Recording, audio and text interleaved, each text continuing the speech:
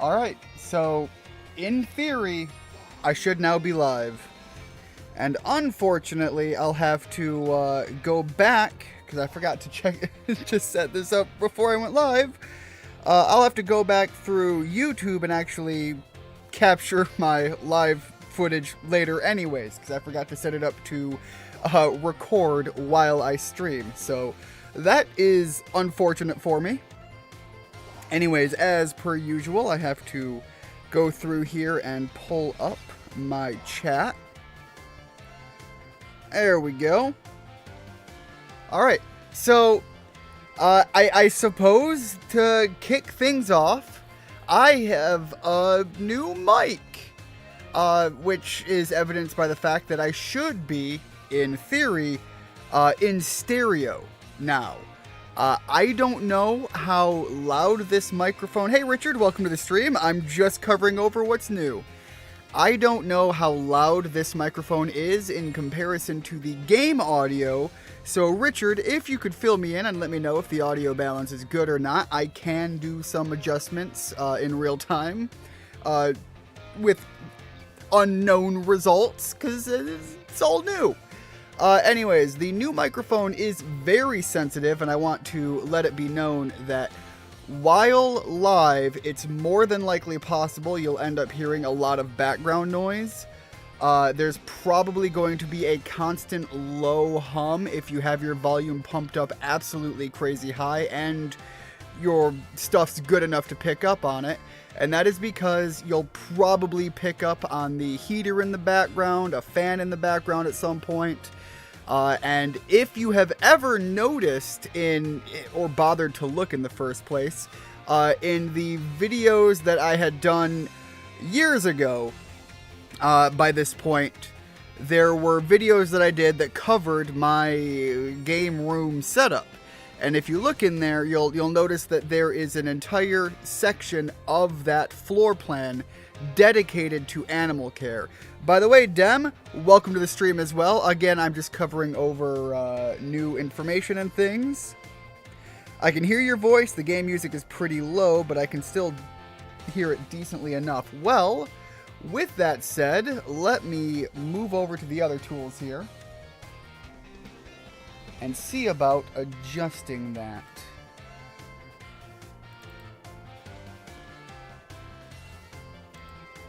Alright, that's a little bit louder. Let me know if you want it louder than that while I continue going over what's new and the changes that have gone on. Dem, I can't stay too long as I'm going out in about 45 minutes and need a shower. No problems, man. Have a good one. Enjoy your time out. I don't know how long this is going. For all I know, unless you're going to the club, or the bar, or wherever you're going. Unless you're going someplace you're going to be out particularly late, I might still be live when you get back, because my entire premise today is to make this a very long stream, at least by my standard account. I realize I can't say very long stream when I'm also in streams and chatting with someone like Schmeedy, who on the regular will do 8-hour streams because she's like a psychopath or something. I don't know what the hell she thinks she's doing when she does that, but if she's got the stamina for it, by all means. Anyways, as I was saying, so there might be the occasional pump that kicks on behind me for the animal care. In there's going to be misters, foggers, general plant watering systems. So it's possible we'll hear one kick off from time to time, and I apologize if you pick that up. Also, when my dog comes down here with the old setup, if she was whining or whatever off to the side, sometimes you could hear her, sometimes you can't. What I've noticed is in my testing with this new microphone, you likely will hear her. It's not going to be as confidently a maybe. The other thing is if I have the microphone a little too close, you can actually hear when I scratch my beard from time to time. If that happens, I just did that and realized, oh yeah, that picked up, and I apologize. Anyways, so it's a lot of me getting used to the new stuff. I've got hopefully things set up well. And like I said, Richard, if you want me to increase the volume a little farther, I can. Anyways, to read and make sure we're all caught up before I get in here, I have, like, I don't even remember what the total count was. I think it was like 9 games. Oh, man, excuse me, sorry about that. And in all honesty, it could even end up being more than that based on how much we want to play on the fly and define what can and cannot be qualified as a creature collecting game. But that's the primary focus today, is I'm going to be playing several creature collecting games. These are going to be Pokemon, Pokemon-like, Pokemon clones, or anything that can kind of dance into that general territory. Some of these are going to be not very Pokemon-like, but are going to be still creature companion focused. If I really wanted to get out there, I'd even throw a couple of like the Digimon games out there, but I really wanted to focus more on some like indie games or some older ones, in the case of one of them that I'm kind of really excited to share, because I've talked about it, and it's a game that I really enjoy, and I would like to talk about a lot. Anyways, reading the chat here. I can hear your voice. The game music is pretty low. Covered that one. Can't stay very long. I love Pokemon streams and kind of tempted to get the expansion. Well, Dem, that is one of the big things I'm checking out today, is the expansion stuff, which, just for me to cover, from what I understand, one of them kicks off at the academy here. I don't know which one. I haven't looked into anything. I just know when I turned the game on, I got a message from, who was it, Clive? About how there's something going on here or something to that effect, and it has to do with the DLC that I bought, because it didn't happen before I bought the DLC. I also know that I never did all of the other gym fights that you can do after becoming the champion. I don't know if those are mandatory. I'll be honest, there's one that I'm in particular looking to take on, and I think there's only one that I fought so far, the grass guy. Anyway, so that's the updates on the game front. I'm going to look into the DLC. I know almost nothing about the DLC for Pokemon. I've stayed so in the dark that, if anything, I should be winning an award for this. Or selling my soul to a dark god somewhere. Additionally, the other games that we'll be looking into, most of them I know almost nothing about. A couple of them I've played a little bit. I think, is it Temtem? I think is one that I played way back when it was like, I don't know, early alpha or something. It was just released as like an early purchase thing. The game was still super heavily restricted. You couldn't go almost anywhere. And I checked it out to see what it was like, and it was kind of, in my opinion, really cool. And then another one is a game that I have physically, but we're going to be checking it out as a digital version, just because the ease and convenience and the limiting factor of what it is if I were to try to stream it, and the stuff I'd have to pull out and move from my personal corner to the streaming corner. So I apologize for that in advance when we get to that one. Usually when my mom says she's about to get a shower, I say finally, and she tells me to shut up. Oh my god, speaking of absolute rank stank, I have finally tackled the entirety of cleaning my upper floor, and let's be honest, it wasn't that bad, but by the end of it, after rolling around like, 4 or 5 rooms, cleaning everything, that was disturbing. I'm not sure if I'll even be coming back to your place tonight. Well, Dem, what I'll say on that is that sounds like it might not be a bad thing, and if it's the implication that I'm reading into that on, man, good luck. You said 10 in one tweet and 9 in another tweet from what I saw. Yeah, I deleted the 10 because I said I have approximately 10 and I didn't count yet. And then out of my own personal curiosity, I decided to actually count. And it was like, it's 9. But then I was like, one of these has 2 versions. Do I count both versions? Another one is one that I'm not going to necessarily do initially because, let's be honest, it's not really creature collecting, but creature collecting is an element to it. So I was looking at that thing like, do I count them? Do I not? Because if I count everything that I thought about doing and that I have access to do, if the stream goes long enough or if we have the interest to checking them out, it'd be more like a dozen games. But if I count the ones that I know I want to check out on this stream, it's like 8 or 9. So that was why I retracted the one tweet and went with the other one. So that was the reasoning for that one. From what I've seen of Palworld, it looks all right, just TikTok clips, so it's hard to get a good idea on how good it is. There is a lot to be said about my understanding of Palworld. It's one of those ones that I mentioned is not creature collecting in its primary focus. It's creature collecting in its flavor profile. And so that'll be an interesting one to get into. Playing Dragon Ball Z Infinite Fusion, which was a joke game made by the creator of Pokemon Infinite Fusion, got me interested in watching the Dragon Ball shows again recently. And I saw that, and I stand by that being a totally good thing to go back and rewatch, because the older Dragon... First of all, did you start with Dragon Ball, or did you jump right into Dragon Ball Z? Older Dragon Ball and Dragon Ball Z both hold well. I stand by that. As I've said before, I am a GT apologist. I actually like GT. I like GT more than Super, but, you know, that's personal opinion, personal preference, and I will say Super has some highlight moments that are still absolutely amazing. But those are my thoughts on that one. I've seen one Pokemon from it and don't even know its name from the DLC. Yeah, I know 2 of them. There's the flagship guy that has the mask that a lot of people didn't even realize was a mask the first time they saw the Pokemon.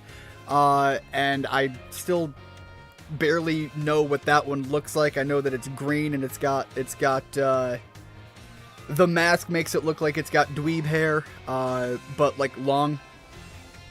I knew people in band that had that hair. Let's put it that way. It's not quite dweeb. Dweeb isn't the right word. It's more like band kid hair. And they're not the same thing. I stand by. They are not the same thing. And then there is the turtle. And I know that there's supposed to be a fancy mechanic around the turtle. I don't know what it is. I don't know what's special about the turtle. I just know that there's a really cool crystal turtle. And supposedly there's a new mechanic that exists that's tied to it. So much has happened since the last stream. I thought it was on Sunday, but it was Friday. Oh, so much has happened for you. That makes a lot more sense, and if you feel like getting into it, by all means let me know. I'm going to continue reading. We've got 2 more comments. Then I'm going to switch back over and kick it back into the game, because Richard hasn't told me yet to turn the game audio up any farther. Was planning on Dragon Ball first, still haven't begun watching them yet. Also, Bulma in Z was my first anime crush. I'll be honest, Bulma was not my first, but Bulma was an early one, and that applies more so to Bulma in Dragon Ball. I was not as attracted, I guess is the way to say it, to Bulma in Z, although her running around in her... how do I... Wait, but...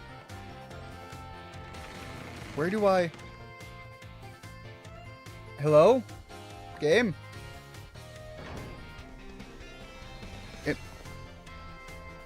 Oh, okay, so she's who I am so lost and confused already. I'd say maybe turn the game up 1 or 2 at most. I can hear the game, but it's pretty low. Awesome.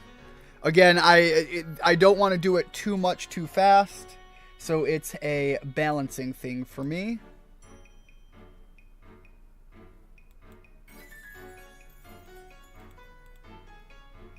Alright, that should be a good bit louder, but also still subtle. I'm showing that it's louder, but I don't know until I get feedback. So Again, if you want it louder still, let me know. This is all a balancing game. I know. It's all new to me right now. Anyways, that sounds good. Thank you very much, Richard. So I went out. Okay, let me get this right up in here. So I went out Saturday and bumped into my friend who was celebrating someone's birthday.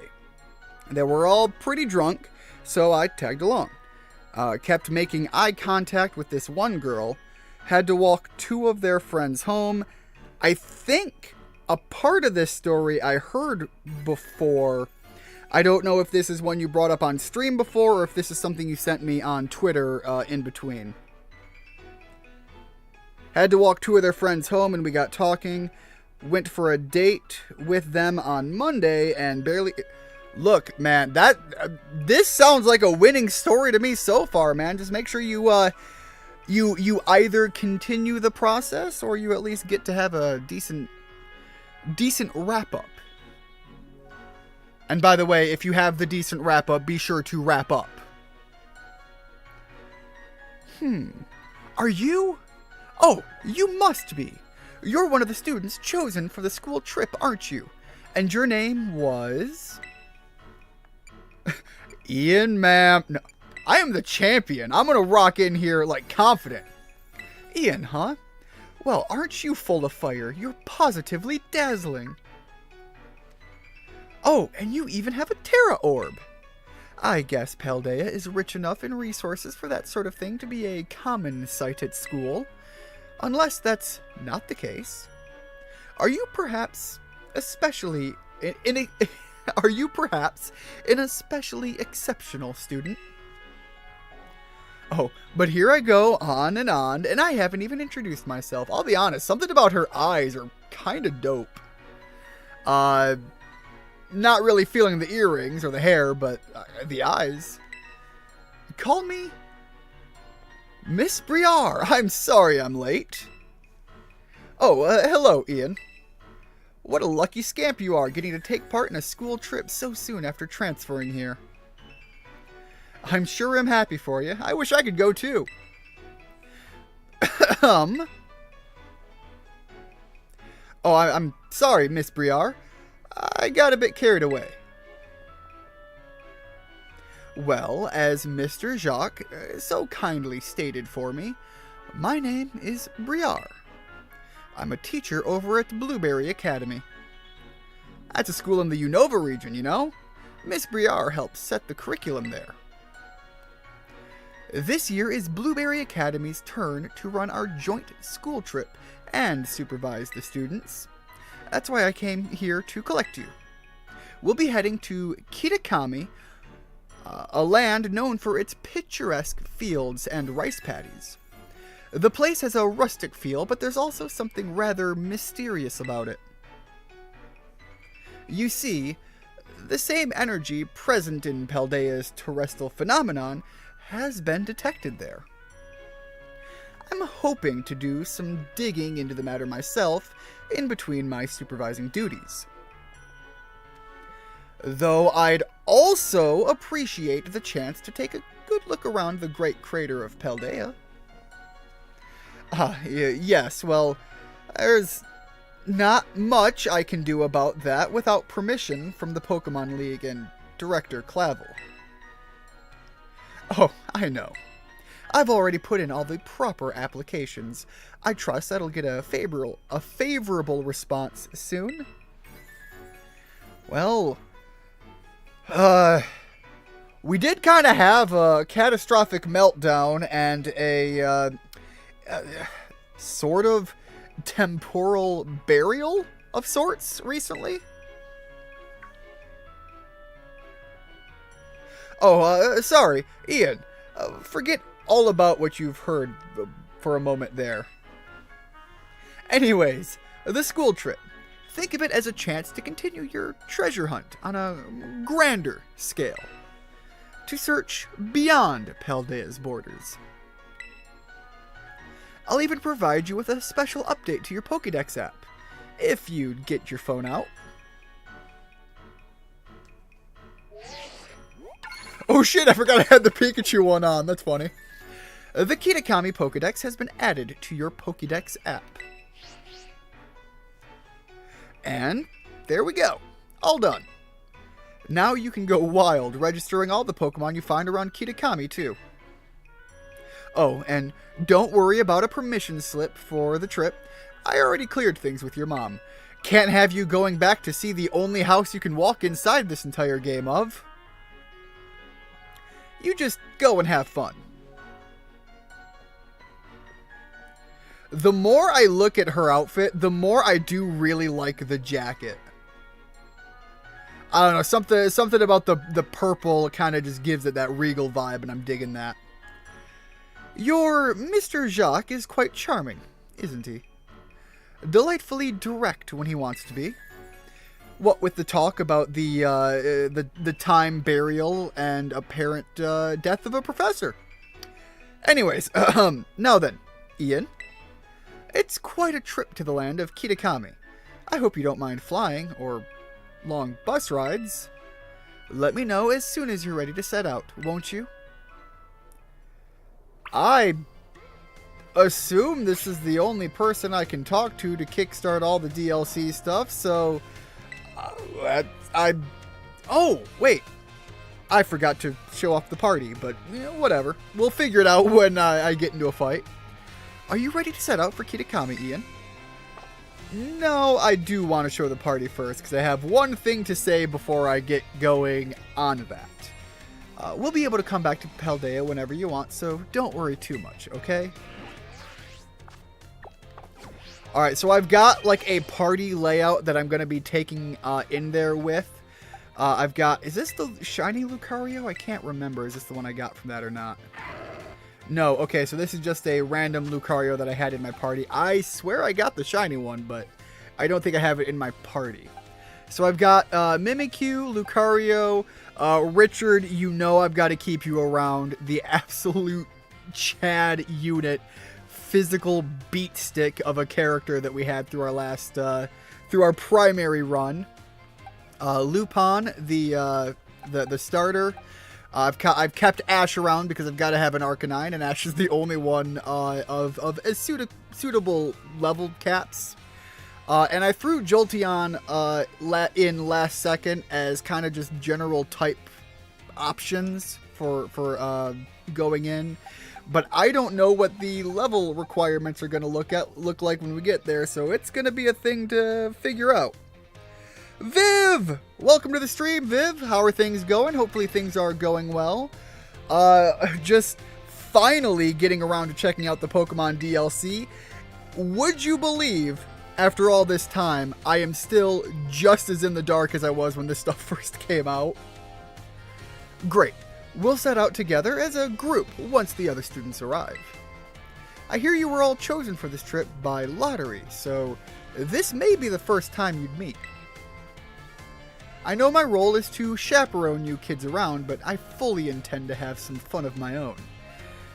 I feel like every time I've been on a school trip where the parents said that is basically them claiming that they're going to be entirely hands-off, they're going to find the nearest bar, and just hope that they don't hear any screaming.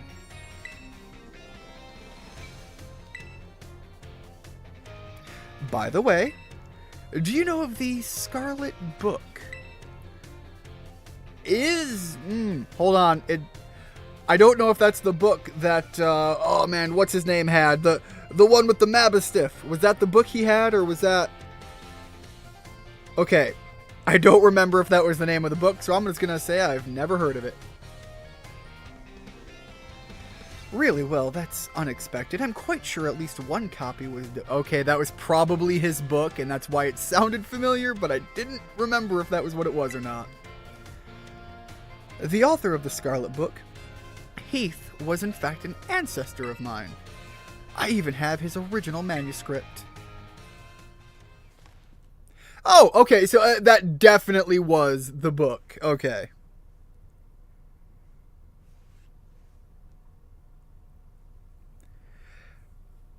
Howdy, howdy. Feeling a bit sick again, but otherwise okay. Also, don't know anything about the Pokemon DLC, so this will be fun.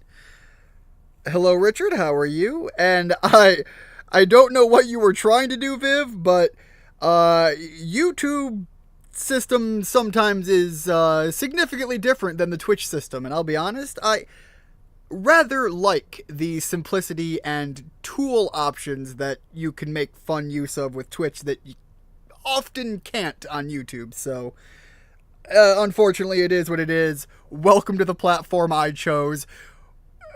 Hop onto the sinking ship. I'm good. Sorry to hear you're sick, though. Hope you feel better. Feel better soon. Yes, Viv. We all definitely are hoping that. I know some of the issues you are to be, from what I understand, basically living with. We can at least all hope that it's an easier time than it has been of late. Look here, these are the pages that were blacked out and made illegible in the published version of the book. What the ever-loving hell is that? A disc Pokemon. I'm trying to look it over.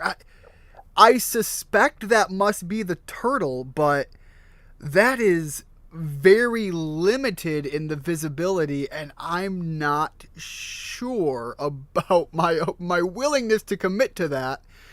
It says disc, but the curvature of the are those octagons or hexagons of the six? So I think that's hex.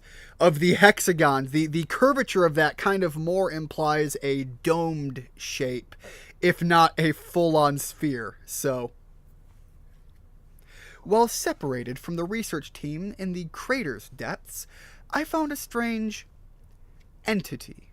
Whether it was a Pokemon or even alive at all, I know not. It bore a shell with layers of overlapping... I would have... Had I read first, I'd know that it was a hexagon and I wouldn't have to look so stupid. Layers of overlapping hexagons, and gleamed brighter still than gemstone. Viewed as a whole, it resembled a mysterious, brilliant disc. I have tentatively named this creature, which I said on the prior page, I can't even confirm that it is or is not a creature, Terapagos. Terapagos? Terapagos. I have tentatively named this creature Terapagos. I suspect its very body is made up of the key material that causes Pokemon to shine brilliantly and crystallize.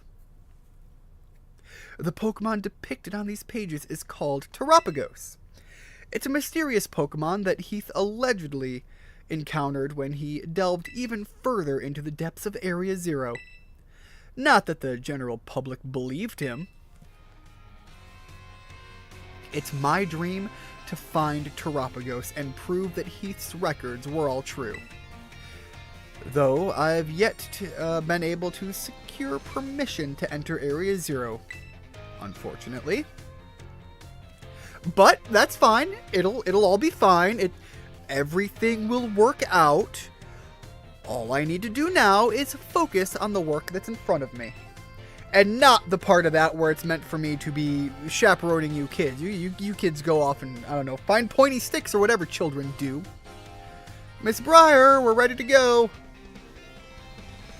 Well, looks like the gang's all here. All right, everyone. To the land of Kitakami.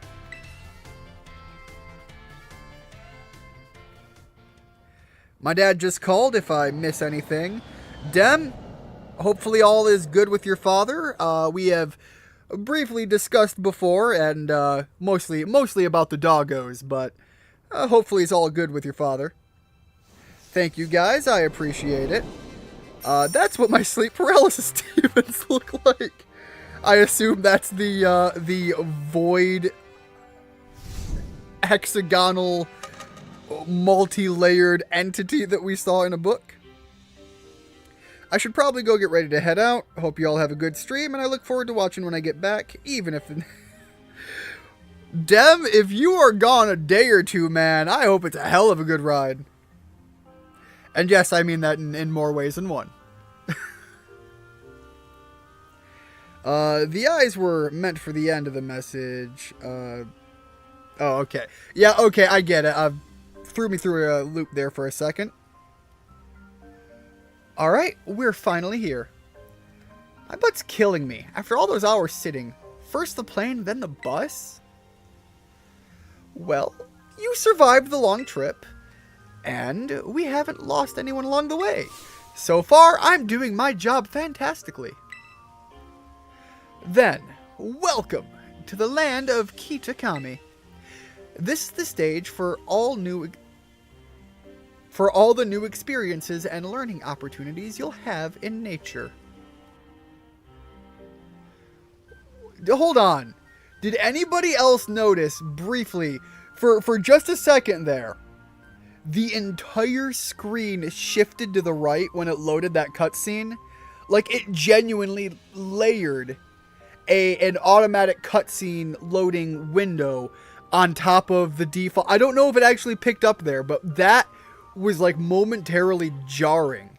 On the right side, or on the left side rather, of my TV, I could even see the box of what was supposed to be the video player as it loaded this made-to-play cutscene. That was, oh my god, Game Freak. Apparently the movie for The Amazing World of Gumball is still happening. Nice. I didn't know that. I have been so out of the loop on the animation stuff for so long. I had no idea that there was even going to be an Amazing World of Gumball movie. And I only just found out that apparently the Has-Been Hotel stuff has already dropped. I thought we were still like a couple of weeks out for that. Nope. My friend hits me up and is just like, hey, so that thing dropped the other day, and I've got two opinions from two very different people, neither of which is like massively negative. One just has some things that bugged him about it, and the other one is just like, yo, it's pretty fucking dope. So I'm kind of curious as to what that's going to be like. Yeah, I don't know if that actually picked up on the stream, Viv, but that is some straight up Game Freak jank. It's actually my first time here too. Why, the rice fields really are just dazzling. Up ahead is Misui Town. That will be our base of operations for the duration of the trip.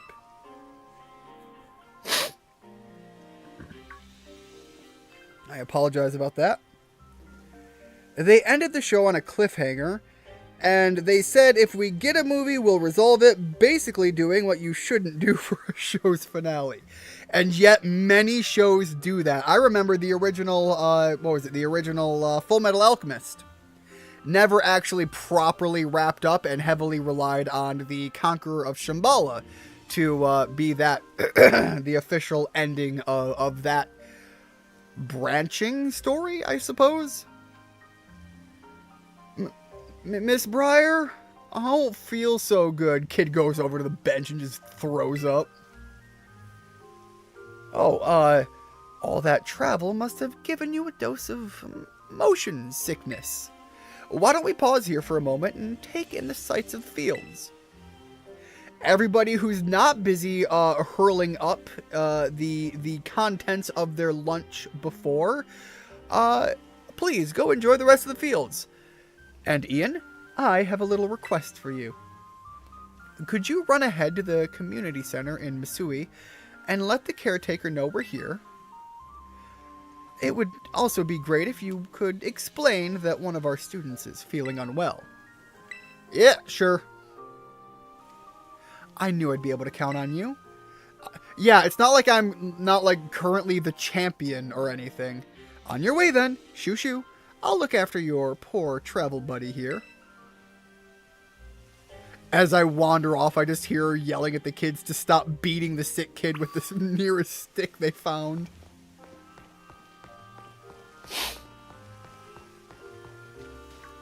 Whoa, Pucciana! I was about to wander off from this guy, and then all of a sudden it was like, nope, nope, must have. A level 54 Pucciana. Alright, well, suddenly I feel like my level cap wasn't all that far off. It's dark type. I can't remember what is and isn't effective. So I'm going to base this on the fact that Shadow Claw is technically a weaker move, but will probably knock it out all the same.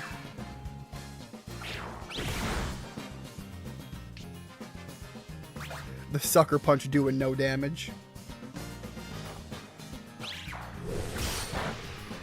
Oh, alright, not very effective. That is kind of what I was hoping for. Poochyena. Let's throw the Luxury Ball. The color scheme just works too well.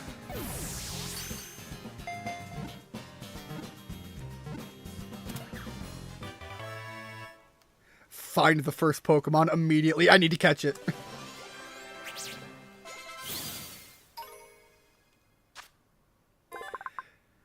Alright, it bares its large fangs and barks vigorously to try and intimidate opponents, just like Rhea. But this is actually a manifestation of its cowardly nature, just like Rhea! My god, my dog is just a Poochyena.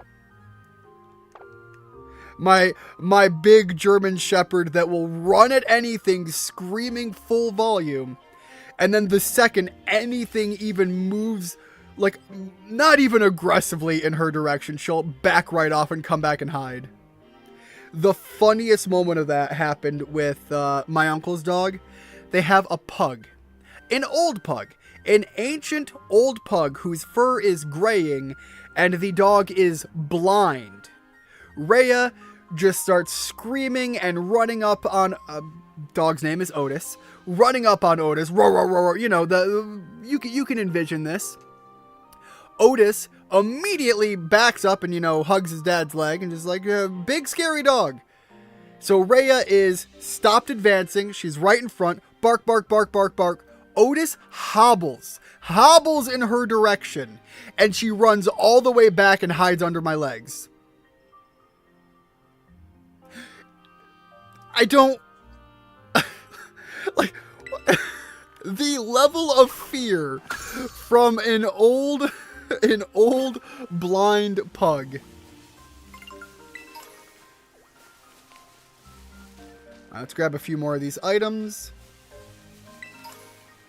And I've got to remember to keep my eye out for some shinies, because as before, if I come across any in the course of this playthrough, unless they are some of the very few that I particularly really like, I'm not against the idea of ending this once we finally finish, which won't be today. Today is mostly just checking this out, as well as other games, and bouncing around as the whims fancy. But anyways, Base Whooper. We don't have to get Skidmark anymore. Which, I mean, the Skidmark carried his weight in the Nuzlocke run. But anyways, like I said, this is more just checking this out, and we'll bounce around as necessary.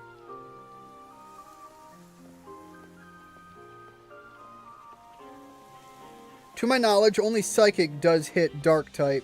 Oh, doesn't hit Dark type. I think Fairy is good against it. Fighting is good against it. Yeah, I remember Fighting. Fighting is the one that I remember specifically. And I remember that one because in my brain I always have those correlations that you get. Water puts out fire.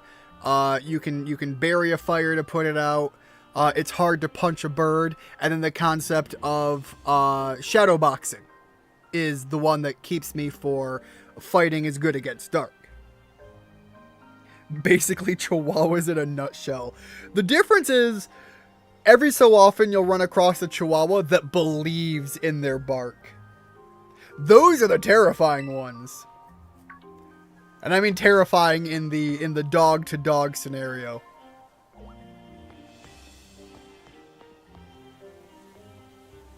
I had a momentary heart attack with Rhea shortly into getting her.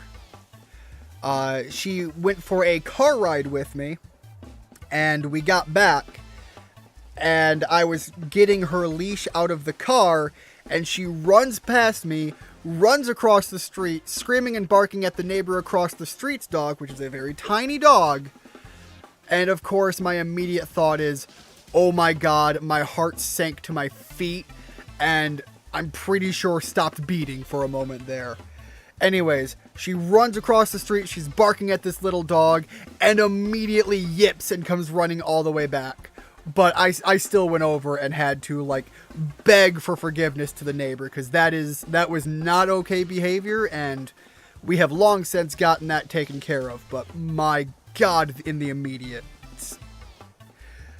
those are things that, as a dog owner, are like the biggest red flags that you have to jump on and deal with immediately. And now I understand why. Now I finally understand why fighting is weak to flying and dark is weak to fighting. Yeah, no, legitimately, have you tried punching a bird? Kinda hard to do. It's the weirdest thing to bring up, but it's the one I like to rely on, and it's the one that sticks in my brain. So, you're one of those students who came from the Paldea region, huh? Whoa, way cool. Hush, Kieran. I'm Carmen. Sorry, but I can't just let an outsider like you wander into...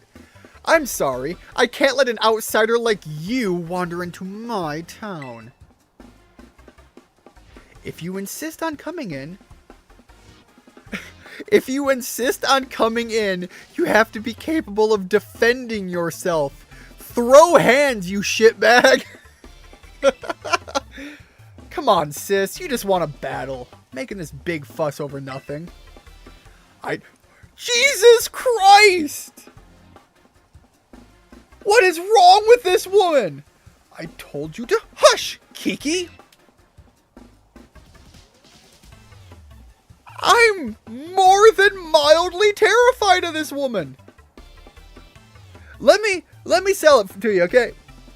The rival in the base game is the right level of battle hungry. I appreciate it. I like it. Her character is fun and engaging. This just... What the fuck was that? What the fuck was that? Just ignore my little brother. Oh, man.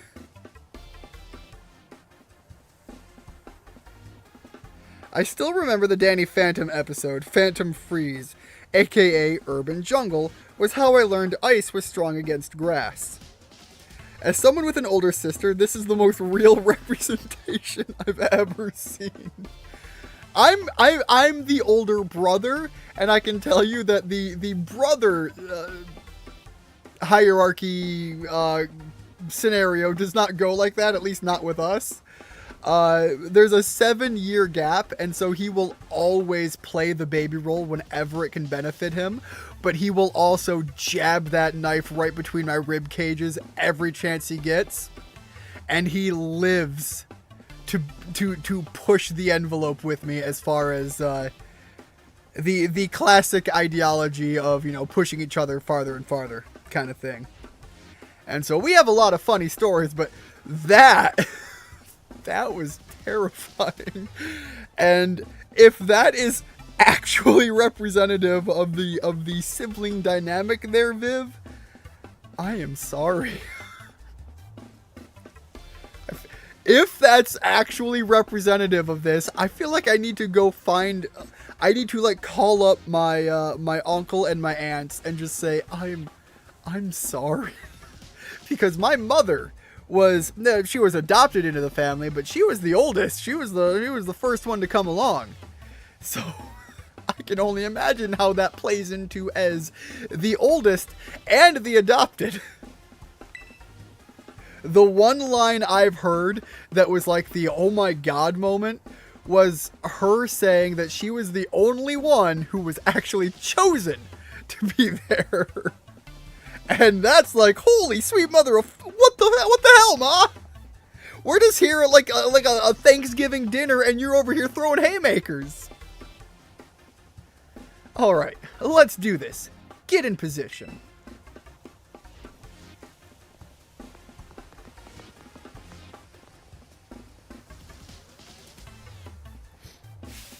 I'm gonna have some... What? Again! Carmen, this is... I'm gonna have some real good fun with you.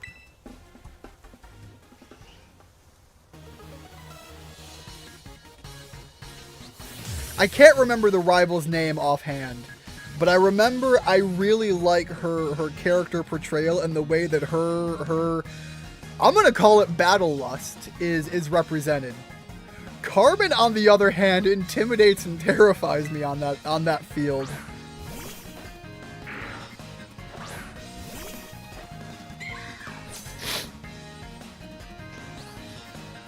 Welcome to Kitakami. For your first experience, get ready to eat shit, loser! This lady is unhinged. Oh, you know about type matchups, huh? Kind of a champion, and still mildly intimidated. Alright, a Poltergeist. Oh shit, no, this is another one that I know of.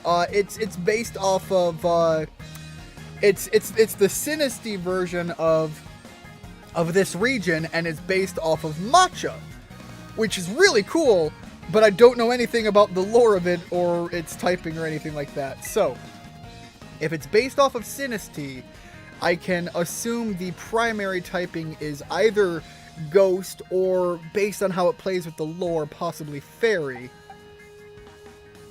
I don't know what the other would be.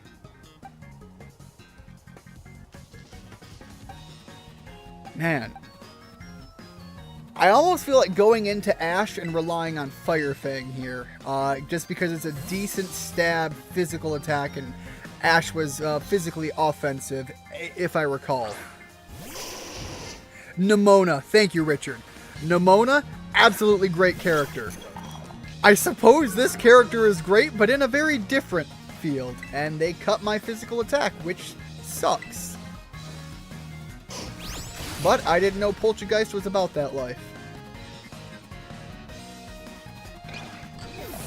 What I can say is, design-wise, that's actually like super cute and adorable, and I like it.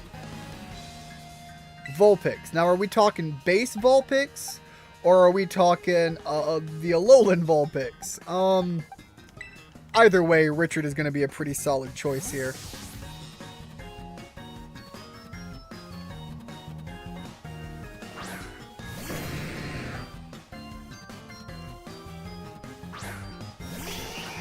Alright, base Vulpix, which also... still super cute, still super adorable, still absolutely a Pokemon I would want in my party. Now, let's waterboard this thing. This character absolutely just stopped me in the street, told me to eat shit, and to throw hands in order to prove that I'm even worth letting into the town, and I bodied her. You. Who are you? How dare you? I'm sorry if I got too loud for the microphone there. This is still my first time with the microphone, and I saw how that spiked. I apologize. Wowzers, you went and beat my sis? What kind of... how much caffeine does Carmen drink? I can't believe it. There's no way you should have been able to beat me. Fine. I guess you pass. Barely. Seems I've got no choice. I'll let you into town, but only if you become one of my grunts and do every little thing I'm sorry, who was the one that threw the other one into the dirt? Oi, what are you doing, causing a ruckus out here? Here comes trouble. Come on, Kiki, we're out of here. But... can I get to know Kieran more? I like this guy more.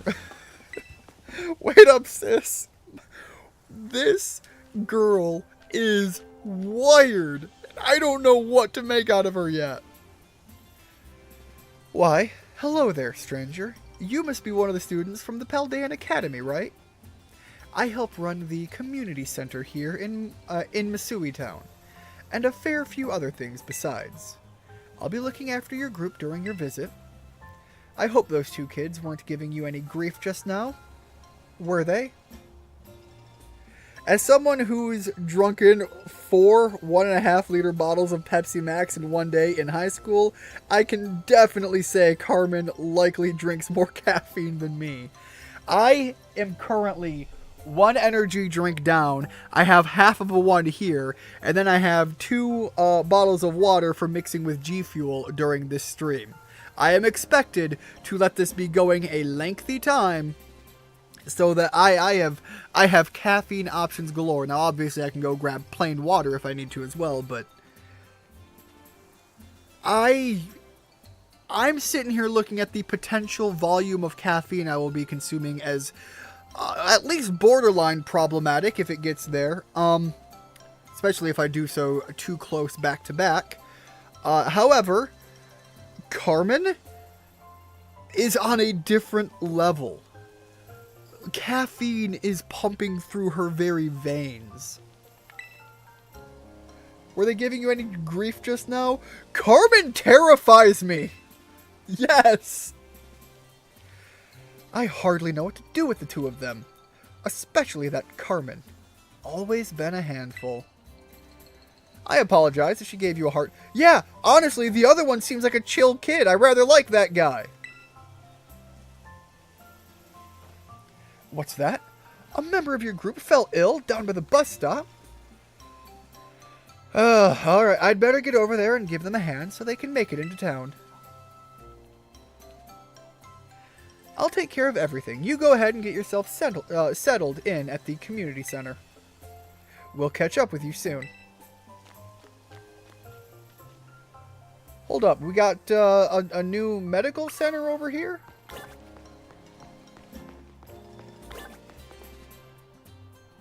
She does look different than the other one, but she also kind of looks like, I'm willing to bet this is going to be a healing and a shopping center. Something about her outfit looks like it's going to be... Never mind, it's just the Pokemon Center. And I thought it was going to be the 2-in-1, because something about her outfit looked more shopkeeper kind of vibes.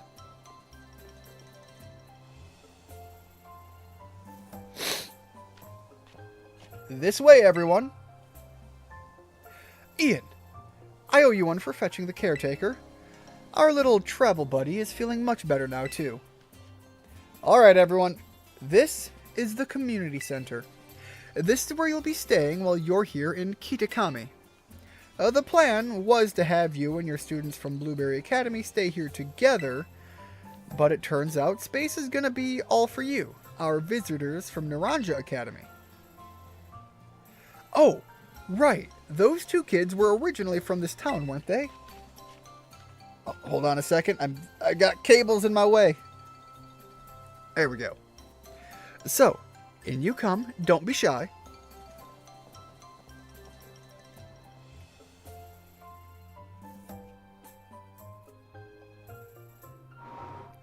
Come on, everyone. Pack right in. Right in, shoulder to shoulder, like sardines. There you go. Oh, no need to worry about your shoes or anything. You can leave them on in here. If they're extra dirty, just try to rinse off the worst of the mud using the washing station by the door. Is that actually going to be a thing? Nice and clean inside, don't you think? It's all newly built, so it's as good as anything you'd find in one of your big fancy cities. This here is the lounge. You can watch TV, chat, or relax however you like. And, well, let's see. Over there is the cafeteria, and toilets will be down that way. Honestly, you know, that's where you eat, that's where you shit, and that's where you rest. There you go. You've been settled in. Sorry about that. When you want to get some sleep, please use the rooms down the hall there. We've got enough space that each of you can have a private room to yourself. So I think that about covers everything. But if you run into any trouble at all, don't you hesitate to talk to our fine staff at the desk. Thank you for the tour, sir. Alright, kids. Do you have anything to say to the staff who will be taking such good care of us? Thanks for having us? Thanks? I feel like that's the right thing to say. What a bunch of well-mannered students. I can already tell you're gonna be wonderful visitors. And I swear to God, if you cause any trouble like those other two, I will wring your fucking necks. So please, just think of this place as your own home away from home and relax. You must all be tired after such a long day. I know it's a bit early still, but why don't we have dinner and then call it a night? We've got plenty of food ready for you all, so I hope you've brought your appetites. I don't know why that kid on the left keeps doing the chicken dance. I think that's the second time at least I've seen that animation in this building alone. Thank you for dinner. You're free to spend the rest of the evening as you like in the community center, but remember that tomorrow the program will be officially kicking off. Don't stay up too late or you might oversleep. God, I've only just recently rebalanced my sleep schedule. And I'm about to throw all that out the fucking window by having a late stream tonight. Well, what else? Cool, a room I can't go in again. Oh, the food here seems really healthy, but it was still really tasty too. Look, some actual good veggies will do that to you. I checked out my room and there was a bug Pokemon in there. I'm sorry, get over yourself. It's a bug. Calm down.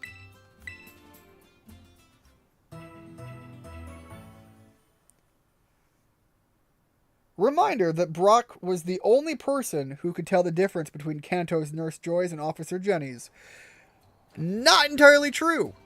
If you go back and watch the original Pokemon episodes, pay attention to the hats of the Officer Jenny's at least. Each region, I believe, has a different emblem on the hat. Morning, everyone. Did you sleep well?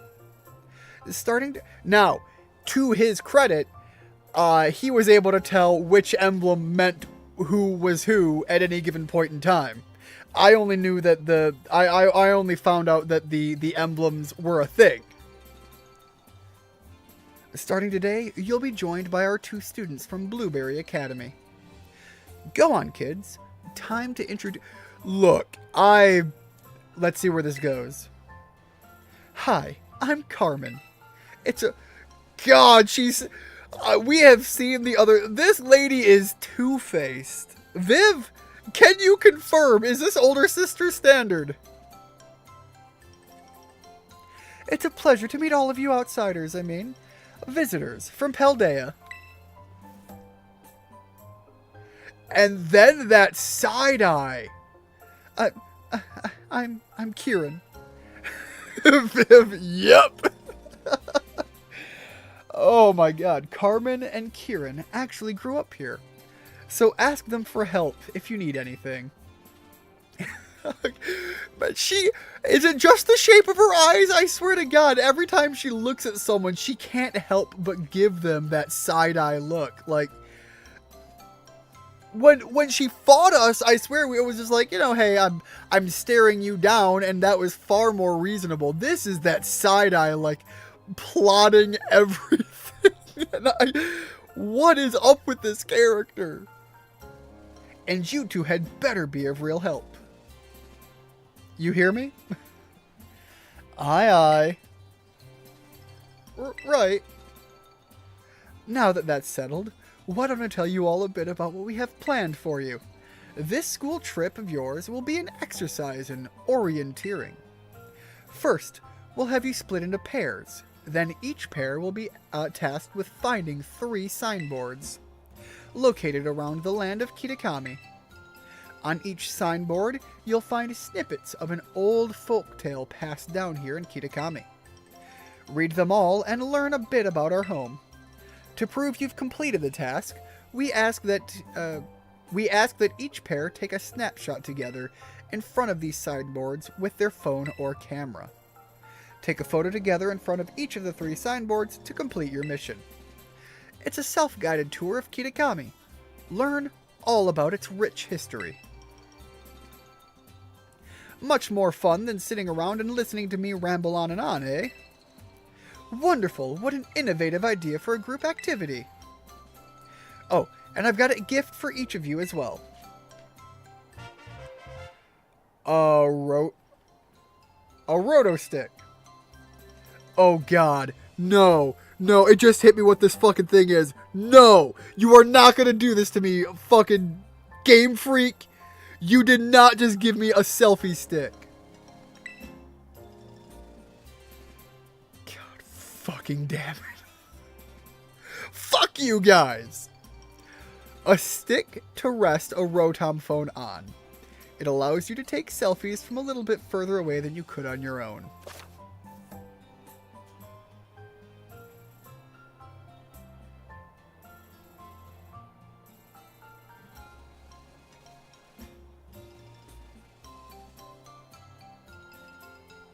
God damn it, Game Freak. I hear these things are all the rage in the big cities. Use them when you take those photos. I'll even teach you a...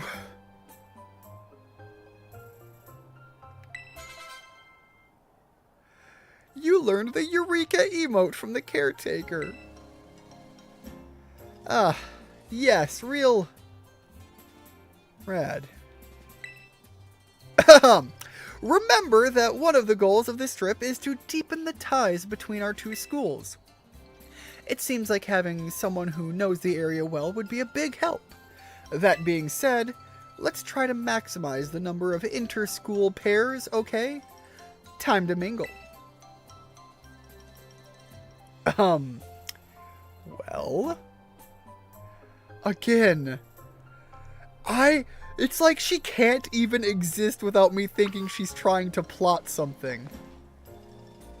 I'm gonna start with you. You don't scare me as much, Kieran. Oh man.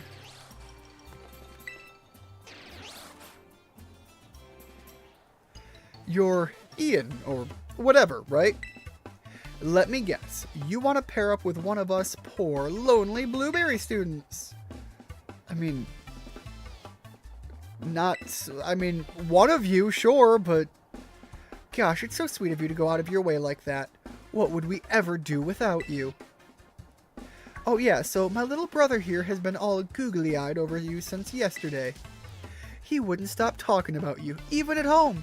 I seriously couldn't get him to shut up. Sis, what do you... Come on! Hey, watch who you call dumb... Jesus. This girl's a menace! Oh man. Look at him being all shy. See, my brother's no good at talking to people. He'd probably never work up the nerve to ask you himself, but he'd really like to battle with you. Look, it's gotta be more engaging than the absolute wall of emotional terror that you were. So sure. Well, what do you know? Turns out you're sorta nice. This'll make my brother real happy. God! Every pose! What is with her? Chin up, Kiki. Ian says he'll battle you. What? Wowzers, really? You don't mind? He doesn't mind a bit. Get to your positions, you two. Everybody else, clear out! Make some space! Alright, I got this.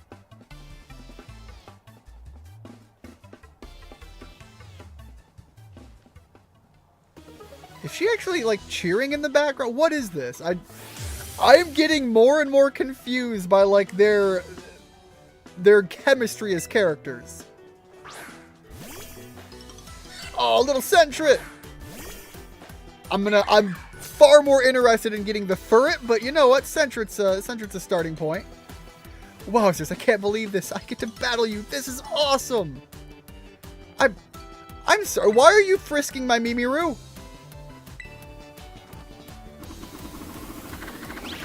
Let's see if I can't get a fun setup here. You can go ahead and keep beefing yourself all you want. We're gonna double team up and get our evasion as high as we can manage to get it.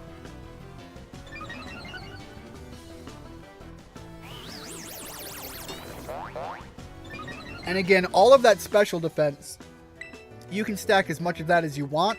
All of my shit is physical.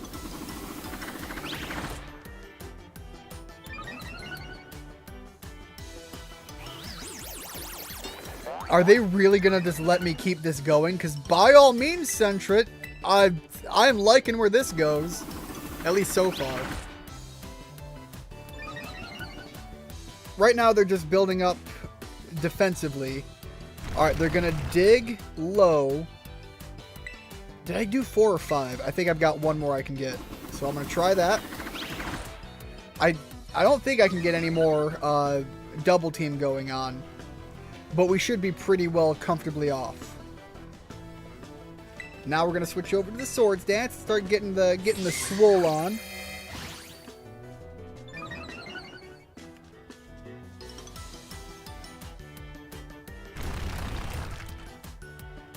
Even with my higher evasion rate, it doesn't stop you from actually digging a hole. So that's still a arguable free turn until you actually hit.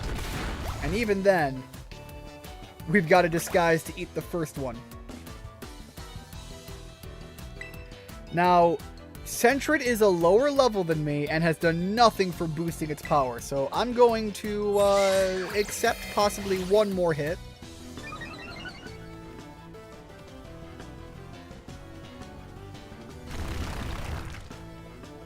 And the reason I'm willing to do this is it seems that we have the speed advantage. Alright, so we can't go any higher attack. Just wanted to make sure on that. And I suppose off of that, let's go heavy. Let's swing it with the play rough. I can't imagine he's going to have anything that's going to stand up to this. And I assume Sentret had to rely on the dig because of the ghost typing, couldn't use any stab moves.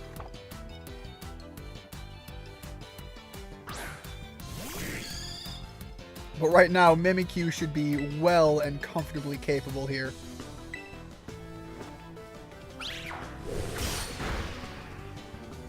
And it was a critical hit.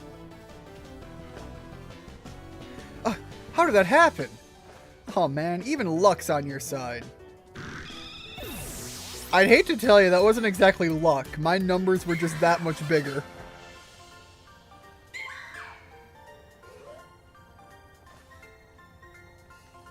Wowzers. Yo, these blueberry kids have some cash, though.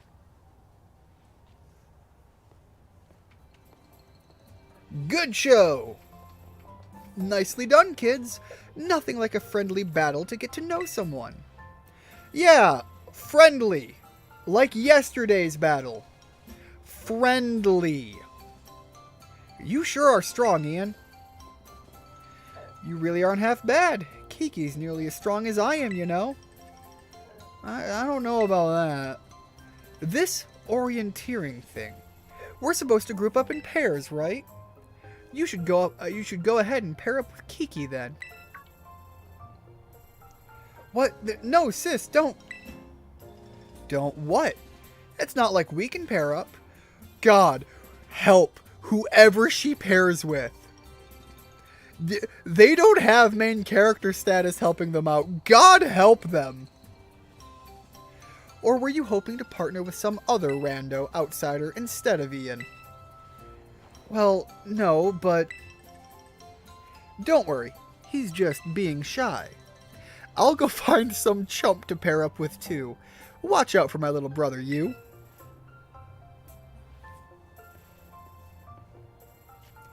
Well, looks like you've all paired up. Let's go ahead and mark where you'll be going on these Rotom phones of yours.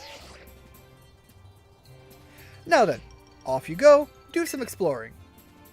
Oh, and if you find yourself in need of any potions or Pokeballs or the like, head over that-a-way to the... and stop by Peachy's. Yo, that's kind of adorable. Little rundown home shop. I like that. They'd be happy to set you to rights.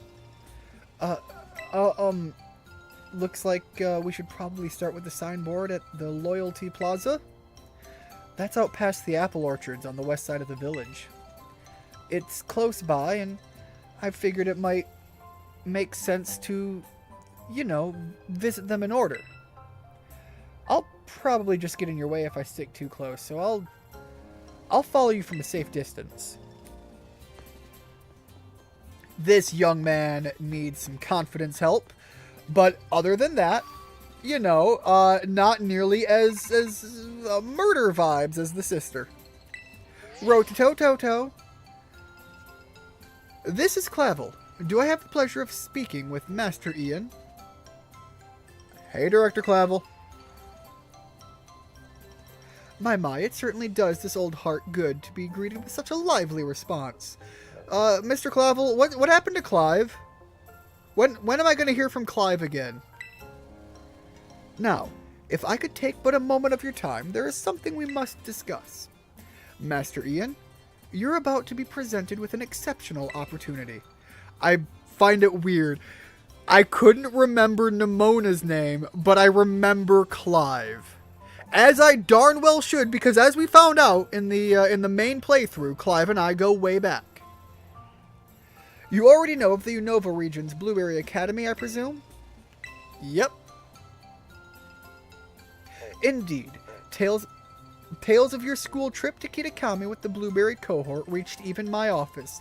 Already, in the course of one day, ignoring the fact that we had a long bus ride and plane trip to get here, and the only person that has any correlation to the academy is your supervisor. In any case, the director of Blueberry Academy happens to be an old friend of mine, and he told me that that he would be delighted to host you as an exchange student at his school. I believe it would be a fine chance for you to learn even more about the world. One should take advantage of new challenges like this, don't you think? Though, I must confess, I was a bit surprised that Blueberry's director would specify you by name. Still, I think it best that you might meet the man at least once to find out what he might be thinking. He is admittedly a bit of a character, but not to worry. I'll be there with you when you meet him. Once you feel ready to respond to his offer, I ask that you come by my office so we can discuss the specifics together. So again, hop on that long bus ride and plane ride to come back to the office just to go back there again. So that we can have a one-to-one introduction. Don't call me and expect me to come there on my own. I need a travel buddy after all. Do feel free to prioritize your ongoing school trip though, if you so wish. This student exchange matter can wait a little while. Now, I won't take up any more of your time. Do take care until we speak again. Alright, so let me take a look here. I assume... Oh! Okay, I can swap between maps. Just focus right in on the Great Crater. Yep. Alright, but that's nice. I assume, yeah, this is going to be the primary focus. And if we have the Apple Hills, we've got to be able to find, what is it called? Applin? Is that the name of it? The little apple dragon. Yo, hold up! We got the Agent Growlithe. How do I get? Lady. No, wait, hold up. Lady.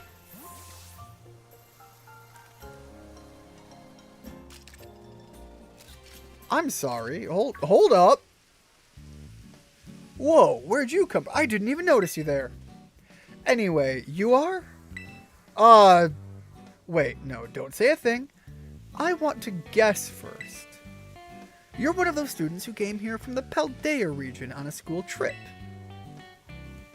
Is it my outfit? It's a small town, you know. News tends to spread pretty quick. Yeah, I know. It spread so quickly it reached the other region already. The name's Perrin, by the way. I'm a traveler with a bit of a thing for photography.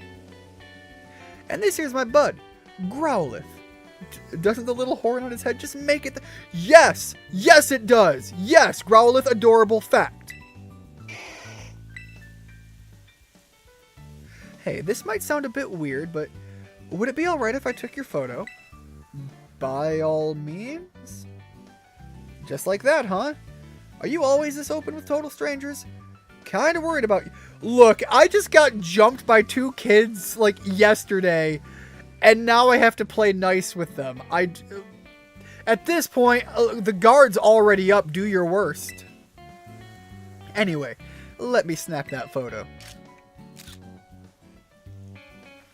And I am just gonna stand here with the dumb look on my face. You've got a unique vibe, you know? I like it. It's a bit different than what I'm used to. Yeah, it's probably like the blind confidence that a fresh champion would have. I'm going to be making this town my home base for a little while. Why don't you focus on wrapping up whatever you've got going on for now? Come see me after. I don't know, after registering 150 Pokemon in the Kitakami Pokedex or something. Yeah, go register 150 Pokemon, then come see me. You want to talk with me? Go prove yourself. Reminds me, someone once drove by back in Philly and wanted to get a picture of me with my shirt because he owned the same shirt and his girlfriend thought it was a tie-dyed one. The only thing I have like that I've experienced, hold on, okay, I can grab it from down here. That I've experienced in that general vein is last year, not last Christmas time, but the season before. I went to a work luncheon. Ekans! I want Ekans. I need me an Ekans. Anyways, I went to a work luncheon. I'm just going to be catching all of the Pokemon, but legitimately, I like a good Ekans. Let's try the Shadow Claw. Anyways, I went to that. Jesus Christ. Okay. I'm definitely going to have to swap out the party. I suppose Jolteon would be a better upfront one to throw into the gauntlet. Anyway, so I went to the party, and it was at a restaurant. One of the employees literally pulled me aside and said, "When did you quit?" It turns out I look exactly like one of their IT guys there. So they thought... So apparently IT people just all look the same to some people. I say that, but I am like not directly tied to IT where I work. It's more so just on the side, as it were. Alright, I think opening up with Thunder Wave is going to be the way to go. Basically, he wanted to prove to her it wasn't because his girlfriend had hated tie-dyed shirts. But yeah, anyways, the scenario there that ties to that is they specifically, after mistaking me for one of their employees who they thought had quit and went to work for this other agency where I was at, immediately demanded that I sit there for a photo. As a guest at a holiday event, they wanted to pull me aside, grab my picture just to send it to this other guy, to whom I never got to see their picture, so I don't know anything about that. Alright, let's try... We're gonna outspeed it, but I don't know by how much. So I'm gonna try the Electro Ball. Specifically, I want a weak attack.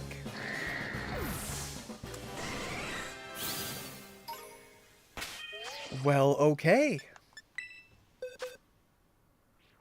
How about we pull somebody else out? Let's take a look at what we have to work with, because we are absolutely way too powerful in that front. Lycanroc would be a fun... Oh, shit, that's right. They had the event Darkrai. Oh, fuck it. I'm going to pull Darkrai out. One thing I did hear about... Whoops. No. Big no. One of the things I did hear about this, the updates to this game is that Darkrai, unfortunately, got massively nerfed and is now just kind of... Ooh. Okay. kind of unfortunately, many people would use the phrase pointless. However, I am still a big fan of Darkrai, and I want to make use of Darkrai, so I don't care. I like Darkrai. Let's try the Hypnosis to put you to sleep. Lovely. Even more lovely.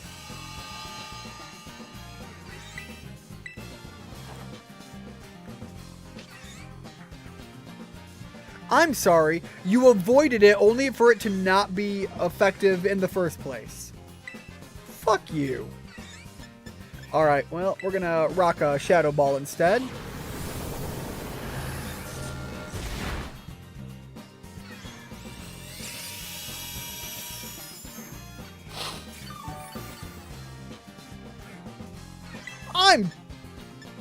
You're just not gonna let this happen, are you? You are willingly throwing yourself into the ditch just to avoid getting into the ball, aren't you?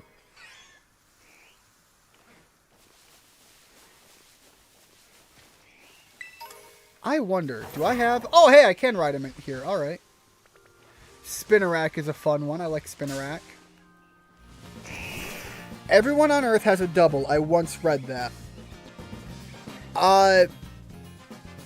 Are you familiar with the old saying, you're 1 in a million? Hypnosis has to work on Ekans, right? Anyways, I love the idea of the phrasing of that statement, because the idea of you being 1 in a million, think about the population on Earth and realize that you have dozens of clones of you just running around everywhere. There is literally an Indian version of you, Richard, in like an almost perfect carbon copy clone. Almost, because Indian. Or Asian, or so on and so forth. If that statement were to hold true, and I love the idea of that because it makes me think back to the old, was it Family Guy that did that same exact joke? Probably more than once. That sounds like a Family Guy thing.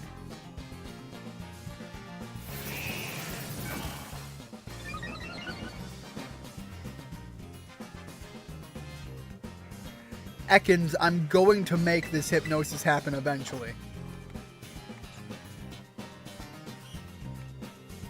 Okay, hold up. Hold up.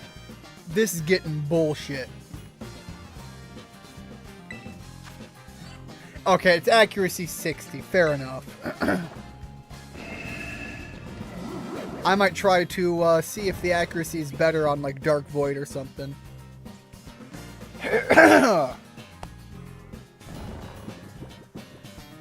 Anyways, Ekans is officially asleep. The bad dreams take effect.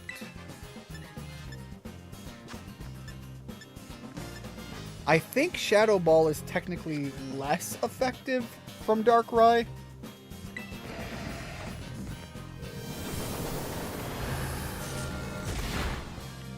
Okay, and again, judging by the damage the first time around, Ekans should be able to take one bad dream further.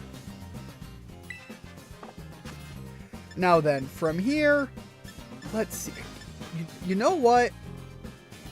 No. Where'd it go? Hold on, where's the... There we go, the Nest Ball.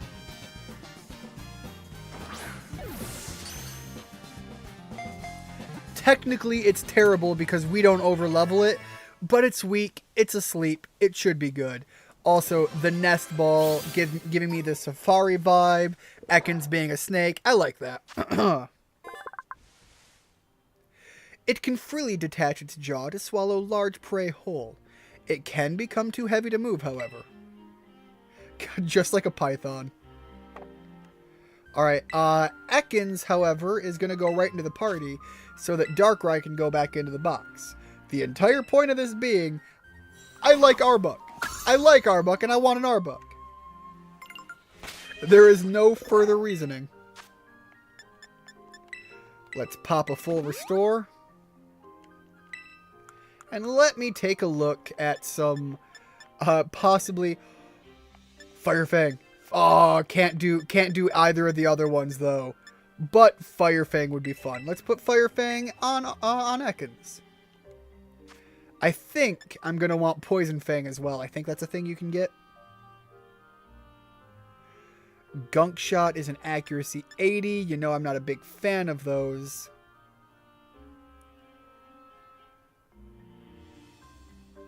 Belch is kind of funny, but we're going to get rid of that.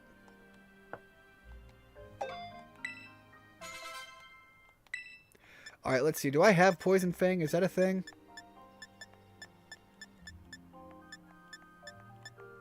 What else?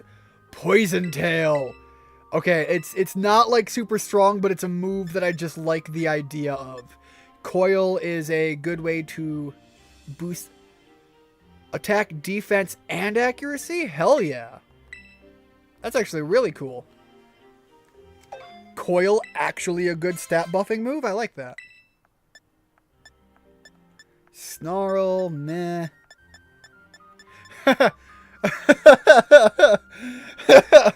I'm sorry, the idea of giving my snake the draining kiss would be funny. Venoshock. Okay, so that's the one that's stronger if they are poisoned.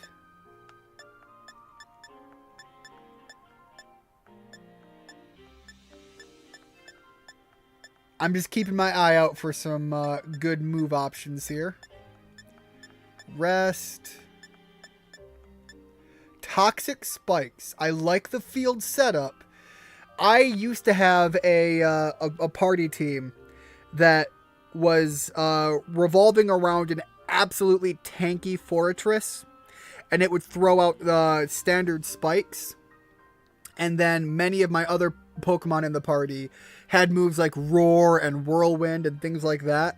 And the entire purpose was to force the opponent to cycle out and use the damage from like the whatever trap set I did, be it spikes or what was the rock one? The rock one was another decent one that I used. Needless to say, it did not get a lot of love from people I played. It didn't even, like, win consistently. It was just annoying, and I admit that that was kind of the big thing about it.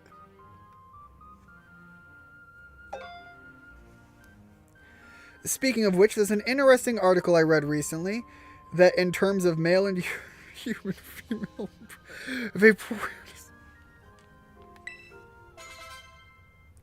Richard, you break my soul and ignite the flame all the same. I don't want to finish reading that. We know where it's going, and bravo for continuously being the one to bring that up at every front. Now, excuse me while I strangle the snake. Hold on. No. Did not mean it that way. Get out there and run this thing over, Richard. Little tiny snake just running through the grass, and I'm just gonna have Richard come in and trample it to death.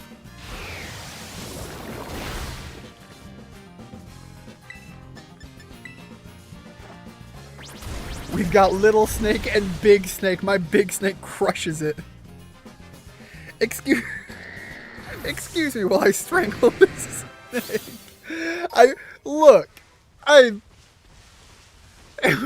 It was not the way that was meant to go, but as soon as I said it, I knew what I said.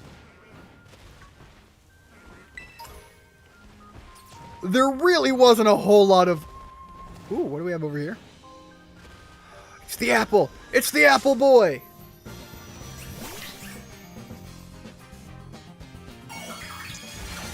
Look, sometimes I say things and the double entendres are just too good not to accept.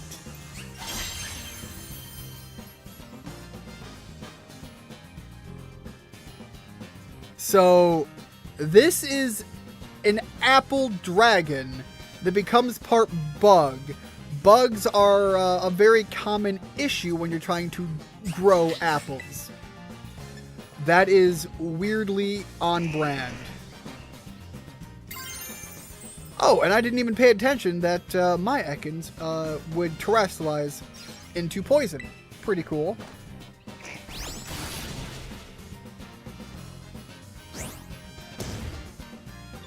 God dang it, and he's going to do the physical defense gaining.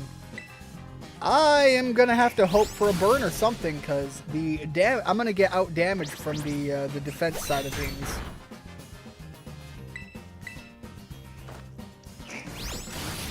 Although, I don't think I have to fully beat it. I think one more should be good. Even if it withdraws, because I think it's going to let me try to capture it. At least, I think that's how it worked in the base game, right? There we go. And I'm going to take the effort. Because I like these guys. They're fun Pokemon. Oh, man. But it's got to be the default Pokeball. It's the color correlation there. I can't ignore it. I will say, this is a Pokemon that has two branching evolutions. There's one that's kind of a bulky, heavier set dragon guy, and then there's one that's like a wild, flappy lizard worm thing. That one is so much more fun in my opinion. But I don't remember which is which. It grows by eating the flesh of an apple. Applin uses its own body fluid to strengthen the apple's skin and prevent it from rotting? That's wild, but okay. Which way was I going? Alright, we're mostly facing the right way.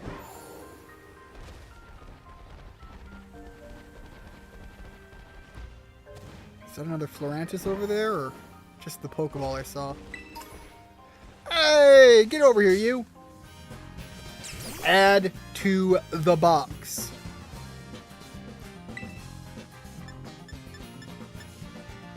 Yo, wait, hold up.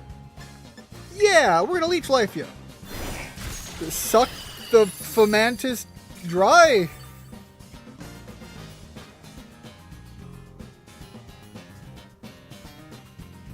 This motherfucker actually out here just being like, yeah, hey, yeah, I realize that I'm a base form Pokemon. Normally not like over. By the way, eat fucking Solar Beam, shitbag. My God, these things are wild.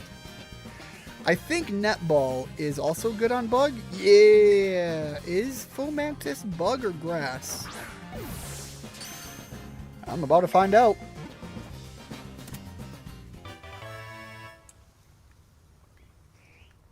I think it's both. Okay, it's just grass, but looks like a bug. Fomantis hates having its naps interrupted. God, don't we all? It fires off beams using energy it gathered. Yeah, kinda saw that. Literally walked in like, oh, look at the little bug, and it's just like, yo, eat fucking laser beams. My plant shoots laser beams. What does yours do? Eats the flesh of an apple to grow. Fitting that the name Applin gives me vibes of the word cannibalism. It kind of does in a weird way. I don't appreciate that. The entire concept of cannibalism, I think I've talked about before, is one of the few things I'ma get me a furret. Anyways, I've mentioned before, I think, is one of the few things that really, like, picks at my brain in all of the wrong ways and is not a preferred, like, ever. It's a big thing why zombie games really can mess with me. Alright, so we got this this Sentry here. What? Heal Ball. It just feels right. I love Furret too much, and I don't know. It speaks to me.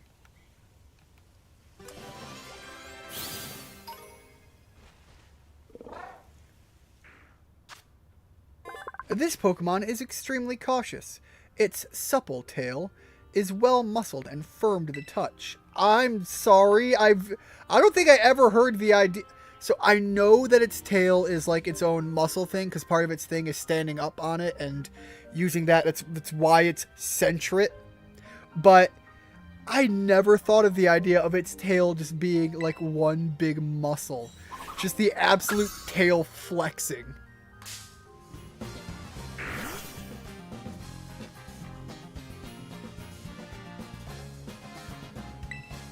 I mean, we already have a Poochyena, so, you know, drain the dog.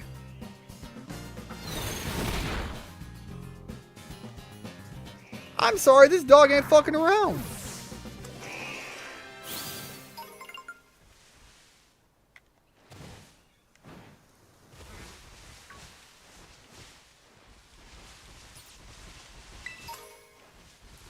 Alright, we got some Pikachu going on over there. Not an unknown Pokemon as of yet. Was it off to the right still? Okay, yeah, it is up and around the hill here. I'm surprised they're letting me run around with my Miraidon immediately. Alright, let's get off Miraidon. Grab some of these items and meet our companion wherever they're supposed to be.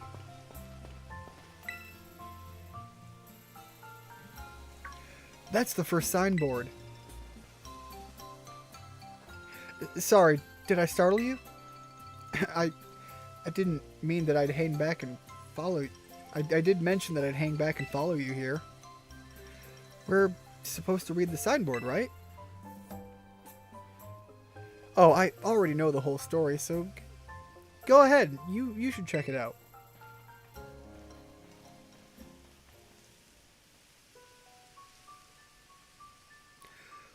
Long, long ago, there was a fearsome ogre in the land of Kitakami. The ogre made its home in the mountain, behind the village, frightening all who ventured there. Yo, I kind of like the portrayal of the kid to the right. It weirdly gives me, like, some crude... It's not quite, but very crude Gen 1, like, the youngster vibes. One day, the ogre came down from the mountain in a terrible rage, causing great fear in the village. Also, the ogre as representative, or as represented in this layout. Also, if you know Demon Slayer, the guy with the boar head, absolutely giving me the same. So I am picturing that character from Demon Slayer just like terrorizing Pokemon kids. And I'll be honest, he probably could. By some stroke of luck, Okidogi, Munkidori, and Fezandipiti all happened to be there as well.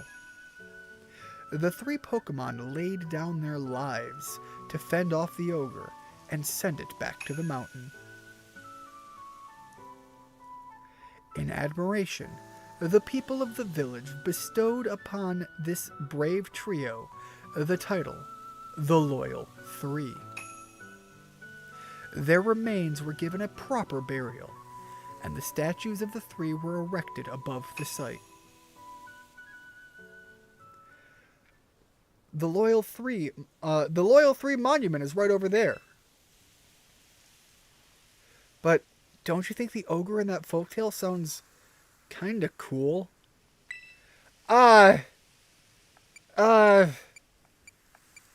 You think? Come on, it was all alone. The battle was 3 against 1, but the ogre still managed to hold it. That's way cool. Yeah, but also, we don't know why the ogre came down to just start terrorizing people. Like, you know, like your sister. Oh, but I guess most people would just think an ogre like that is scary. Look, I didn't say scary, I just said it without knowledge as to its reasoning. It kind of sounds more like a dick. I don't think there's any reason to be afraid. When I was little, I went up into the mountains so many times at night, all on my own, and I never once met that ogre. Only scary thing that happened was the grown-ups giving me a real earful about it. Yeah, not your sister? I'm surprised by that, actually. So yeah, we're supposed to take a photo in front of the signboard, right? I don't have a smartphone. Could you? Yeah, don't worry, I got us. God, I feel 2 at 1 with my character here. That turned out great. You're even good at taking photos. You want to try? No, I didn't mean maybe next time. You know, I didn't want to have to come to do this whole school trip thing, but well, it might actually be kind of fun. I get to be out in nature around my hometown and talk to you, Ian. If you want, maybe we could set up a picnic. Would you? I have someone you need to meet if we're going to be talking about sandwiches. And I have stories to share. I will tell you a sick and dying Pokemon nearly lost its life just because of this motherfucker. And it was, short of sounding sociopathic, kind of funny. Do you want a sandwich? Oh god, Miraidon just jumps right out. Yo, who the fuck said Koraidon? God damn it, I've been getting him confused. Jumps right out. Abso-fucking-lutely. Who said sandwich? What is that thing? Some kind of kaiju or something? Kieran, this bad boy isn't nearly tall enough to squash you between the wedges of its toes to be kaiju worthy. That's my ride. Sick wheels. Scales. 6 scales on this bad boy, huh? It's called Koraidon, and you ride on it. I've never seen another Pokemon like this. Really? We have, like, a bunch of smaller versions all over. And it seriously comes out whenever it hears the word sandwich. Well, look, you said the trigger word. Never thought I'd actually get to meet such an awesome Pokemon. No wonder you're so strong, Ian. You're special. So, the next... should we go find the next signboard? It's on the grounds of Kitakami Hall. Kitakami Hall is... Well, first double back to town from here. Then there's this bridge, and from there, you'll need to climb up the mountainside. I'll hang back for now and meet you there. I know, he said sandwich, and now he's gone. My Koraidon just got blue-balled by a stranger. Alright, how do we get there? Double back to town, bridge, and then north. Alright. So if he's going to follow along, let's see if he can keep up with Koraidon. While the game runs at 20 frames. Oh my... Come here!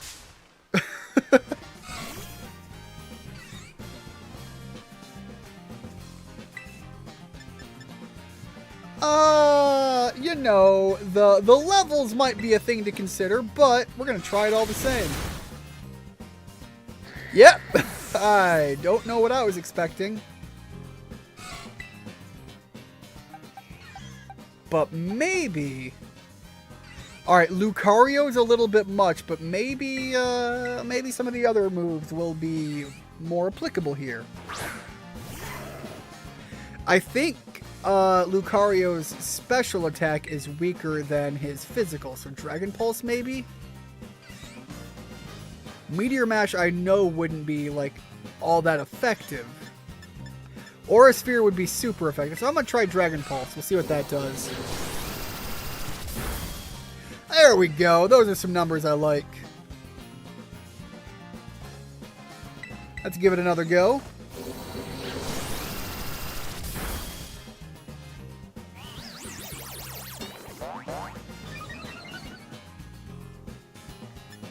Alright, and Pokeball. If I'm gonna have Furret in my party, I gotta... Okay, you know what? It makes sense. I'm gonna throw it in a Quick Ball. I know a Quick Ball is not the most optimal choice, but Furret and Quick Ball just seems like it should work out together.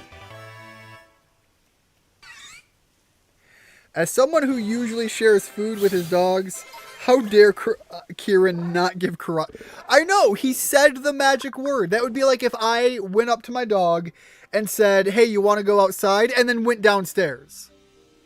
Like, she knows what I mean when I say that. It's just rude. It is just rude. It raises its offspring inside a long, narrow nest. Once they're old enough, it takes them outside to prepare... It takes them outside to prepare them for independence. God, Furret actually good parent Pokemon? Wait. Alright, it's female, so... I guess it doesn't matter what I was going to name it anyways. Add Furret to my party. And as much as I love Arbok, I'm taking Furret for now. Obviously, I don't have an Arbok. I'd have to get some levels. So, you know, a Furret in the hand is worth 2 in the bush.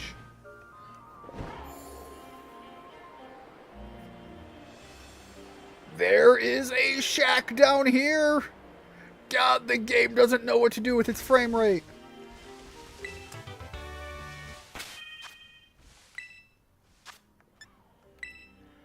Let's pop 2 super potions.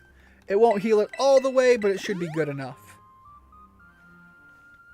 Also, something I realized recently, Korai in Koraidon is Japanese for past, and Mirai in Miraidon is Japanese for future. I think I heard that somewhere before. There is a channel I can't think the name of offhand. Is it Noggin? Often does videos dissecting things in the Pokemon world, such as Pokemon name and origin meanings. What is with the outfits?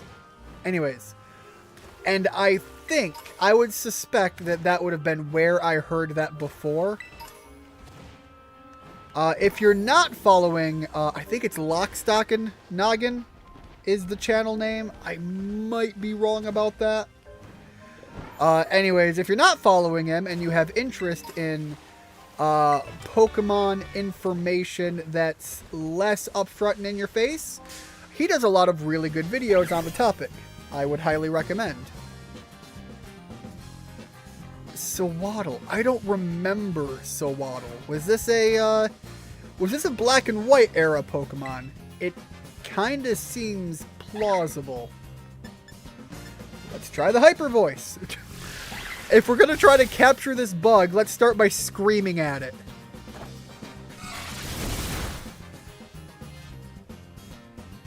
Alright. And from here... we'll swing for a Great Ball, see what it does. It's still at half health. It's a high level. I'm not confident in this. But never mind.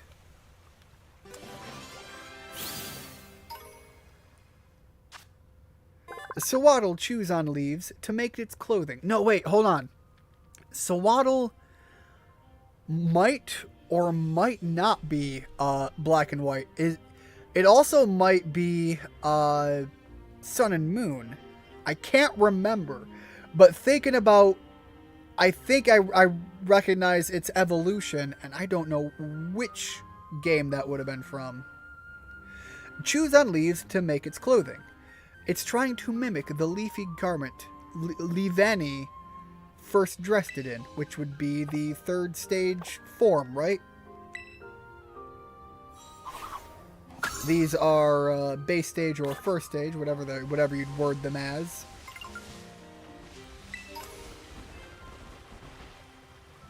Corphish! God, we got a lot of good Pokemon returning to this. Where did Corpish? Where did my Crawdaddy go?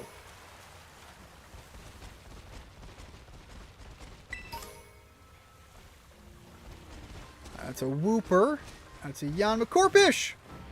Little tiny Corpish, too. Get over here. Again, another one of those Pokemon that I genuinely... I'll be honest, I am torn between which one I prefer more, Corpish or Krabby, but when it comes to the evolution, I know I prefer Kinkler. But I believe it's Crawdont is Corpish's evolution, is also pretty decent. The only reason I have the attachment that I do for Krabby is the anime. I fully concede that as fact.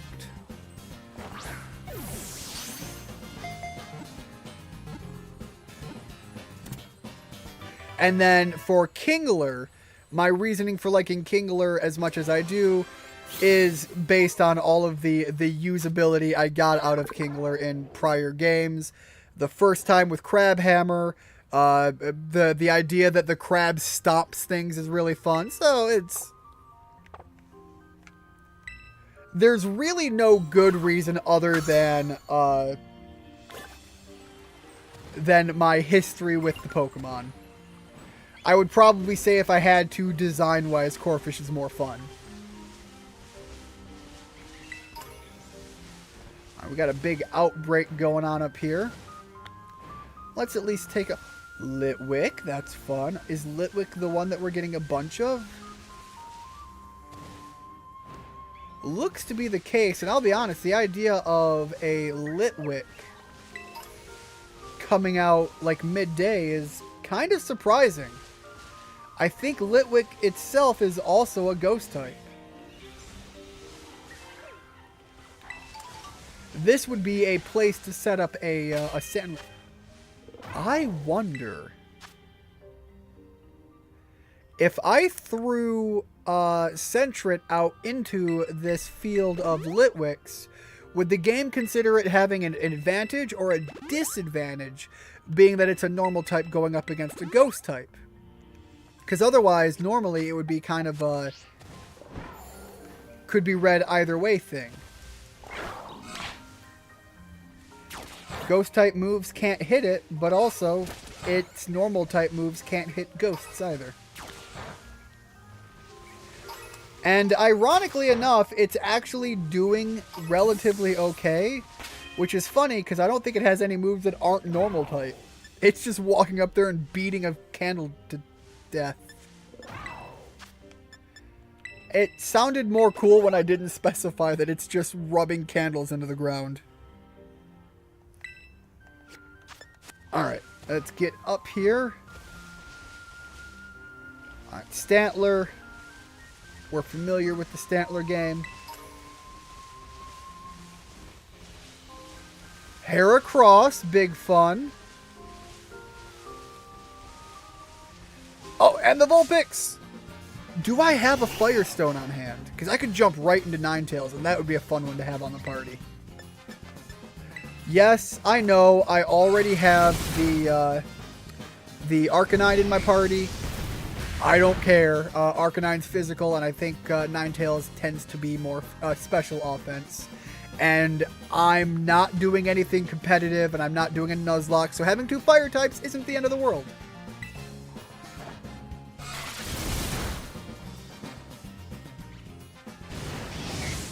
And this Vulpix is coming in with some heat.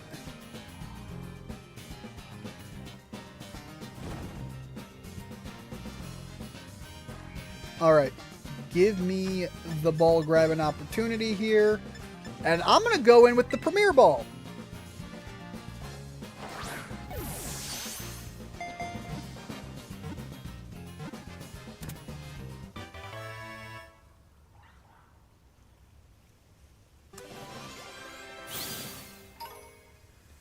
Alright, I see that something came in and my chat seems to not be loading. So give me a second while I load this back up. Oh, no, that was something on my PC that I mistook as. Alright, I apologize for that momentary hiccup on my end. There we go. I thought a message came through and it didn't pop up on the on my chat box I have here. That is not what happened. Instead, my PC is just yelling at me.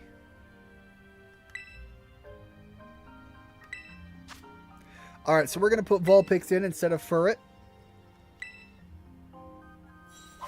And I am immediately going to double check and see if I happen to have a Firestone on hand. I think they're in here. Yo, I saw one. I saw 10. Jesus Christ. Alright. Clearly, I was prepared for evolving some Arcanine.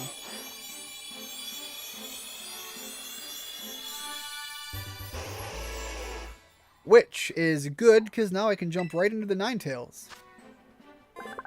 Some legends claim that each of its 9 tails, has its own unique type of special mystical power.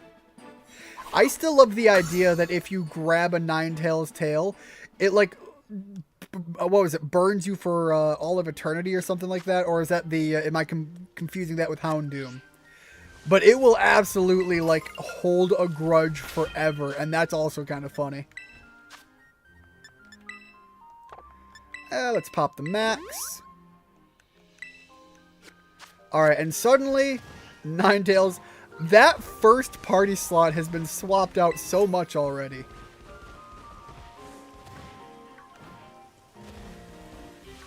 And while we're making the path up here, what do we got in this one? God, I could jump right into a Crawdon. Rock Ruff. I think I have all 3 phases already, so I don't need the evolution there.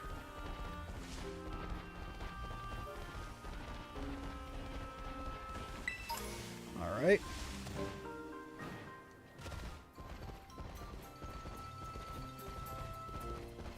Oh, this is like legitimately a full-blown shrine here. That's kind of cool. A Snorlax. I love how much like flavor into this area they've put in. It's not just an empty field. I was really worried that some of the DLC would be overly empty and just void.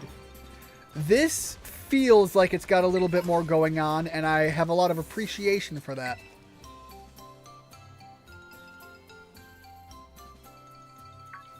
That's the second signboard.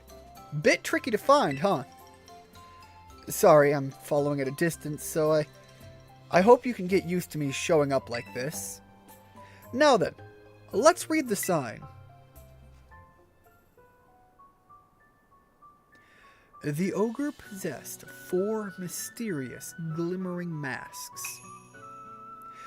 It is said that depending on the mask the ogre donned, the powers of its cudgel would change.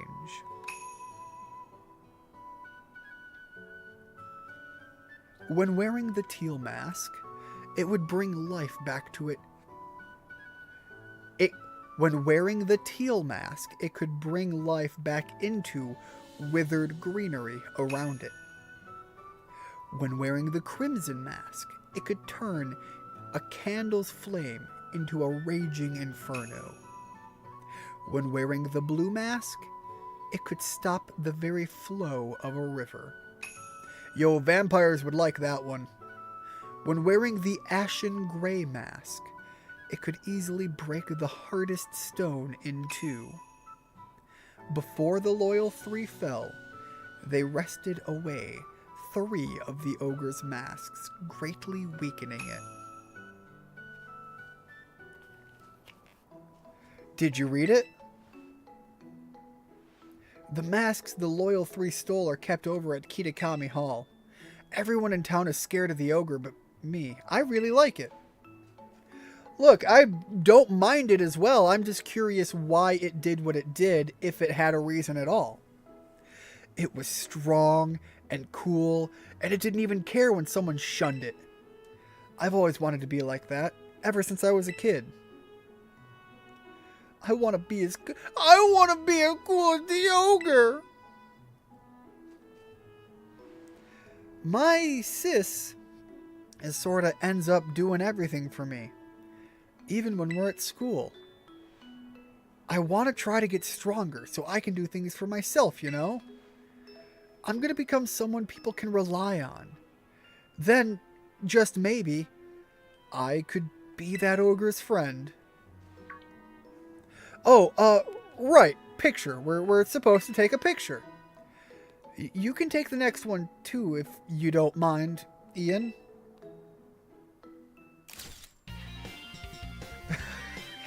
That's a little wild. Okay. Whew. I knew it was the right call to let you handle it, Ian. Now, on to the next signboard. Oh, and you know the mountains the stories say the ogre lives on? It's actually Oni Mountain. You know, ogre, demon, creature, mountain. You can climb it from the stairs over there. If you wanted, we could go see the ogre's home. Folks call it the dreaded den. Yo, I'm down. Let's go. Yeah, I really wanted you to see it for yourself, Ian. So, if you keep climbing up, you'll reach the infernal... Okay, these names are getting very concerning. There's a sign before that. If you turn at the sign, you can get into the dreaded den.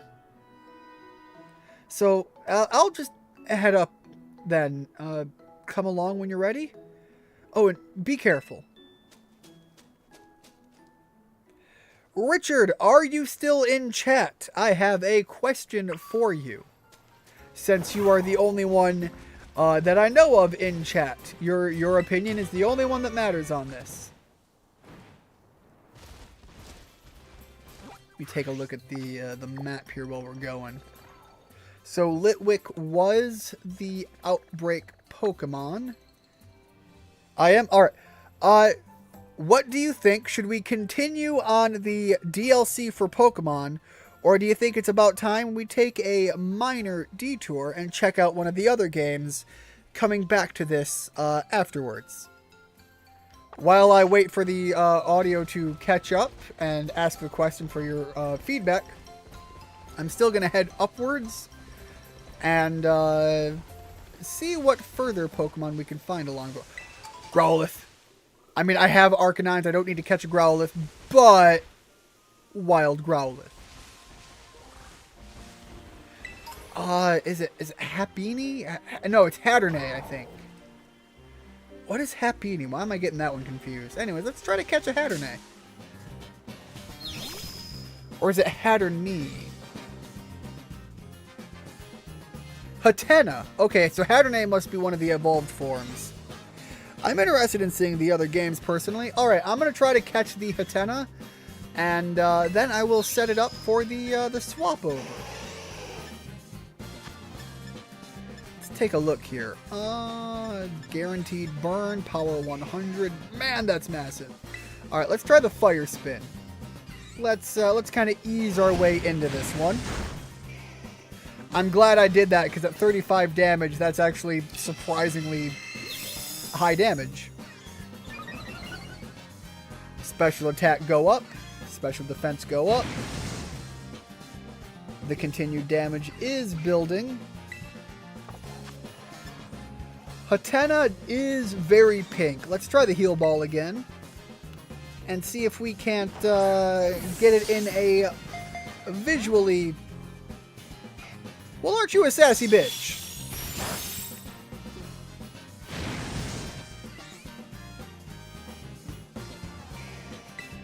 You know what? I'm gonna let the fire spin ride out a little bit, and we're gonna run a safeguard.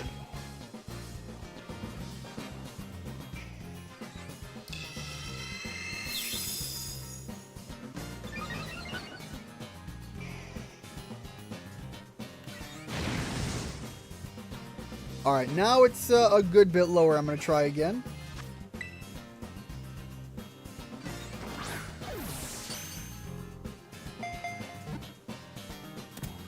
There we go. That's more like it.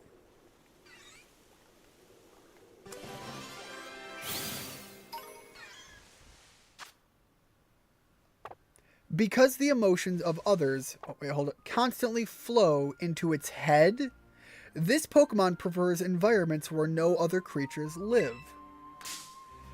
That kind of explains why when it fully evolves, it is assumable that that power grows, and that would leave, I think it's Hatterene is the final form actually, that would leave Hatterene with an absolutely wild emotional trip when people are experiencing particularly strong and I would assume particularly negative emotions. So yeah, I could see why Hatterene would get absolutely rage-filled. Anyways, as per the input of Richard, I am going to take a momentary break away from the microphone for a second. I'll be right back, and we will discuss what game we're going to swap over to. Let me try this mute for the first time.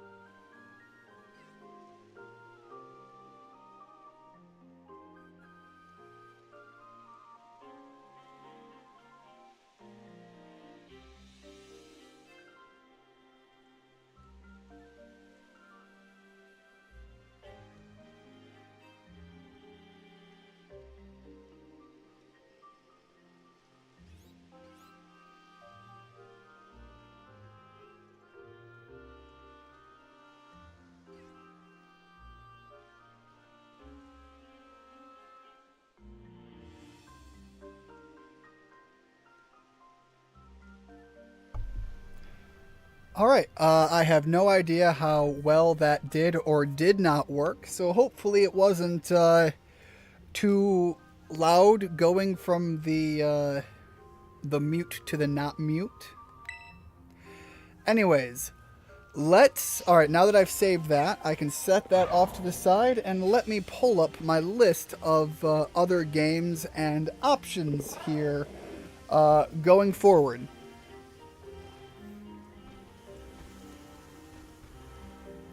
Let me remove that. There we go. Remove that. Pull up the list here. And if I bring this over here, I can hopefully show the whole list. With, oh god, doing this the first time.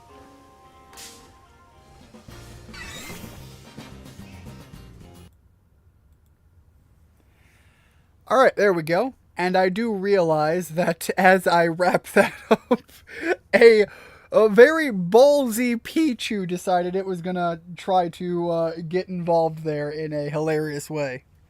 Anyway, so Richard, this is the list of the games that I picked up as something to try as a result of this creature collect-athon. Does anything immediately look like it jumps out at you? If not, I will fill you in on some of the thoughts of these. Disc Creatures is, as I understand it, kind of in a certain sense in a field of concept to cassette beasts. Cassette beasts. However, it's its own thing and is more stylized and aimed in the direction of the Game Boy Color era specifically. And it is purely that Game Boy Color aesthetic that drew me to it. I know, I'll tell you right now, I can see the general approximate shape of what I assumed to be 3 of the disc creatures. That is the extent of my knowledge of the game. But it was kind of talked up as being very Game Boy Color era. Dragon Spirits is its own independent thing that a lot of people seem to enjoy and is far more dragon exclusively oriented. Palworld is the big one to check into, and I'm not sure if we're going to open up with that one, but of course the choice is all up to you, man. Temtem is, from what I understand, Temtem is cross-platform, so people from differing platforms can, in theory, still play with each other. Presented in an almost MMO feel, but is still very much more Pokemon-like in its design and delivery. You know Cassette Beast, you know Koromon as well. I'm not sure if you're familiar with Anode Heart.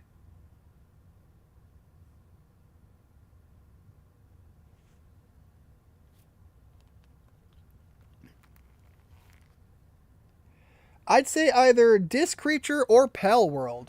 Alright, so I do have to, I'm gonna start with Disc Creature. Opening up with Palworld is gonna be a massive undertaking, and I'd like to kind of dabble a little bit before we jump right into that one, because that's gonna be a huge highlight of today.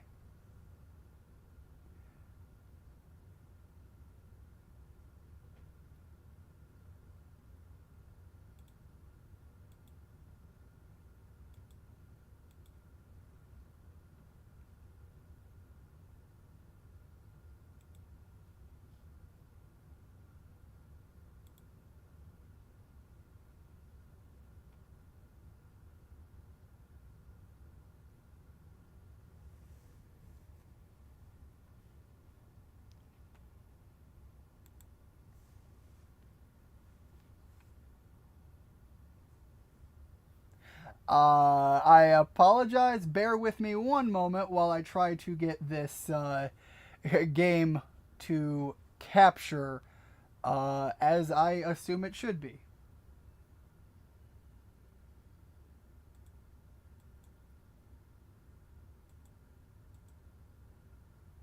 Hey, there we go. Okay, so that wasn't flawless. But luckily, my crack team of IT kittens was on the job. Anode Heart, I've never even heard of, not gonna lie. I think I was surprised with Disc Creatures, as it's one that I was very much unfamiliar with, but as a huge fan of the Game Boy Color concept. Hello? There we go, that's why. Alright. As a big fan of the Game Boy Color era of games, the pixel art style and all that, I was super excited when I saw this one, and I was like, I bet very few people even know that this is out there. All right, so I don't think I have it. Yeah, I don't have a game to load. If the audio isn't good, let me know, because once again, this is something that I am very new at, and I have very little practice properly setting up game audio for PC games in balance with the microphone. So if I need to fix this, please let me know. I'd never heard of Disc Creature either, but I liked the idea of Game Boy Color style, is one of the reasons I suggest. It was the only reason I picked this thing up. I looked at it and I thought, this looks like it knows exactly what it's trying to be, and it's not something that's necessarily going to blow most people out of the water, but I am a sucker for good pixel art, and if the pixel art is good and the map layout is functional, even if there's no story and it's just like go out and find these creatures, good pixel art for me is reason enough to stick around. Living things can be both charming and dangerous. God, it's like dating all over again. I think it sounds fine, a bit low, but I can hear the music.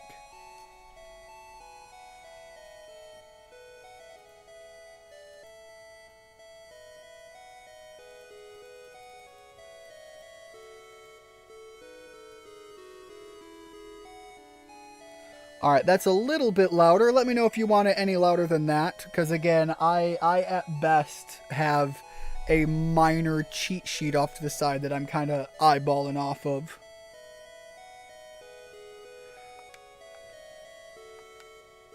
Oh, wait. Hold. There we go. Not just in your world, but in ours as well. What's your name? Oh, that is a hell of a callback. Alright, so I did just find out this does not like the use of the D-pad. It really wants the joystick.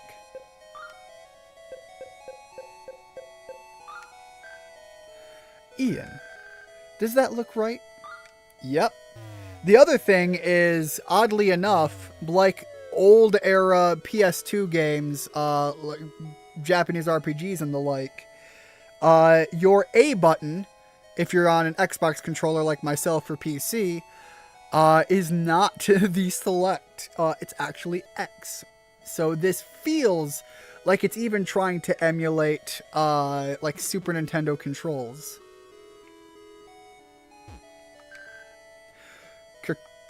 Caw. You don't have the docks you need. Better grab them off the desk. Alright. Oh boy. Yeah, this does not like the D-pad. You picked up your application and submission fee. Out of curiosity, I wonder if it's meant to be played with a keyboard instead. Time to take this down to Town Hall. Okay, yeah. That's far better. So this is definitely meant to be played with keyboard. And I guess because there's no mouse option, it's keyboard only.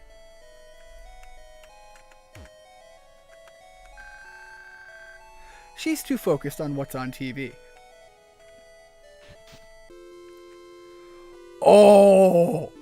Oh, this is absolutely just...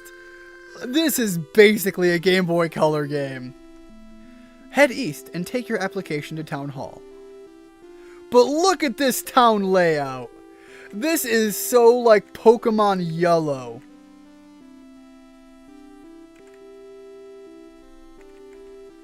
Is that a squirrel? What are you?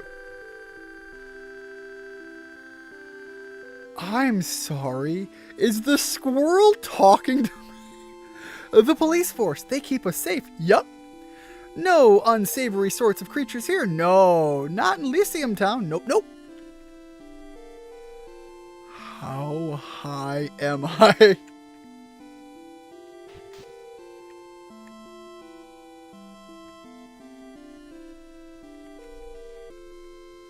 Clearly that must be Town Hall.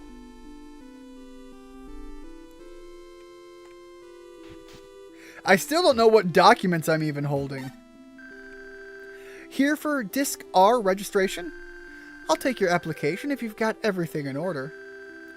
Ian handed over the application. Okay then, Ian, is it? Looks like you're all set. I'm Specs, and I'm in charge of the Disc R registration here at Town Hall. Pleased to make your acquaintance. Now then, Ian, I hereby proclaim you a licensed Discer. As you probably know, Discer is short for Disc Ranger. Didn't know that. As a Disc Ranger, you may now befriend and command the many different creatures that fill our, like the talking squirrel. Of course, just because you're a Discer now, doesn't mean you suddenly stand a chance against a wild creature. So, what we do here is hand out these. It's a Game Boy! The device is called a Disc Kid! Use this to read and install creature data. All Discers command their creatures using one of these devices. Here you are, Ian. This is your very own, not Game Boy. Now proudly step forward and begin your new life as an officially licensed Discer. Yeah, the design itself looks almost exactly like Pokemon Yellow. Bit different, but yeah, it really gives that vibe. It's a little clunkier than you'd think. How do people fit these in their pockets? God, even like the old brick! You can now press back to open up the menu at any time. Is it back as in backspace, or back as in... save there, I guess. Okie dokie, Ian. That Disc Kid right there has a fresh new drive in it. Until you load it up with some creature data, you won't be able to command any. But here at Town Hall, we offer all new Discers free starter discs. Boot these discs up on a PC to install the creature data to your Disc Kid for you to use. God, even the way this game functions is getting to be outdated. I was telling someone that I had to completely redo my PC recently, and I mentioned that the reason I had to modify my case as I did is because it's a pain in the ass to find a case that would make do for the necessary size improvement and still have front trays for me to have my DVD reader. And the guy looked at me like, you still have a DVD reader? I'm sorry, I play movies on my PC, sue me. We have 5 discs available here. You can choose 3. Alright. The creatures you pick will be your first companions on your journey as a Discer.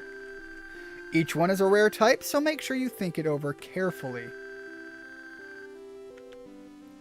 Alright, we got Flame Orb. The Blade Gwyn. God, that's dumb and fun. I like that one. The Electring. Centipian. Crenaton. Alright, look, I've got to get the Blade Gwyn. A water... come on. The Blade. God, that's hilarious. Alright. Let's see what else we have that... the Electring didn't sound unfun. The Centipian looks really goofy, but if these things evolve, that one could be really cool. Alright, I like the Flame Orb. So we've got fire and we've got water. So let's see, based on type coverage, I'm going to want either the Electring or what I assume to be the plant, the Crenaton.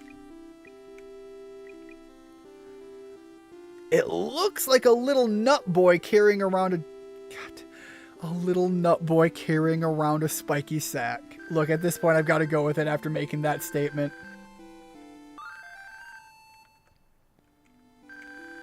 Alright, so that is the 3 starters we get here instead of just 1. Hook your Disc Kit up to a PC and you'll gain access to the Discer Net. Upload the data from your disc to the Discer Net and you'll be able to install the corresponding creature. You can manage your discs from the PCs at any disc cafe. But if you have your own PC at home, why not try it out there? Oh, at home in the game. I was like, hey, try it on my PC? Once you've managed to install them, come and report back to me here. I mean, there's like a PC right here. No, it's a screen. Nope, nope, get away. Get away from me. Stop it. Shush. Alright, so the back button is, in fact, X right now. Alright, let's head home. I want to at least see what the idea of the... Again, the talking squirrel. I just don't. The audio on this also sounds very reminiscent of the era it's emulating.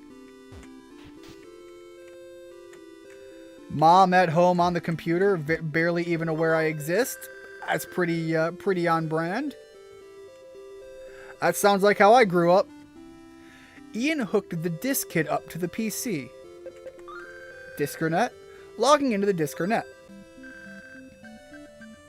Identifying user. Logging in as Ian.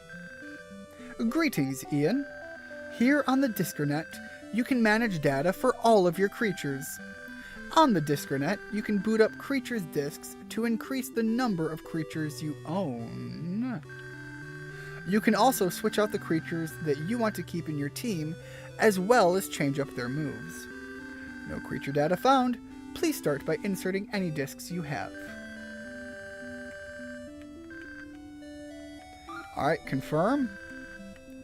On this page, you can install. We're just going to bust right through. Kind of figured this one out. We're going to start with Flam Orb. Going to leave the name alone. Let's install Cretin. Again, we're not going to change anything. I know so little about what's going on. This is all a unique thing. Blade Gwyn is still just... You know what? No.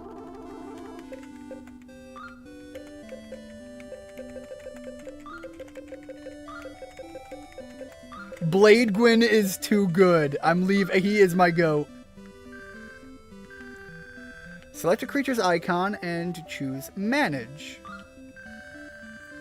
Use this page to switch out creatures on your team and change their moves. Would you like to start a move change tutorial? Nope. We're not going to be here long enough for this. So if I check the moves here, we have a basic attack. I assume physical, magic, and defend are the ones that are active. It can rest and heal up its HP as well. Can't use consecutively. Trip costs accuracy, and there are other moves yet to be had. This is interesting. This makes this feel more like what if Pokemon was Final Fantasy-like. And that's kind of cool. Alright, let's go back to Town Hall. They wanted to... Caw? It seems like it has something for you. A transceiver?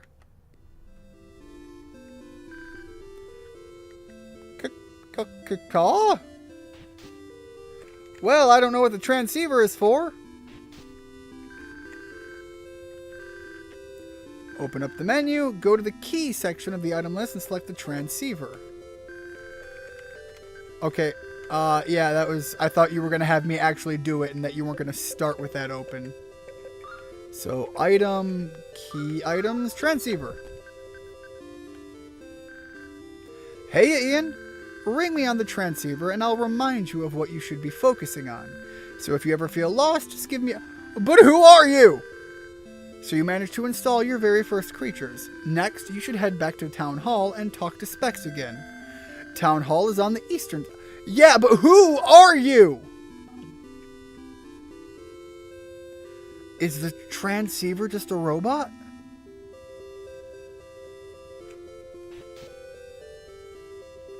Also, the idea that the disc creatures are stored on discs really is giving this far more of a Monster Rancher vibe. Looks like you were able to install those creature discs just fine. You're now free to make a name for yourself as a discer with those creatures by your side. Or you could head out and collect all sorts of other creatures instead. Whatever you decide to do, make sure you and your creatures all enjoy yourselves. But one more thing, Ian. This is something I make sure to tell every new discer. Creatures are incredible beings. The reason we humans can live the lives we all have today is thanks to them. We could never have come this far without their help. But while they're capable of many great and wonderful things, they also possess dangerous powers. And now that you're armed with that disc, kid, you will be in control of those powers. I hope that you and all the other discers out in the world will act responsibly and use your... I am conquering the world. I've already decided. And use your disc kids only for the greater good. Look, I'm the greatest good you all are going to get. Right then. Sorry to lecture you like that. Is there anything in particular you would like to get started on now that you are an official discer, Ian? If you don't have anything in mind at the moment, I would suggest you go take a look at the bulletin board. So, I already have plans. I told you, I am going north. That is my main goal right now, and I am conquering the world. Well, I mean, if you're gonna make me... There's a discer wanted ad poster here. Looking for a discer to help investigate. Okay, so this is like mission objective rather than Pokemon go capture and take gyms or whatever. There have been all sorts of wild rumors flying around the Pecan Forest and to the north of town here. See, there's this abandoned little hut deep in the woods. And lately, the kids in town have been treating it like it's some sort of haunted house. They say anyone who dares draw near it returns with no memory of what happened. Is this really the work of some supernatural being, or is there something else going on out there? Are any discers brave enough to find out? Alright, let's read here. Blade Gwyn gives off Piplup vibe. It really does. I'm sorry, episodes? Survival of the fittest. Same reason Nate wants to battle picked up a starter Cradilly in one of his Nuzlocke. A dick joke. I assume that is my ballsack reference. Well, I said I wanted to go north, but apparently going north isn't an option. So we head west, young man. Journey to the west. You can heal your creatures, buy items, and do all sorts of stuff at the Disc Cafe. Now, how's that for service? Alright, well, I'm not going to the cafe. Although I think going south is what they're gonna make. I said I wanted to go north, and the game is just like, you don't really get that option. Stop thinking and just do stuff. Oh, there is a north. I'm heading north. Get ready for the next big thing to hit our disc world. No trespassing. Okay, but what is this big thing? Pecan Forest. Alright, well, I guess that's the... Let's see, you've got some creatures loaded up on your disc, kid, yes? Well, looks like you're good to go. Wait, you still haven't tried your creatures out in battle yet? Alrighty then. Let me show you the ropes. Oh, the bat's kind of adorable, though! First things first, select fight, then moves, then pick whichever one you want to use. This absolutely feels more like Pokemon meets Final Fantasy, and that's kind of interesting. We have 10 energy for per creature, so right now... everything... Oh, and then the E-Charge. So, what I'm gathering already is your moves have an energy, and you will have to charge to use certain bigger moves.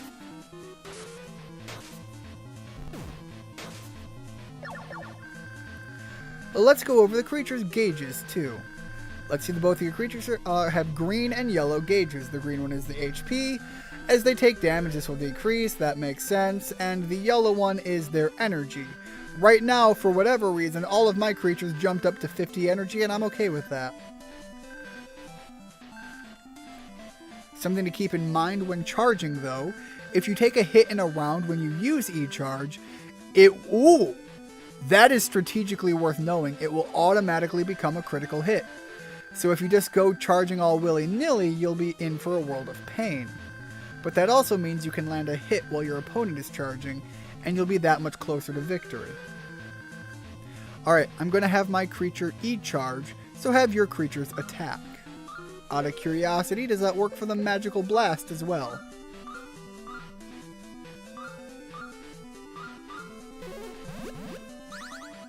Alright, so it restores 40, but then, holy sweet mother of God, critical hits are massive! Your creatures gained experience. Now you've got what it takes to battle. Energy levels always return to normal once a battle is over, but HP won't, so make sure you get back to a disc cafe to heal every so often. Here's a little present. The battle Dude just gave me a bat Pokemon? Boot up that disc and you'll have yourself a brand new monster to use. Install that battle disc on a PC and you'll be able to add it to your team. If you don't know how to switch out the creatures on your team, just let me know. Alright, so it looks like you don't seemingly catch creatures. You convince other people to give you discs that they have access to, at least thus far. Alright, and then there's going to be trainer battles all the same. There is a surrender command now. You'll automatically lose any battle you're in when you use it. If a battle ever drags on too long and you've just had enough, try it out. Alright, let's see if I can get past these people and... Oh, this dude absolutely wants to battle and he is not gonna... Oh, he did let me through. And they're not wild battles, they're on the over... That is huge. For people playing like older Pokemon games that wanted that, this game actually took that into account for it. And let's have everybody just plow through. It chose to charge, so critical hits abound. Oh, and it's a pink bar. I thought it was 2 bars, one on top, one on bottom. It is a pink bar in the middle that is going up. Alright, I'll be honest, this is more of a visual vibe and kind of play it out. I genuinely think with this being so heavily correlated to the idea of the older Pokemon experience, I think we've pretty much checked out everything there is to get a first look vibe on this game. So I'm going to call it here and load back over to Pokemon for a little bit. And when we go to the next game, I think that's when we're going to check out Palworld. Hey Rigid, welcome to the stream. I just saw you pop in. I'm sorry, I was involved in reminiscing over the old Game Boy Color era. Alright, yeah, there's a lot that I miss on chat. Go west, young Ash. Once had a bat get into my room because, for reasons I don't know, my aunt had my cousin, whose room it was before they moved out, take down the ceiling tiles? Well, that's an odd choice. Anyways, yes, Rigid, welcome to the stream. Hopefully, hopefully by the time we next hear from you, you will be comfortably back home, if not already. After we got the bat out of the room, we later finally put up a wood ceiling there.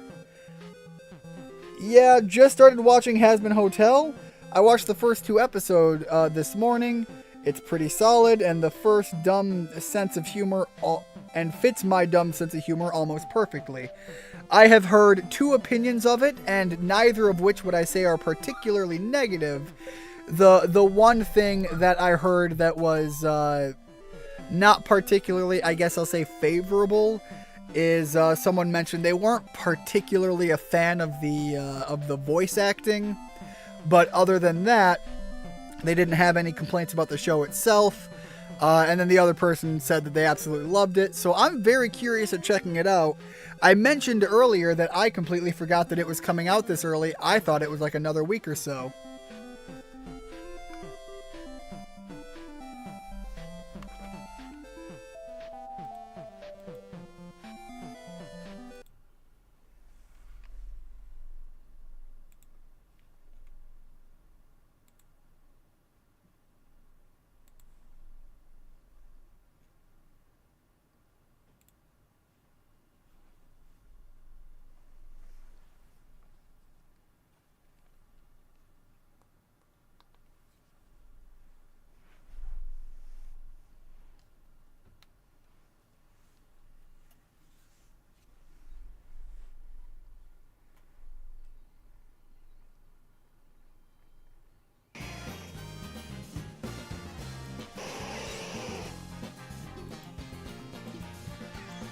There we go. Alright, so I don't have any fancy transitions or any way to jump from game to game, so I have that set up for me to do the in-between as necessary. So I apologize if that was a little jarring for anybody, but it looks to be... hold on. There we go. That's better. It looks to be working out fairly well, all things considered.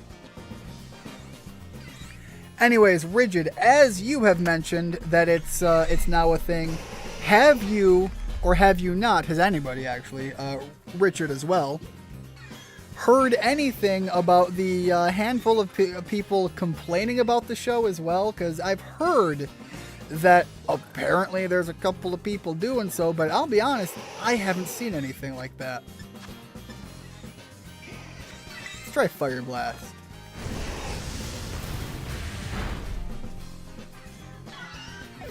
Also, it does look like the game's audio saved where it was before, so hopefully everything's functioning correctly. Alright, let's grab this item. Head over the waterfall. I don't want to go down. No! No! I will not be bested by you, waterfall.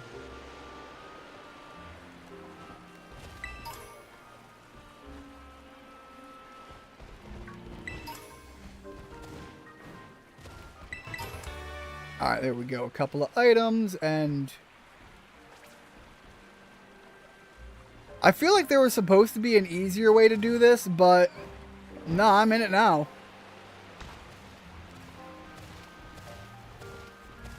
I've got the ability to brute force this. I'm going to brute force it. Can I not? Oh, they're preventing me from...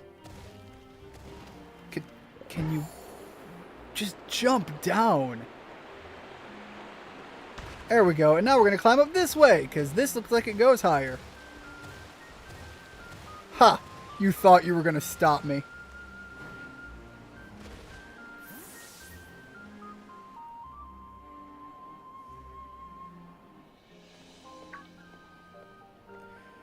They botched the casting for Katie Killjoy. Besides that, the new Has Been Hotel voices aren't bad. It helps that it's pretty much all Broadway musical actors voicing them. Is it heavily musically inspired? Is that a thing? I wasn't fully aware. I suspected that it might possibly be, but I didn't think it would be like... How do I ask this? Is it one of those things where it's like a song in every episode, or is it one of those things where songs happen here and there?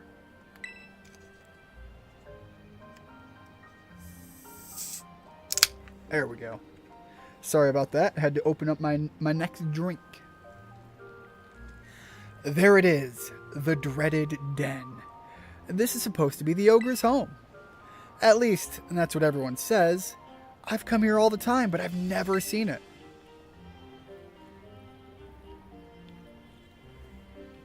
Maybe a powerful ogre like that would only show up if it heard some kind of battle going on.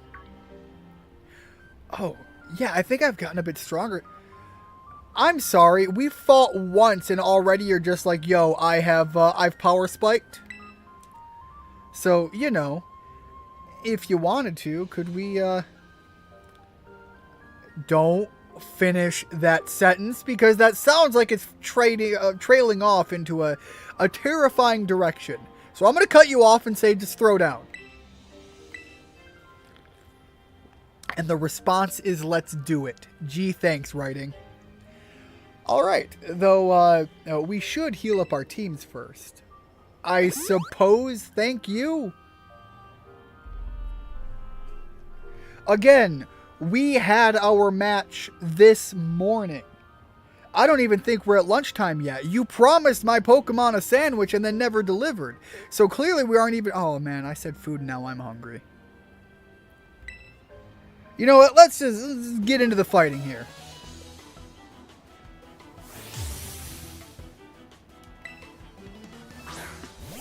I will say, so from what I've heard about people complaining about Has-Been Hotel story-wise, it seems to be largely people complaining from a religious stance. And the thing I find about that is just absurd, in my opinion, is this is clearly a parody show. This is a comedy element. It's not something that's meant to be taken seriously, and it's not... Game Freak, what the fuck was that animation?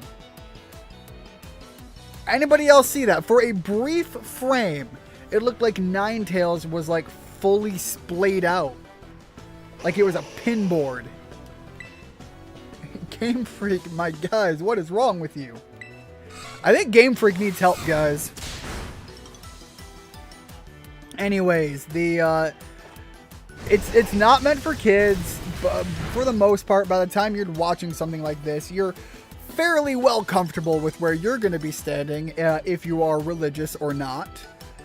It just seems like the dumbest thing to get bent out of shape over, and then add to it the opening line from the one thing I did see about it before release, is the talks from, what's her name? Is it Charlie? Is that the main character? Anyways, the main character talking, it sounds like it's them at least, talking about the history of the devil and what is it, the first Lilith, the first wife of Adam in the story that they're giving. I don't know if Lilith is necessarily accurate to every interpretation of the Bible, I suppose. But anyways, the entire thing that I've seen people getting upset of on that front is the idea that it paints it paints the devil in a more positive light in this sense. And again, you're talking about a story as told by people to a person telling you that version of the story. Even if you're gonna take the bent out of shape stance of it, you're talking about a clearly alternately indoctrinated, and I say alternately in the idea of if you were an angel, you'd have one view, and as the devil, you'd have, or as a demon, you'd have another view. It just seemed like a lot of people screaming for no reason, I suppose because welcome to the internet. There is at least one song every episode. Also, a lot of people on Twitter just hate VivziePop. And that's where a lot of the show's hates. Okay, that's not what I've heard. A lot of the people that I've heard complaining from actually don't even know VivziePop. The people I've seen are just referencing them as a content creator and have no knowledge of past works, which is even funnier to me because VivziePop is by no means a small creator.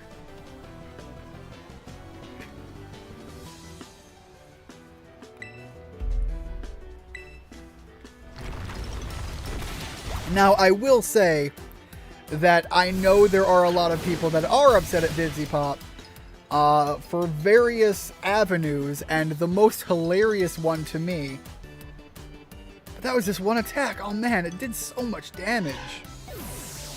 That's a lot of damage. But yeah, the thing as far as VivziePop that I've seen as far as people complaining, I can't help but laugh at, because the interpretation of what it is as it was described to me, that's not to say everybody's argument is this way, but as it was described to me, I laughed at, because it sounded like she wants people to work. Working sucks, and yes, working does suck, but because of that, she's bad. Now, I'm sure there are arguments to be made about further extremes, but as it was originally told to me, that was my interpretation, and I laughed. Someone wants you to do work in order to get paid, and you're complaining about it.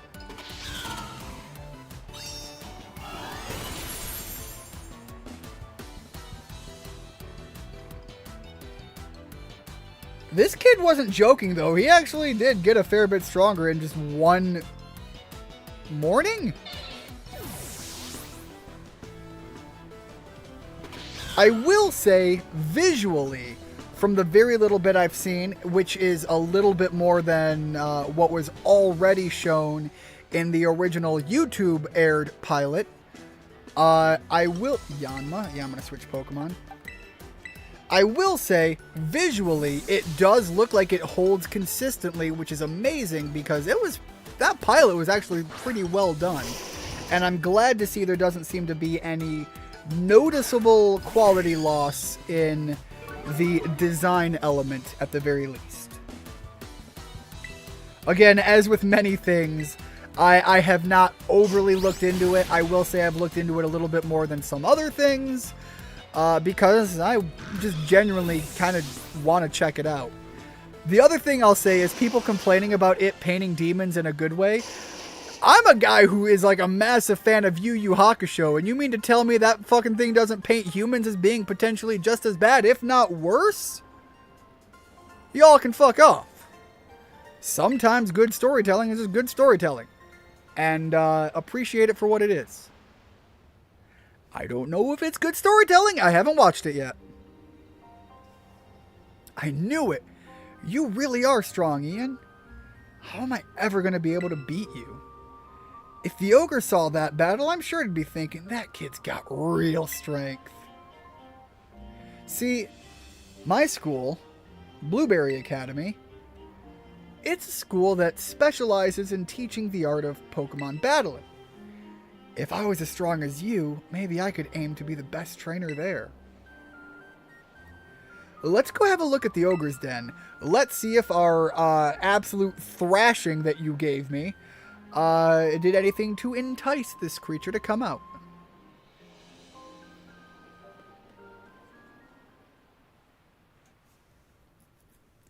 So, in this one single stream, which I didn't turn this game off, I just swapped over to PC and then swapped back to this, we have already seen 2 noticeable bugs, which is kind of funny. Alright, watch your head.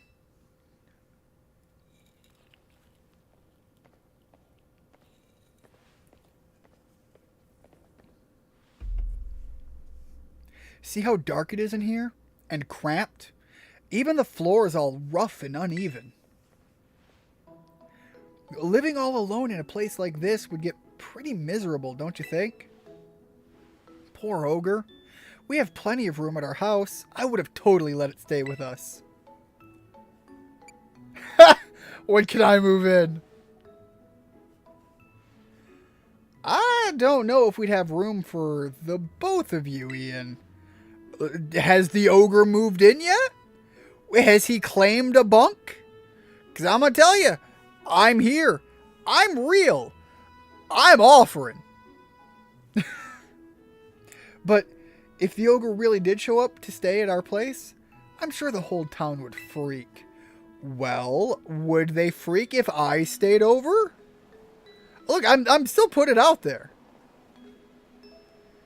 No way, the sun's already gone down. I guess we'll have to save the last signboard for tomorrow. Oh, I almost forgot. Today's the first day of the Festival of Masks over at Kitakami Hall. It's this big event where everyone puts on masks and runs around celebrating. I mean, it's not like you've got to go or anything, but, you know, if you wanted to check it out, well, it'd be fun. My phone might die before I get home at this rate. I'll be back in a bit. We will be waiting for you to get back, Rigid, on the... Okay, no, I did read those. I want to say, it looks like you had new messages, but I think I've read those ones already. It does sound fun. I can show you to it. It'd be great to go together. Look, I'm willing to go, but together, I don't know. I think I'd rather be inviting Nimona, but you know. I need someone here to help guard me from the psychopath of your sister. Look, Kieran, I'm going to be honest with you. She terrifies me. There's just a few things we'd have to get ready first, so we should swing by my house before heading to the festival. We live in the northwest corner of the village. It's, let's see, I could maybe draw a map, or you can show me on the phone. You want me to register it on your map, yeah? I can give that a try. It's right there. Well, it sure is handy having a map that shows you everything right here on your phone. That's right, he doesn't have a phone at all. I'm going to ask if I can get a Rotom phone someday, too. I'll be right behind you. If you want to head to my family's place first, I'll see you there.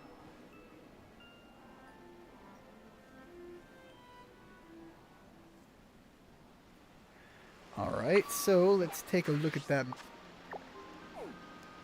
Oh, okay, this is actually pretty sizable. This isn't just some small little nonsensical nothing.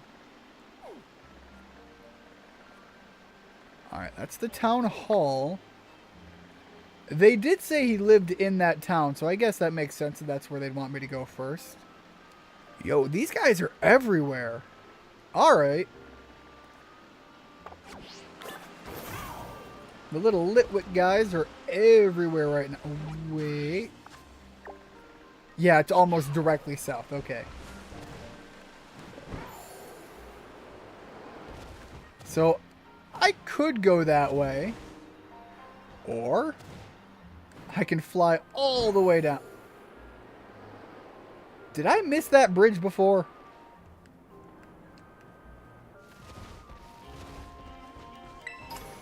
Or did I just really not pay attention? Because I'd believe that too. Alright, should be right down here.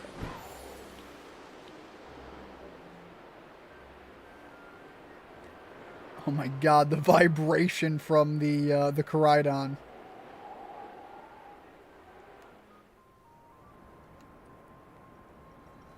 There we go.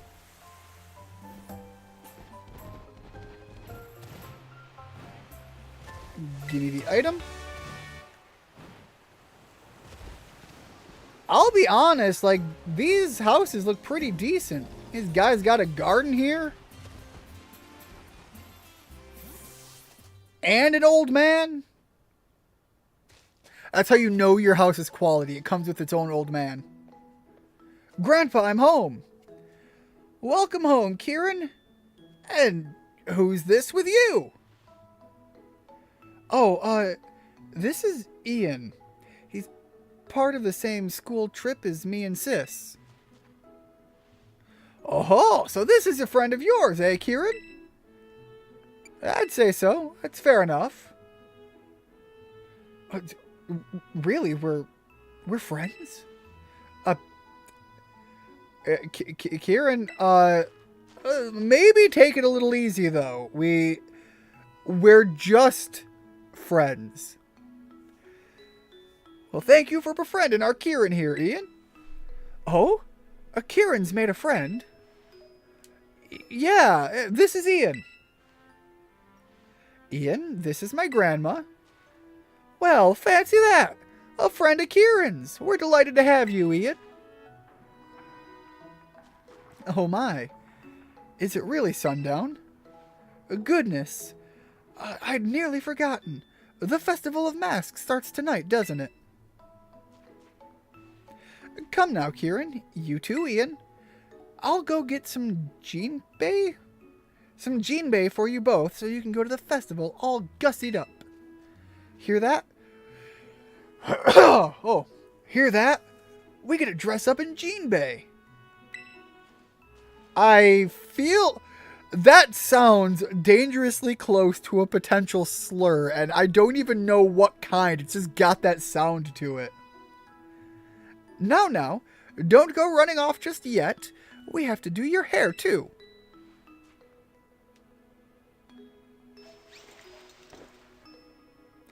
There we are. All done.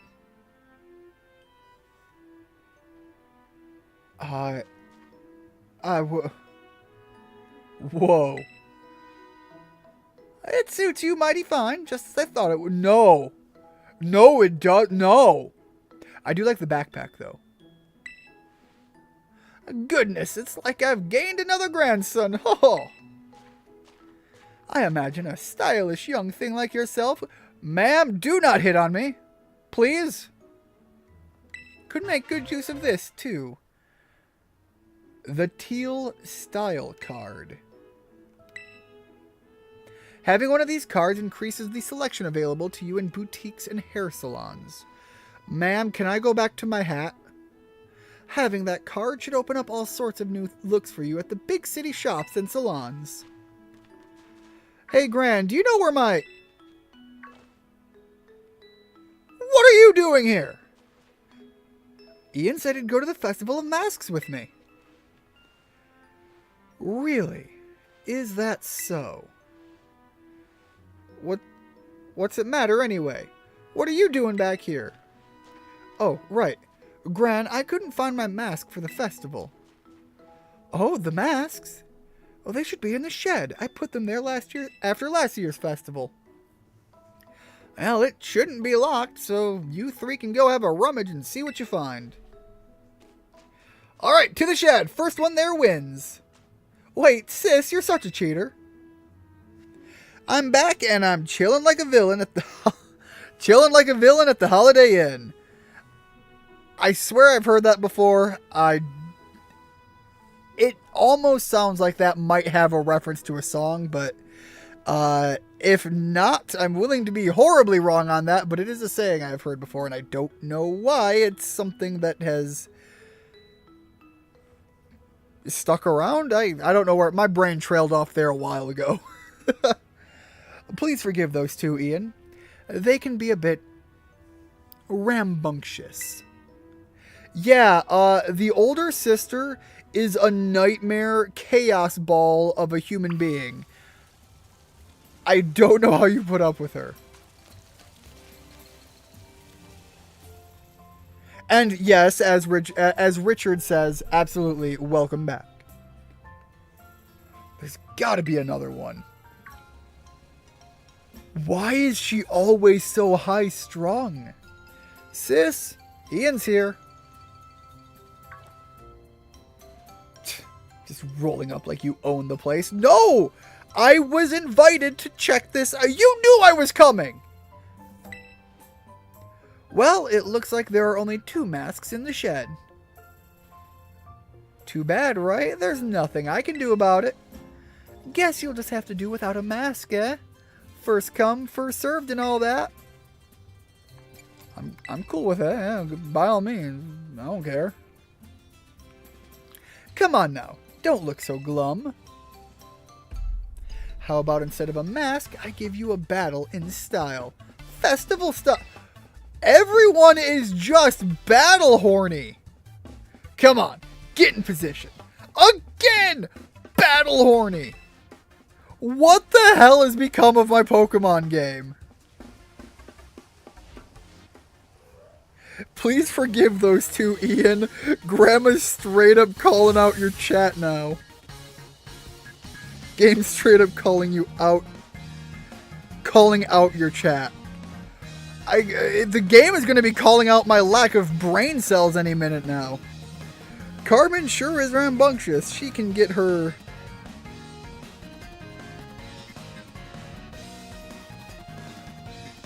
She can get her bunches rammed.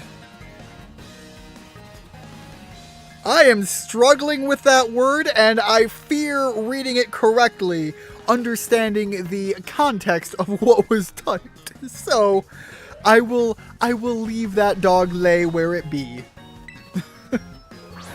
But unironically, this game, I showed up, and this child was vibrating in eagerness to fight me, and I was immediately red flagged. Hold on a second while I adjust this microphone. It actually looks like it's peaking a little much, so let's wiggle it a little bit further away.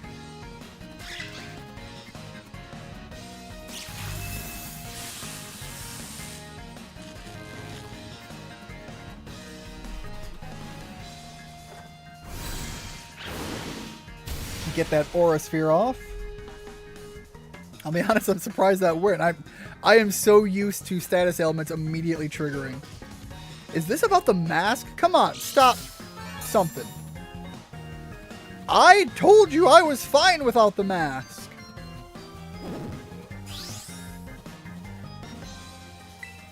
More Pecco, I agree, and I'm sorry.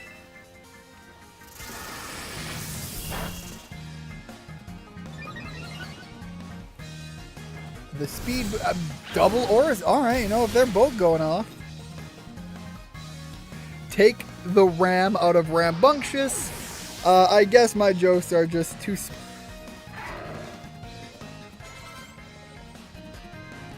Okay. I read bunctious and struggled with it, you're right. Where I understood... And felt on the right level was the ramming. Perhaps I read into it incorrectly and should probably get my mind out of the gutter. However, that was where I was hesitating and worried. Definitely get Lucario out of there though.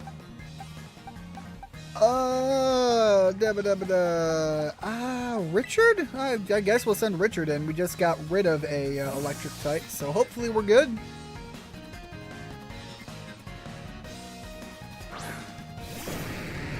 And last time was the camera still under the ground there?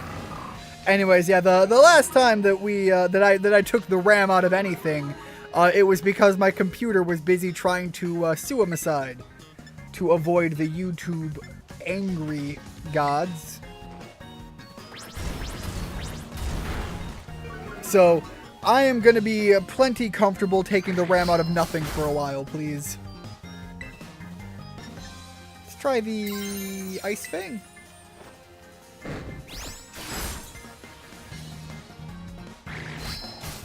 This Might-Yana is surprisingly tanky. Let's give it a taste of its own bitey bite.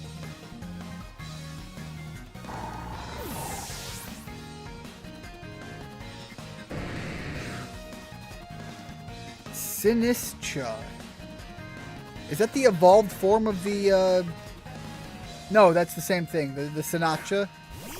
The matcha tea thing. No, this one's different. So this is the evolved form. Already? Hell, alright. Let's, waterfall? Alright, let's not waterfall. The waterfall was pointless.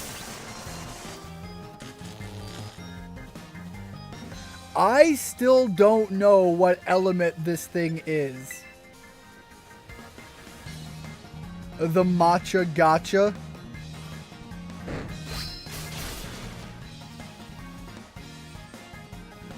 Once you finish part 1 of this DLC, make sure to bring the specific legendary this part revolves around. You'll get extra lines of dialogue. That is huge to know. Thank you, Rigid. I fear I would have missed out on that, because I had originally kind of mostly... It's a special day, so it's time for a special move. Don't just... Look, I've made one too many jokes already. We're not going to pull out any special moves mid-battle here, please. Especially when everyone is wildly battle horny. Don't get smug just because you scored a critical hit. I'm not panicking or anything. Anyways, I had originally set up mostly a party layout, and I've been just kind of swapping out one single slot for a while.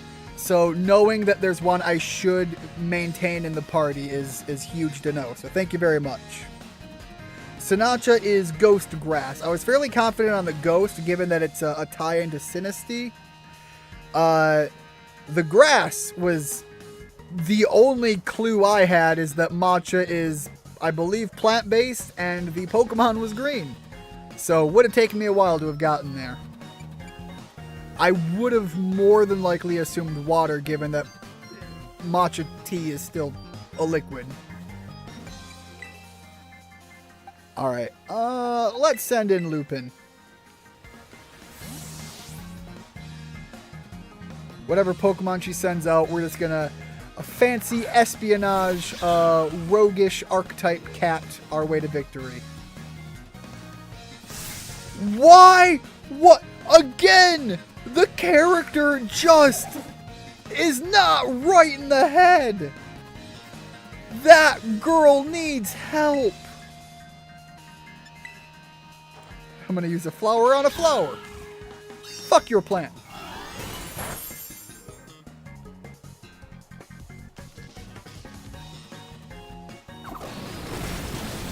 Alright, you know what? The bug buzz kind of hurt. So, let's Shadow Claw.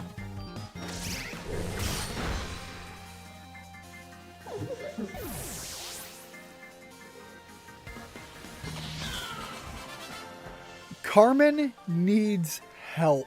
A lot of help. Hey, you're supposed to be enamored and distracted by my festival style. No! If anything, I am intimidated and on guard.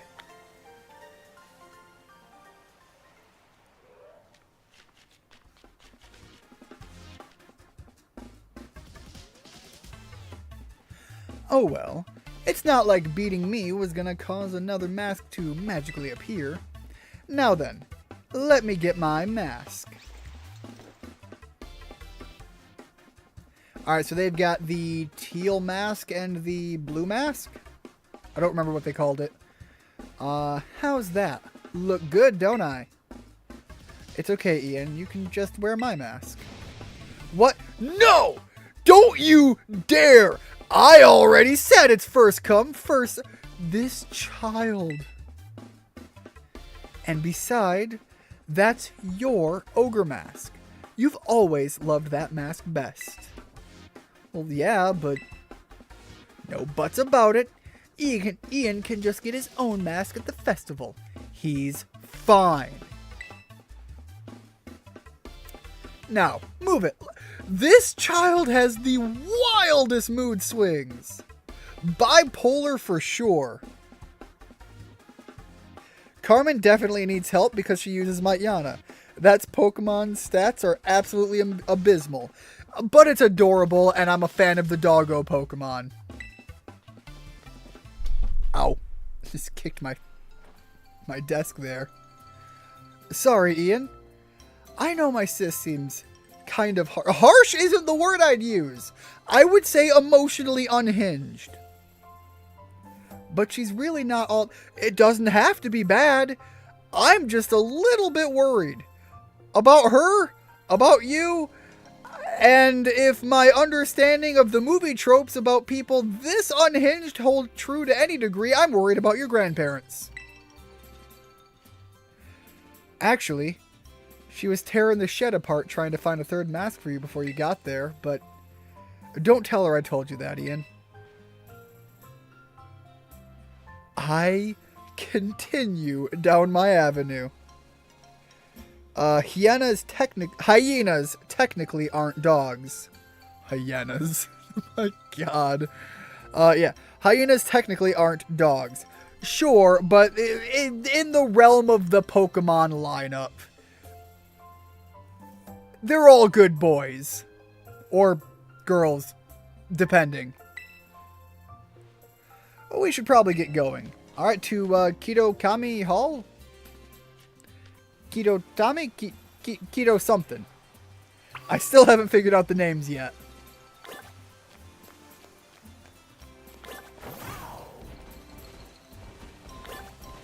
One thing I know I need to do, though, is after all of that build-up, let me stop off at the Poke Center here. Still up and about. Well, this is your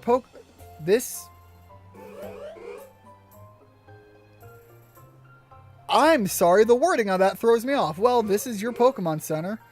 Want to rest your tired Pokemon? Like, I don't have my own Pokemon Center. I'm confused by the wording there.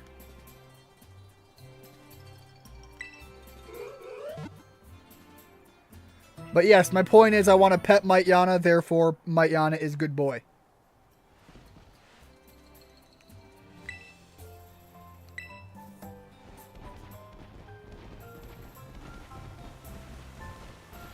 Is it Mew?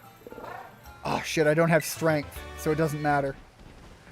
Although, in a funny stroke of irony, it is a psychic type move, so there's that.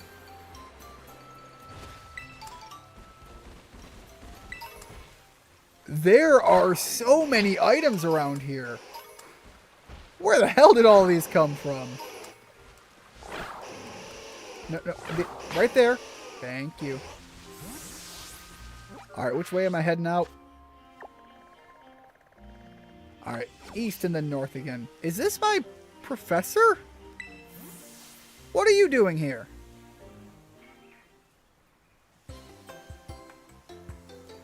Oh, hello. Hello, Ian. Enjoying that school trip, are you? Why are you... I came to check on how you're doing. I am your home... Well, yes, you're my homeroom teacher, but you're also the homeroom teacher to an entire other classroom! Once I got here, I decided to do a bit of research on the Pokemon of... Okay, Kitokami. I need to remember that because Kami, God, it should be easy to remember. Oh, that's right. Sorry. I got so engrossed in my own research that I actually forgot to come find you, didn't I? Well, how about I make up for it by treating you to a picnic? I thought something like this might happen, so I borrowed all the usual picnic things from Director Clavel. Hold on, you're not promising me a sandwich and not delivering again, are you? Like we're gonna actually have food here. Koraidon has got to be wanting to come out by now. Dig in. I hope you like the sandwich I made. It may look a bit strange, but I can assure you it tastes great. I don't get out much, so this kind of field work sure wears me out quick.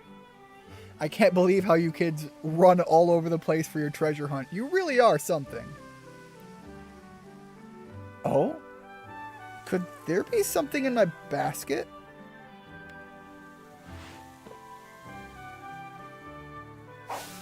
Yo! A Pokemon egg appeared in the basket. Quite the mystery, isn't it? I only brought Gulpin to the picnic with me, and yet... Did you put the egg in there? So you want me to hatch the egg? How about you just come out and say that? You know about the Pokemon eggs you can find during picnics, right? Yes, I've had the birds and the bees talk. The Pidgeys and the Vespiquens. Whenever a trainer doesn't have the means to care for an egg they find, they can have it sent to the academy where we'll take care of it. But then I thought, say, wouldn't it be better to have a great trainer raise the Pokemon instead? So I brought this egg with me. And now, it's yours, Ian. Well, geez, way to just be like, hey, I'm going to hold you here with the entire weight of my authority as your homeroom teacher and make you care for this child. I know it's odd of me to come all the way to Kitokami just to hand over a Pokemon egg, but I knew it would be safe with you, Ian. That reminds me, are you still using your Pokedex app over here too? You should be able to fill the Kitokami Pokedex by catching Pokemon. I have been, but I've been distracted by which Pokemon I'm going to keep in my party. I'll be doing field work in the area for a while, so let me know if you manage to complete the Kitakami Pokedex in your app.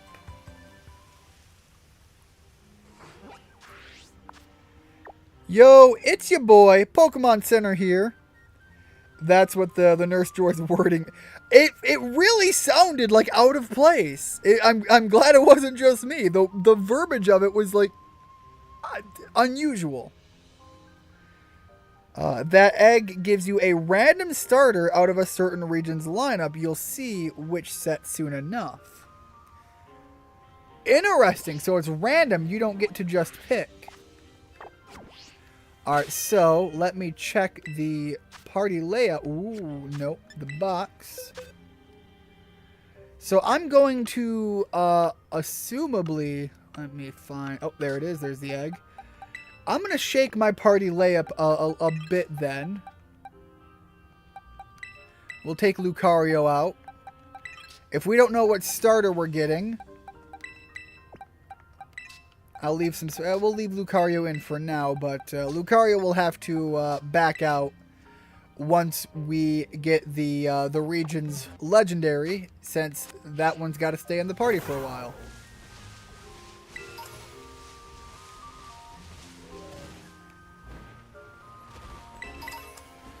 All right, working my way north, I think it was. It is just wild that there's this many items out here. Oh, wait. I'm not going north, though. There we go. Little course correction.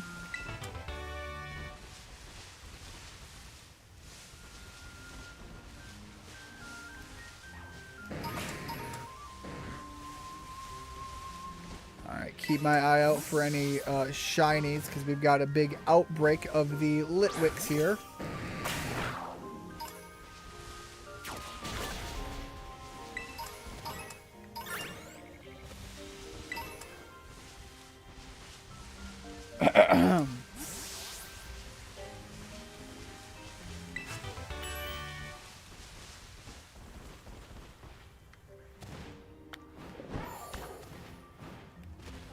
Clearly, I still don't know the layout of the area as well as I should.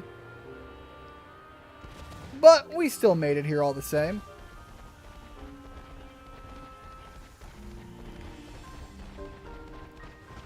Is there...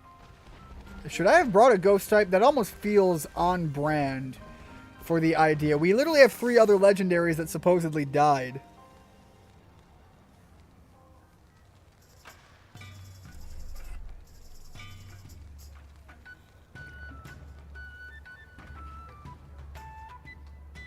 The guy without a fan that loaded in.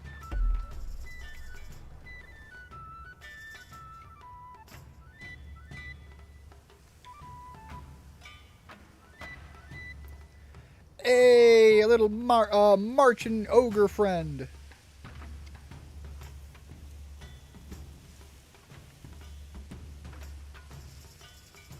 I am curious, because the story of this implies that there's going to be a bunch of different masks, what they all effectively do in battle. This is the Festival of Masks. Today's the first day. It'll keep going for a while. I bet you don't have any festivals this big over in Paldea or wherever, right? I suppose not that I'm aware of. Heh, knew it. See, Kitakami's just as good as any of your big shiny cities. It's okay, Ian. Just, no, you know what? I'll be honest. When you're talking about small, local, regional areas, I kind of agree with her. I'll be honest, not a major city fan myself. I'll snap a photo so you can remember this amazing night forever. And give me your roto stick for a sec.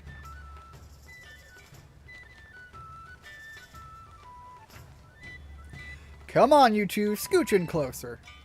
Ah, you're stepping on my toes, sis. Oh, stop complaining. This will only take a second. You all ready? Say Chansey. That's a clever one. Say Chansey. Now, that's what I call a nice festival vibe. Well, I appreciate it, but I really need to change my hair because this candle top is not doing me any favors. The Festival of Masks is held so that we can all honor the Loyal Three, the brave heroes of Kitakami. The Loyal Three are the Pokemon that once protected this land from the evil ogre, you know. Most of the kids in this town wear masks of the Loyal Three, like me. Did I mention there are heroes?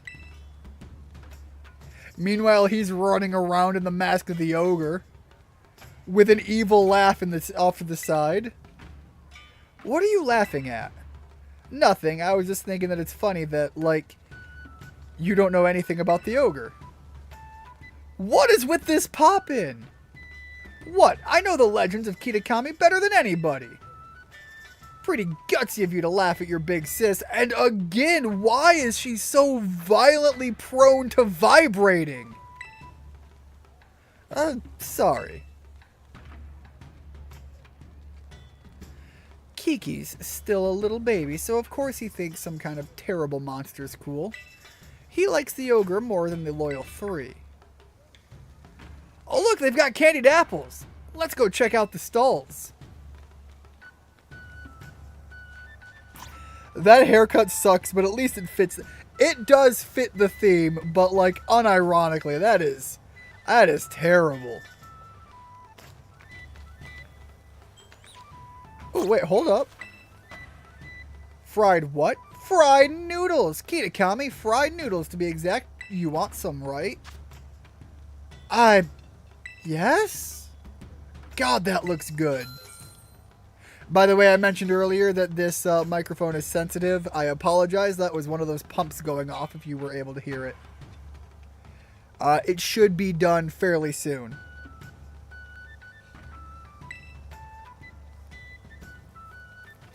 God, I am unnecessarily hungry. That does look really good. And I actually have some food set aside upstairs for when I'm finally... Oh, okay. I was going to say, that doesn't seem quite right. Did you like it? Stop by anytime, kiddo. Yeah, when I'm finally just like too hungry to bear it, I do have some food set aside upstairs. Shaved ice. Oh, can I buy all the masks? Give me mask. I have money. Give mask. Well, there's the candied apples. Some ice cream. Are these more more candied apples. We've given fruits and berries beautiful candy coatings. Yo, hold up. Candy strawberry sounds good. Pineapple's really good too. For the record, in the winter, I am prone to allergies. For whatever reason, my allergies flare up in the winter. Pineapple, very much helpful in dealing with that. So I'm gonna buy this just out of the spirit of here I am at the festival, and this sounds tasty.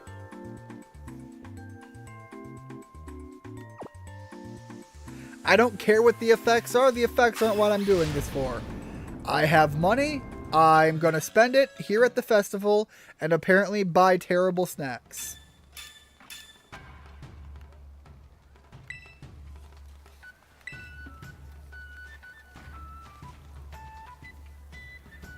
Excuse me, 2 candy apples, please. You got it. 2 candy apples coming right up.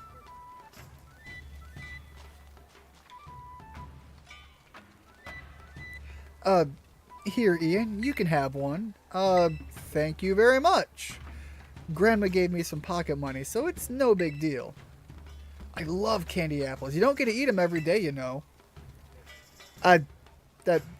Kieran, I'd hate to tell you this, but my grandfather and his brothers, kind of have a bit of an orchard, and I can go get fresh apples and candy them myself quite regularly. Grandma always just makes it. Now mochi I can't get anywhere, bro. Why are we not having Grandma mochi? There's even a Pokemon in Kitakami that looks like a little old candy apple. Did you know that? Oh, hey, let's check that out over there.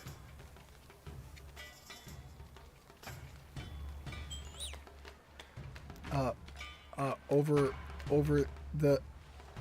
Where did you just... Oh boy, this game is struggling to load everything though. Over here? Where did... Over there?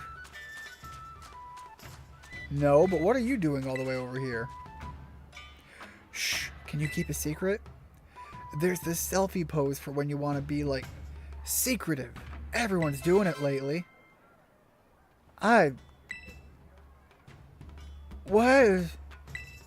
Why is this game being like, hey, now you have...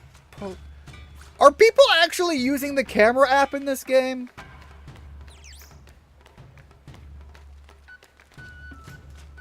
He said, what's that over there, and then just ran off.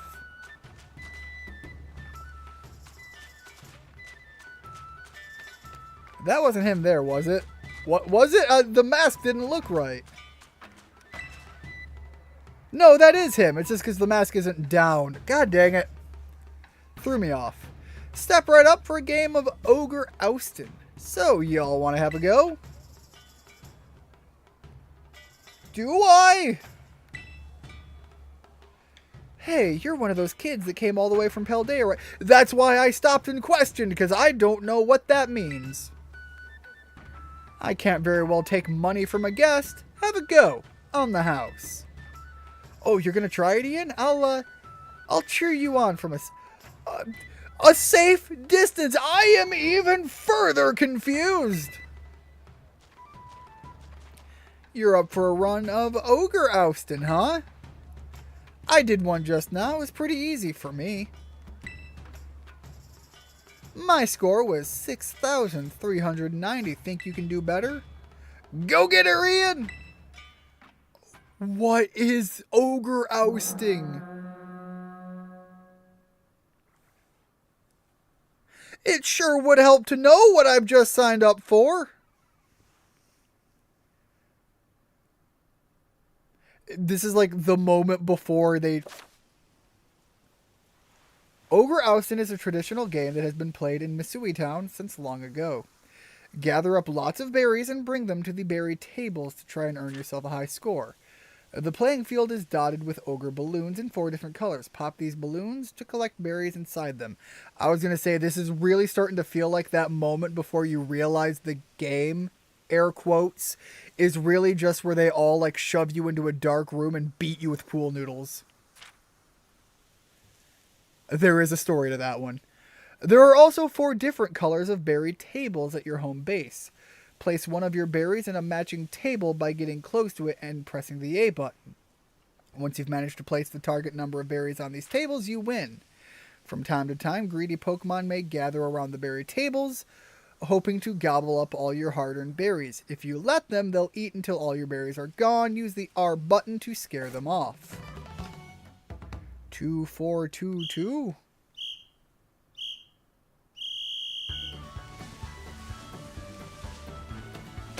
Well, I guess blue is done.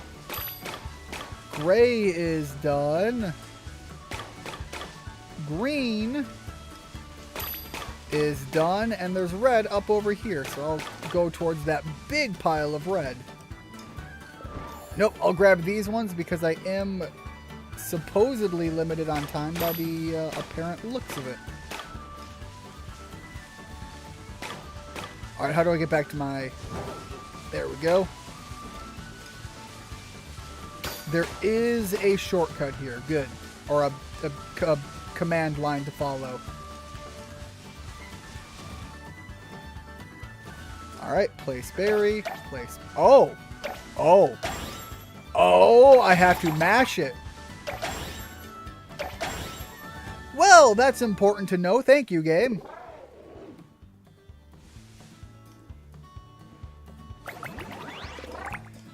Alright, 4, 5, 6, 5.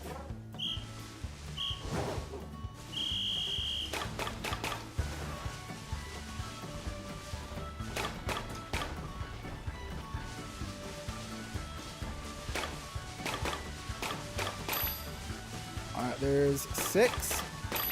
There's 4. I need green. And then that's it, right?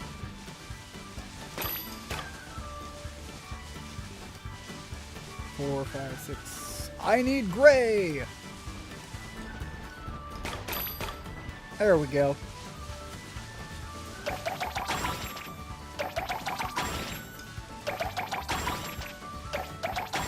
There we go.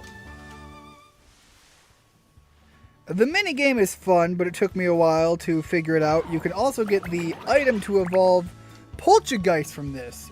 Alright, that's worth knowing. Oh god, what were the numbers? What were the numbers? What do I need?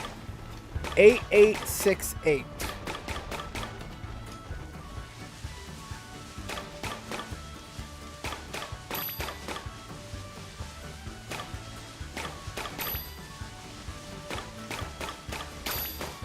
There we go. And now I really just need blue. However, it wouldn't hurt to have the extras because this seems like when they're going to start throwing the Pokemon at me. If I were to guess.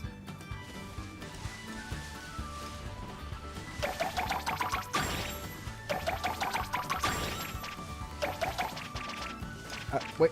Oh, I don't have any more. That's why.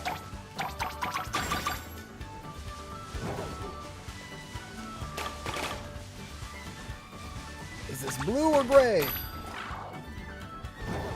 Oh, it's eating my blue ones too. Alright, I'm going to grab these on my way back up there.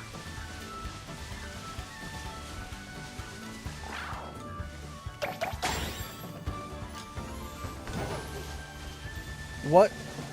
I thought it was eating... Was it not eating my... I'm sorry, what? Did I win or lose? I don't understand. And... Oh, you know what? I don't understand yet, but I feel like it'll make sense if I play it a few more times.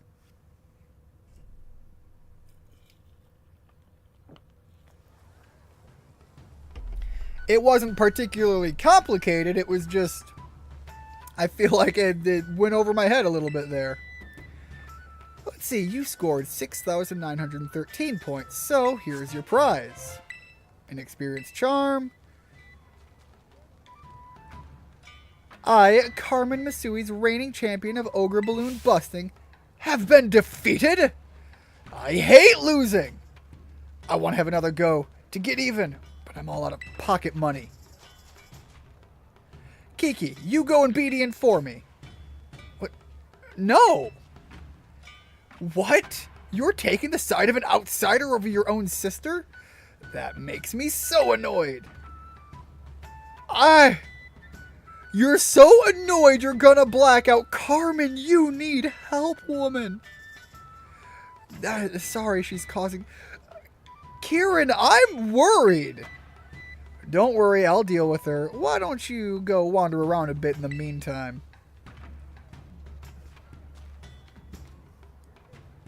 Why don't you go wander around for a bit, says the boy who loves the ogre. Sure, let me walk, I don't know, 20 feet that way and find the very ogre in question.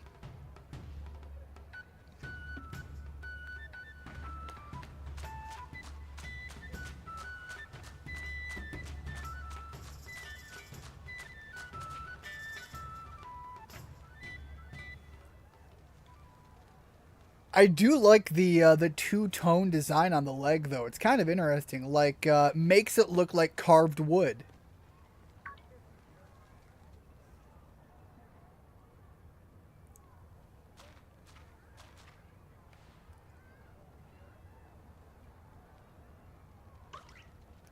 Pawn.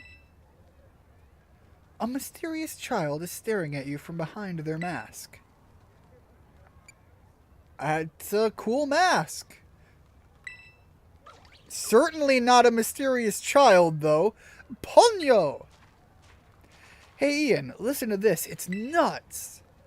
Kiki's no use at all. Zero talent for ousting ogres, I'm telling you.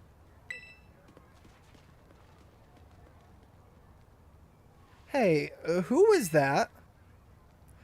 That would be my new friend, Steve. I'm gonna go see Steve. You do whatever you're doing here. I'm gonna make sure you didn't scare him off.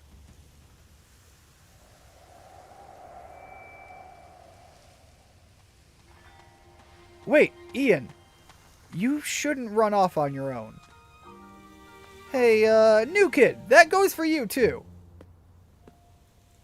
Look at it, you're scaring Steve.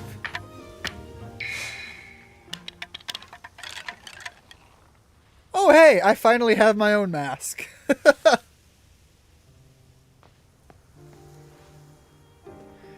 Carmen sounds like she's about to kill her brother. She needs a lot. There's a lot going on here. You should come back. Something about the mountain. Carmen is interesting, if nothing else. Her as a character, I find her relatively fun just because of the like crazed energy. But also, at times, she is more than mildly terrifying. She literally gets so angry she thinks he's gonna black out, and she gets so angry she just spontaneously starts vibrating.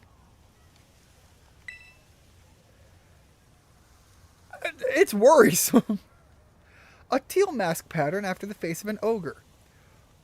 Literally telling me that Ogrepon dropped it, but I mean, you'd be an idiot not to realize that at this point. Where'd that kid come from? Carmen? I don't think that was a kid. What are you talking about? Wait. Do you mean that kid we just saw? They ran off towards the mountain. Could that have been the ogre from the story? On the signboards? Gasp! Are you saying that the story was true? I mean, they did drop a mask, so they really must be. No other masks can exist anywhere, ever, at all. Not this one on my head, and not the one that my brother had that looks fairly similar, albeit smaller than the one you just picked up. Ian? Sis? What are you guys doing over here? So, that creature that you've never seen, that you desperately want to see, and that stranger that you think is fairly friendly with you shows up one day out of the blue and suddenly sees the very creature that you've spent your life trying to find? That's a thing that just happened. Wait, stop. What? Why are you yelling all of a sudden? It's nothing. It's certainly nothing that you'd be interested in at all, I swear. Oh, I get it. I bet you were making fun of me behind my back. I'm just gonna head back to the festival. Well, at least he didn't figure out what we were really talking about. Don't scare me like that, blabbing for the whole world to hear. Don't you even have a filter? See, Kiki really likes the ogre. Like, really likes it. So if he found out we'd seen the ogre without him, well, I guess I was just afraid he'd feel bad, you know? Feel left out or something. You are not overthinking it, but also, now I'm thinking you are not the only one that needs therapy.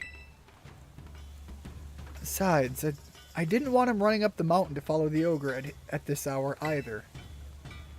Well, in any case, we already lied about it, and that's that. No, you lied about it. I was totally open and honest. Let's keep this whole thing our little secret, okay? And maybe hold off on showing Kiki that mask you just picked up too. Or, hear me out, you're returning to the festival and I go up the mountain.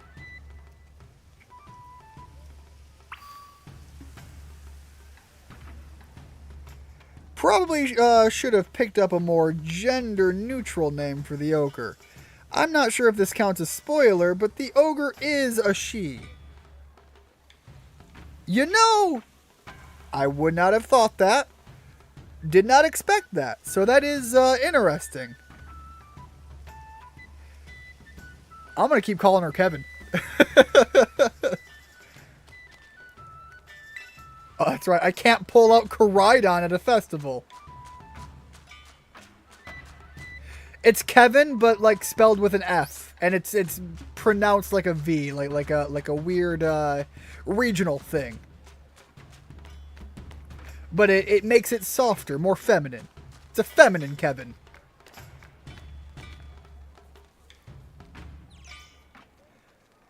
The egg be hatchin'.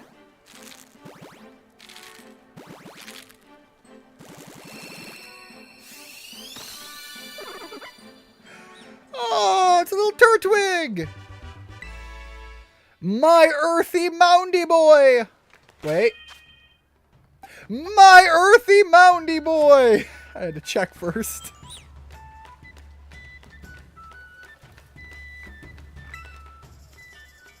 Had enough of the festival? Yet? No? Yes. Well then, guess we should head home. I'll walk you back to the community center.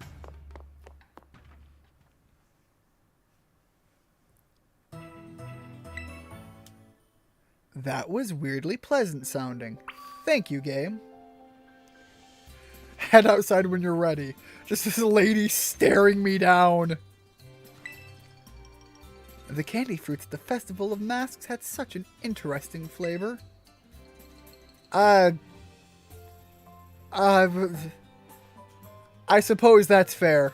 Mine did literally knock me off my feet.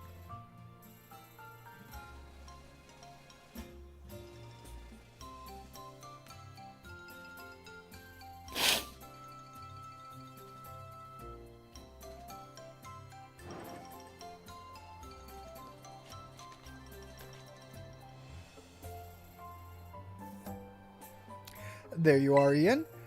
Just because we didn't agree to meet doesn't mean you get to keep me waiting.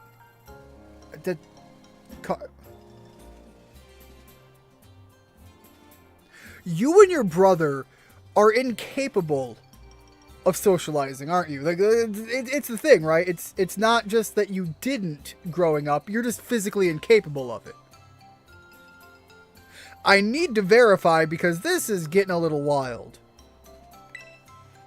So, you see, I wanted to talk to you a bit. You haven't told anybody about the... You know. You're making it sound like something happened that didn't.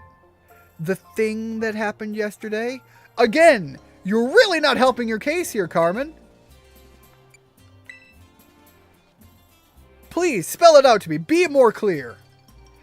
You know exactly what I'm talking about. We bumped into... yogurt. Now you're making it even worse!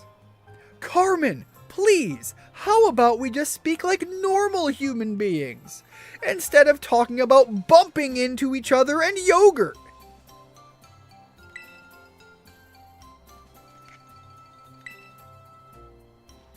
I am not playing dumb. You're the one making this far more complicated than it needs to be. You still have that thing we picked up at the stairs, right? My grandpa knows a lot about the village's history. Well, we should go talk to him about what happened Yeah, again, still really overcomplicating things, Carmen. You know where my house is, right? See you there. Don't keep me waiting. Still here for the record. Was working on dinner, lasagna, which is why I've been quiet. God, lasagna's good. My grandmother used to make a, she is not Italian. She is not the Italian grandmother. She does not do lasagna the Italian way. I understand that and get that. But it is the lasagna I grew up on, and it is absolutely delicious. She uses the cottage cheese mixed, I think it's cottage cheese and ricotta. Is that what it is? It's another type of small curd cheese. Anyways, she uses the two together in her lasagna layering, and for whatever reason, it is just the way I grew up on it, and it is so damn tasty, and just lasagna in general is good.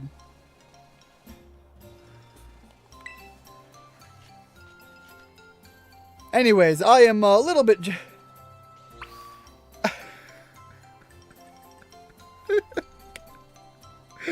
Oh, Rigid.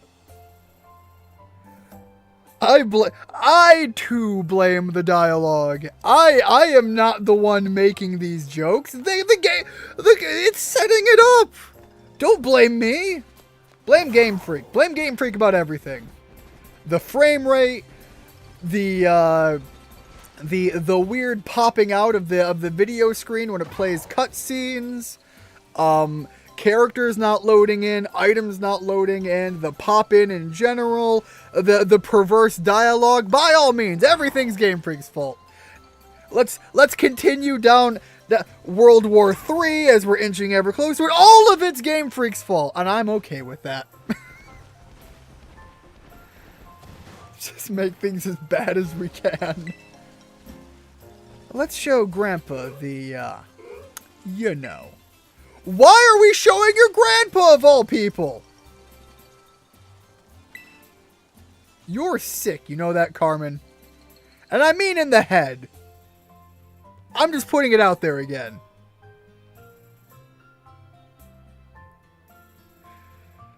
Ekans backwards is snake, Arbuk backwards is cobra, and Muck backwards is yogurt.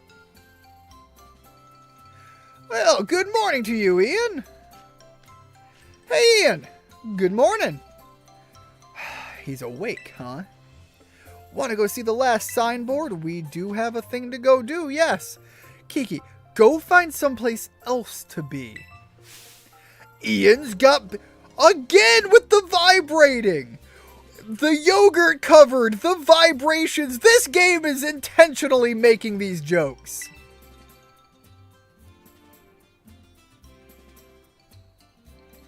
Seriously? He's spending all his time with you.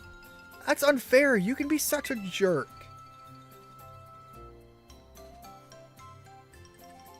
Game Freak did nothing wrong. Proceeds to get cancelled.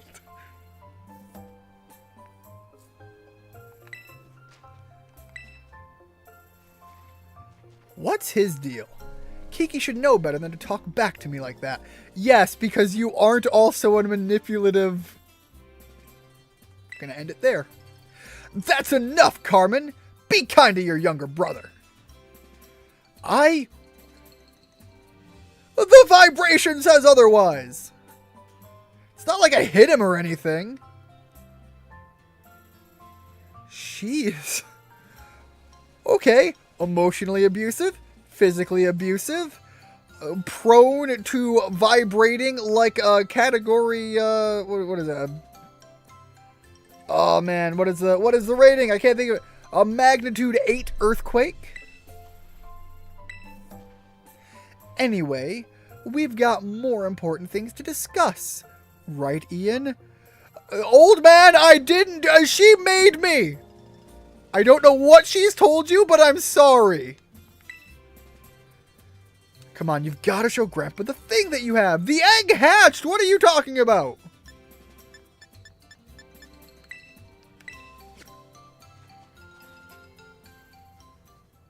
Could this be? This mask. It belongs to that poor ogre. Where did you find this? We bumped into it. The ogre, I mean. Not the yogurt, the ogre. Yesterday at the Festival of Masks. I tried talking to it all nice and... Yeah, all nice. Don't go to the mountain. How dare you? Stop being... Stop with your existing. But it dropped the mask and, yeah. I never would have thought that ogre would still be gracing our festival with its presence.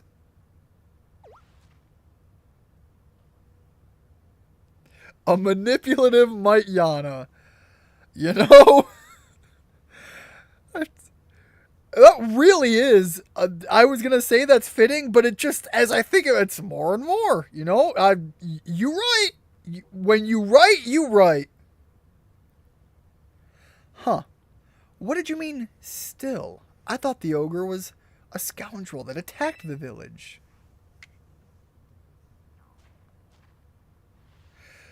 I suppose it's time I told you, Carmen. You see, the truth of what happened with that ogre is the other way around. What do you mean? Granddad, everything I know is a lie. Join the club, lady. You should hear this too, Ian. You also met the poor ogre, or Ogre as it's right. Yes, Kevin. Let me tell you the true story, as passed down through our family for generations.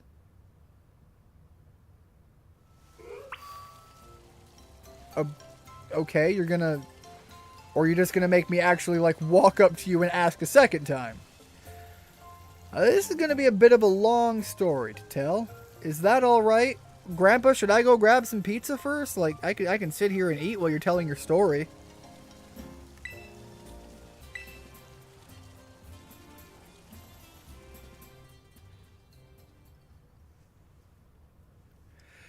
This story has been passed down in our family by word of mouth.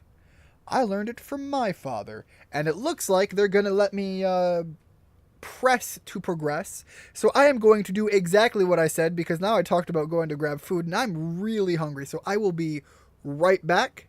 Sorry about that. Let me.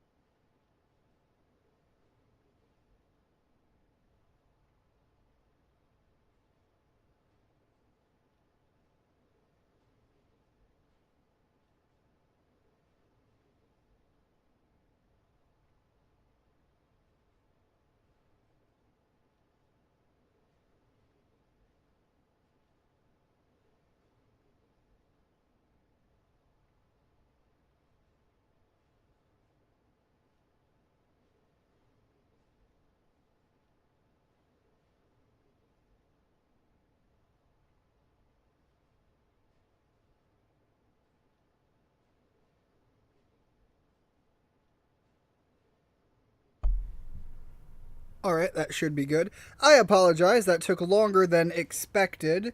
I immediately walked upstairs and my dogs had to, or were asking to step outside. And I love you guys, but I also love not cleaning up doggy messes. So that took a little bit of priority. So I do apologize for that. Uh-oh.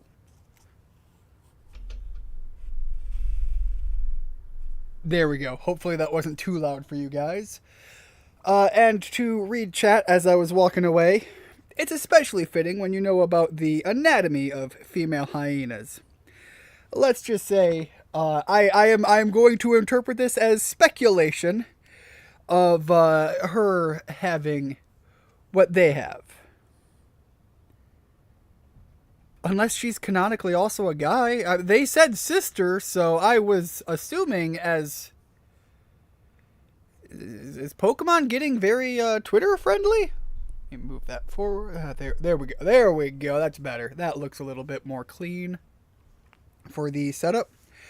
But yes, I am aware, and I was aware beforehand to this as well. But let's also say I am by no means ashamed to admit to being a man of... Whoa. There we go. Sorry, my pop filter just tried to like slam itself into my microphone.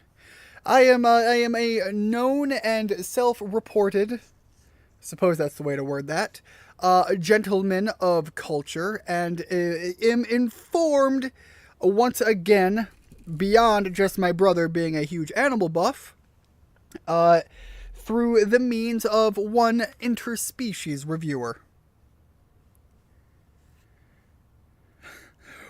We keep it in the family here in Kitakami. Sweet home Kitakami. I don't know why I went so high-pitched for that. I really shouldn't have, but, you know, it is what it is, and it has happened. It's a story of truths. A story that must never be told to the rest of the village. You must never speak of it to others.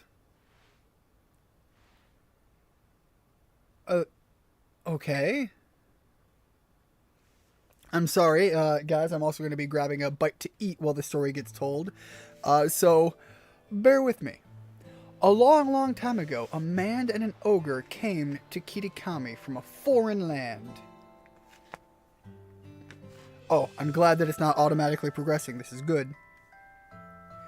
I was calling Carmen a dick. That's why I said... She is what they have. My bad. You're right. I misread. However, I am continuing down the avenue now because the idea is still quite funny. But you are correct. That is not what you said, and that was my misreading and my inability to look at words and interpret the actual meaning of the words typed before me.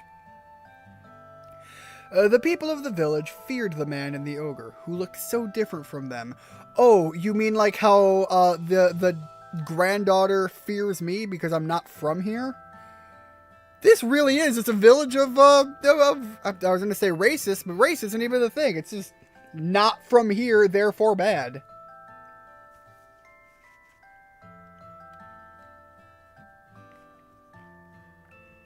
And so they refused to let the travelers come anywhere near the village. The man and the ogre were saddened that the villagers did not welcome them.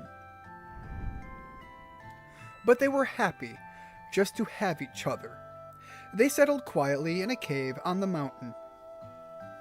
I will also say that unfortunately, YouTube's system, as far as what I'm able to read, constantly has a bubble floating over the last couple of words in every line of dialogue if it's the last thing entered. So I quite often have to do a little bit of interpreting on what's being said, and usually it's a lot easier than others.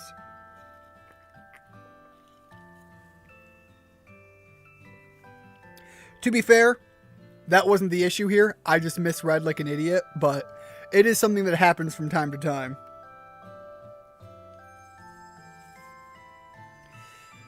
he made several masks for the man and the ogre. Oh, there was a lot of dialogue I missed. God damn it. Hold up. Wait. Maybe I can... There was only one villager who... No. Who pitied the two travelers. The village mask maker. There we go, I got it. The masks were brilliant works, adorned with gems the man brought from somewhere far away.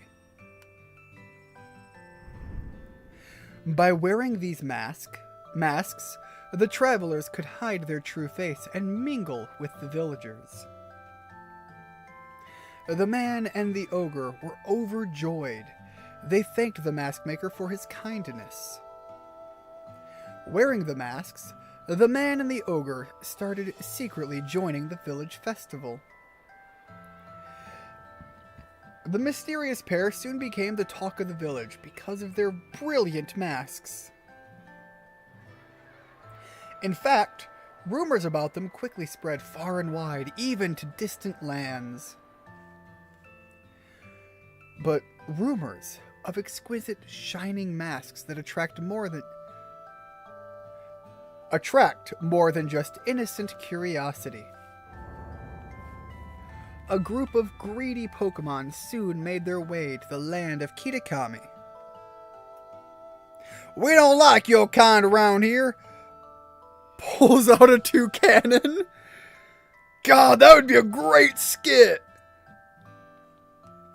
These Pokemon sneaked into the cave in which the man and the ogre lived,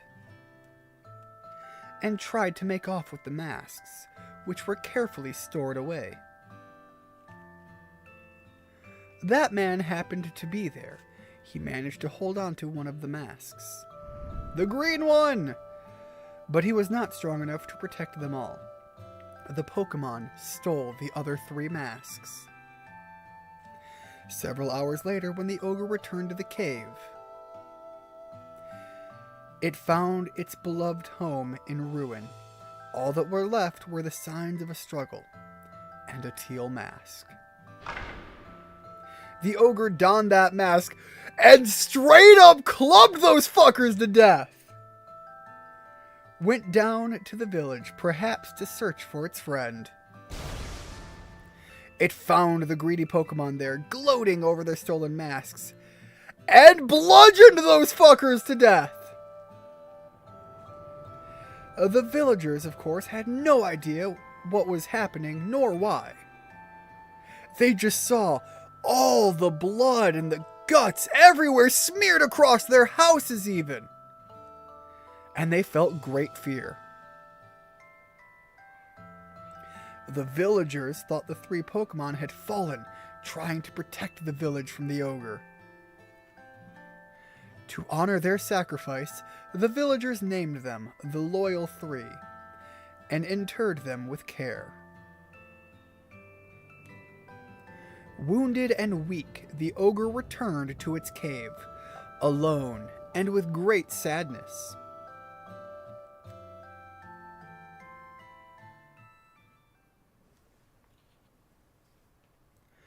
That's terrible.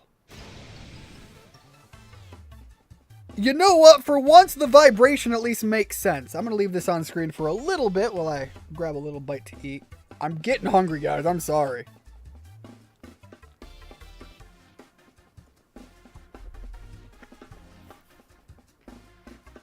For the record, this dinner I'm eating is my lunch, so I didn't eat lunch today.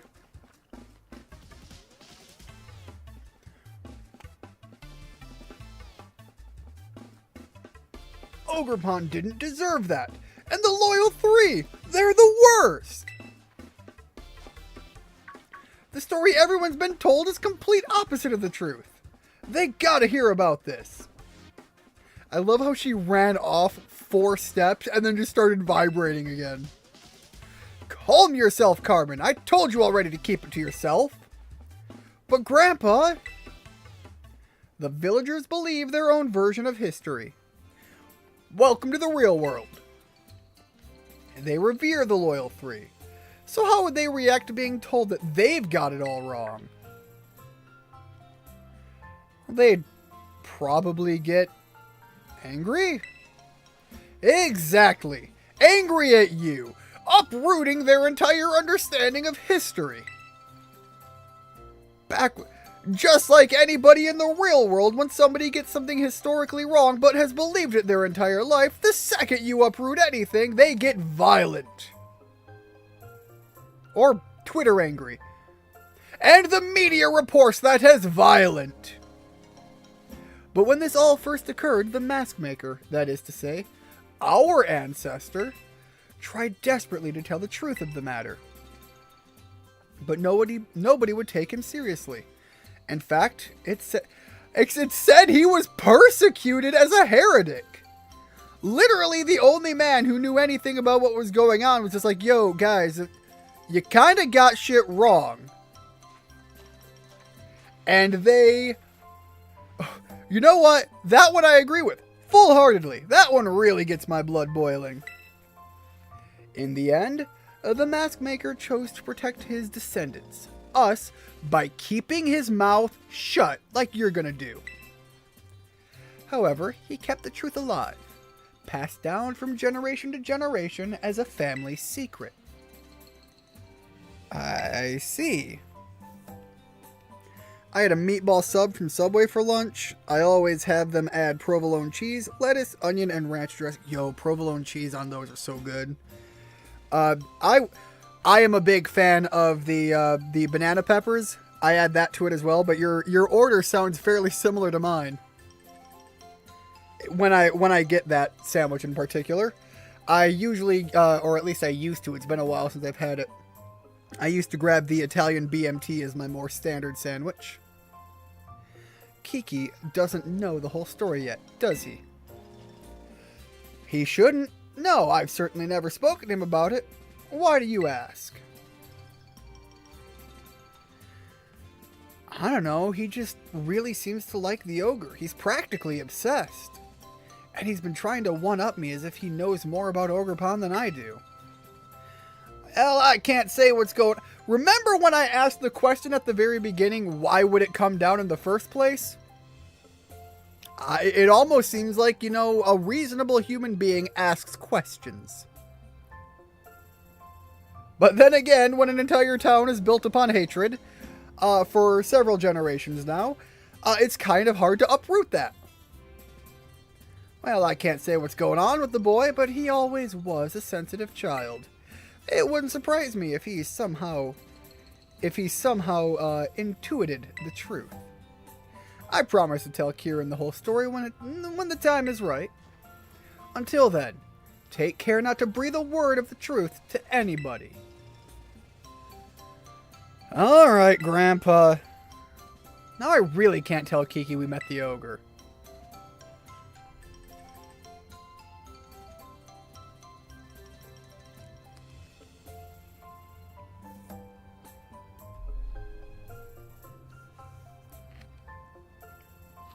About the mask you showed me. I noticed the jewel on its forehead was chipped. I might be able to fix it. Would you mind leaving the mask with me for a little while? Oh, maybe it got chipped when it fell down the stairs. Since Grandpa's offering, let's get it all nice and fixed up before we give it back to Ogre Pond.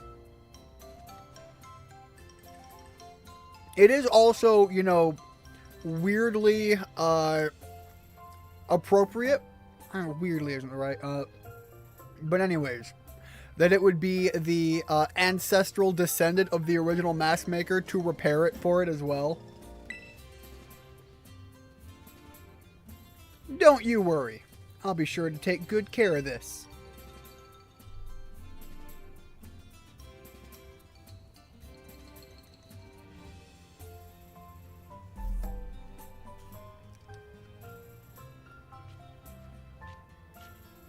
And he heard everything.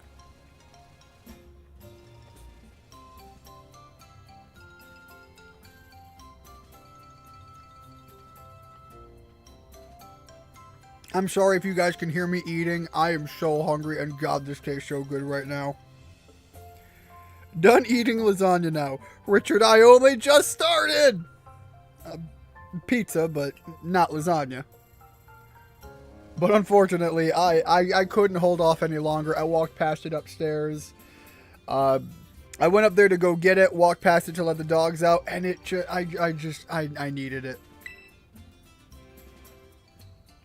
For now, we should carry on with this orienteering before Kiki gets suspicious. Oh, that's right, I need to have him in my picture, and he just walked off. I bet we'll find Kiki just killing time somewhere in town. I'm surprised you can even find Poochyena around there. I imagine they don't take too kindly to dark types either.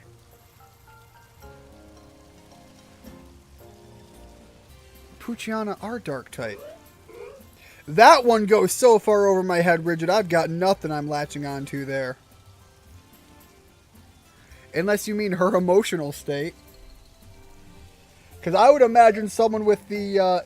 So Poochyena apparently are prone to being cowardice themselves. And with someone as potentially violently energetic as her, I'd imagine they'd be prone to being scared off.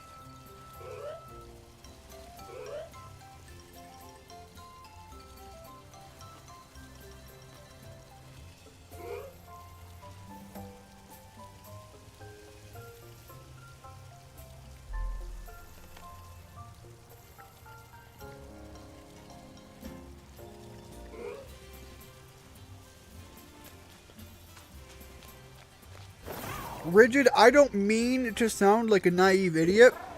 That actually went right over my head. Like, anyways, I got a comment from someone asking to use my lyrics for the Yu-Gi-Oh! Season 0 opening I did for a cover of theirs. Yo, congratulations! That's actually...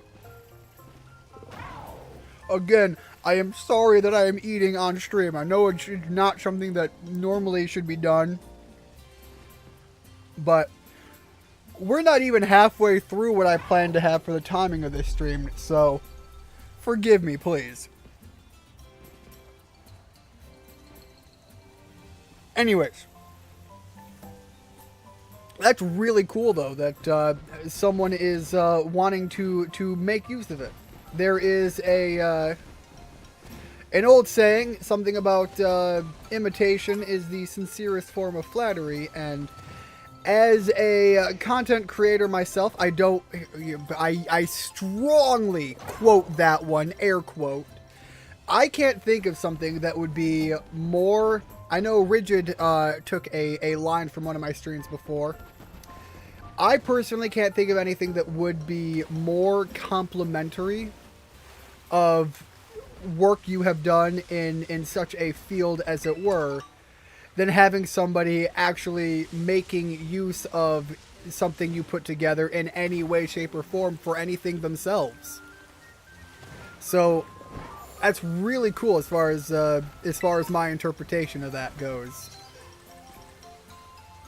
Oh, okay, so somewhere in... Oh, there he is.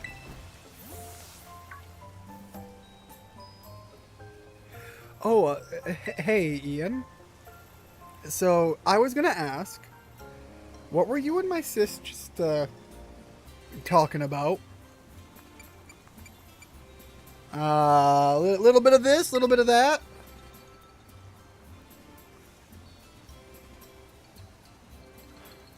Oh, do you have a... What is up with your neck? What is that? So, about those signs. The last one's a bit of a hike away. It's in the Paradise Barrens on the other side of Oni Mountain. We'll need to head over the mountain and down toward the northwest. You go on ahead. I'll catch up.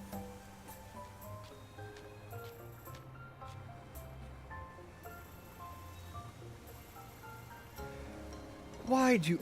I didn't lie! I said this and that! That could be anything! I specifically didn't lie. I omitted the truth because the game didn't give me the option to. But I have no reason to actually hold true to what they said.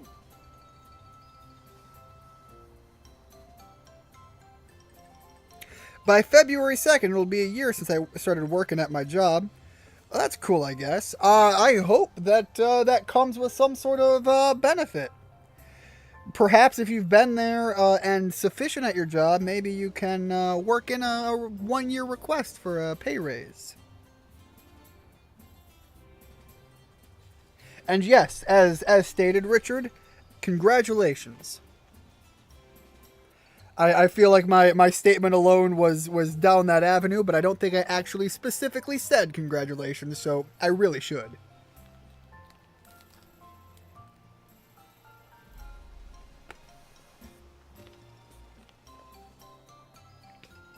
So, we have reached another milestone point in this game. I think it's about time we jump over and try one of the other games that I have loaded up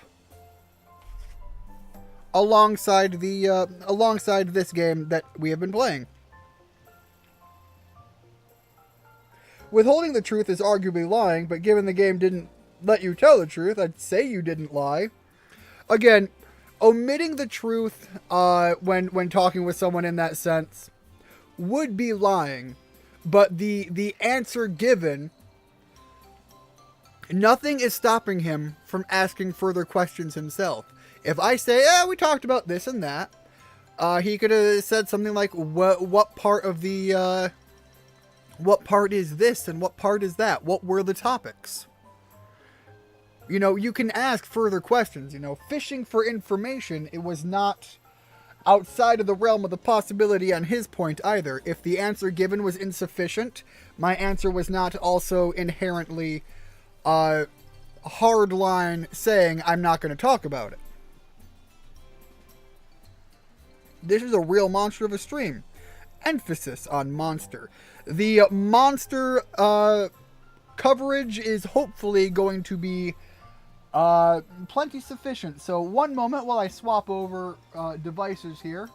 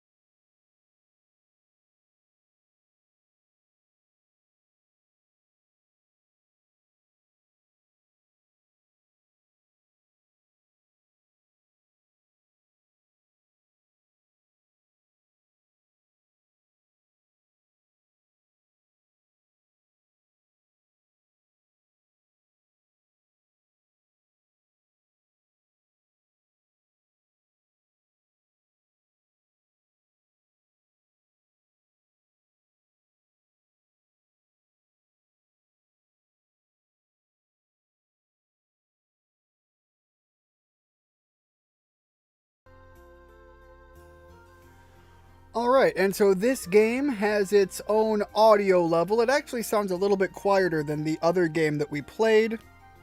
So if you guys want the audio pumped up at all, please let me know. I absolutely have no problem making the game a little bit louder. I do, however, have a problem with the fact that I have a bottle of water blocking half the screen. There we go.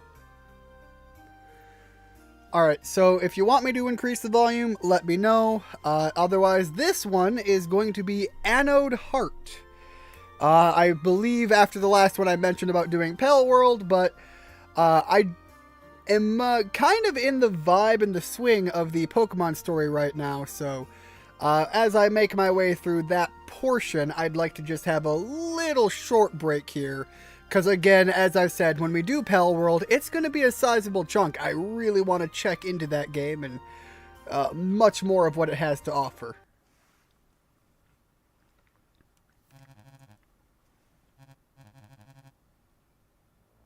This is it.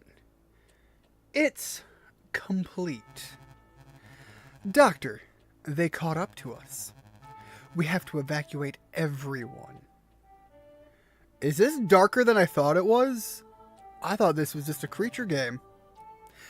So, our time is up. Save the two of them. I will stay behind. The must survive. The Anode Heart. Now, your journey begins. Seek. Seek the person? Like the name? Or seek like the action?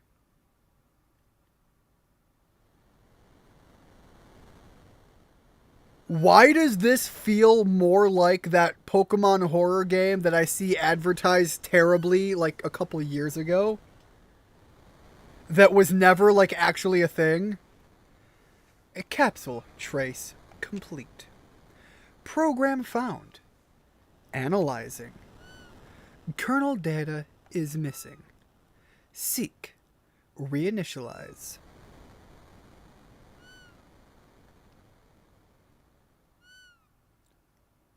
I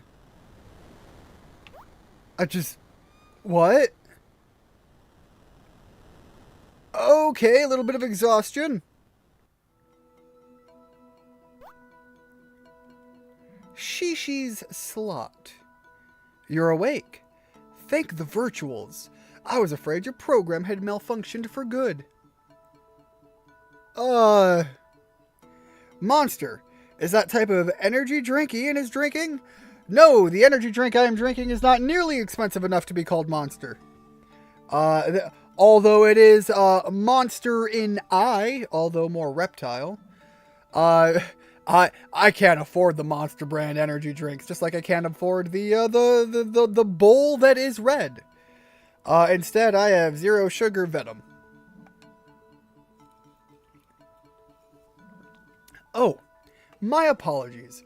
I should explain. You're inside my station in Kernel Dump. I am Shishi, the mechanic.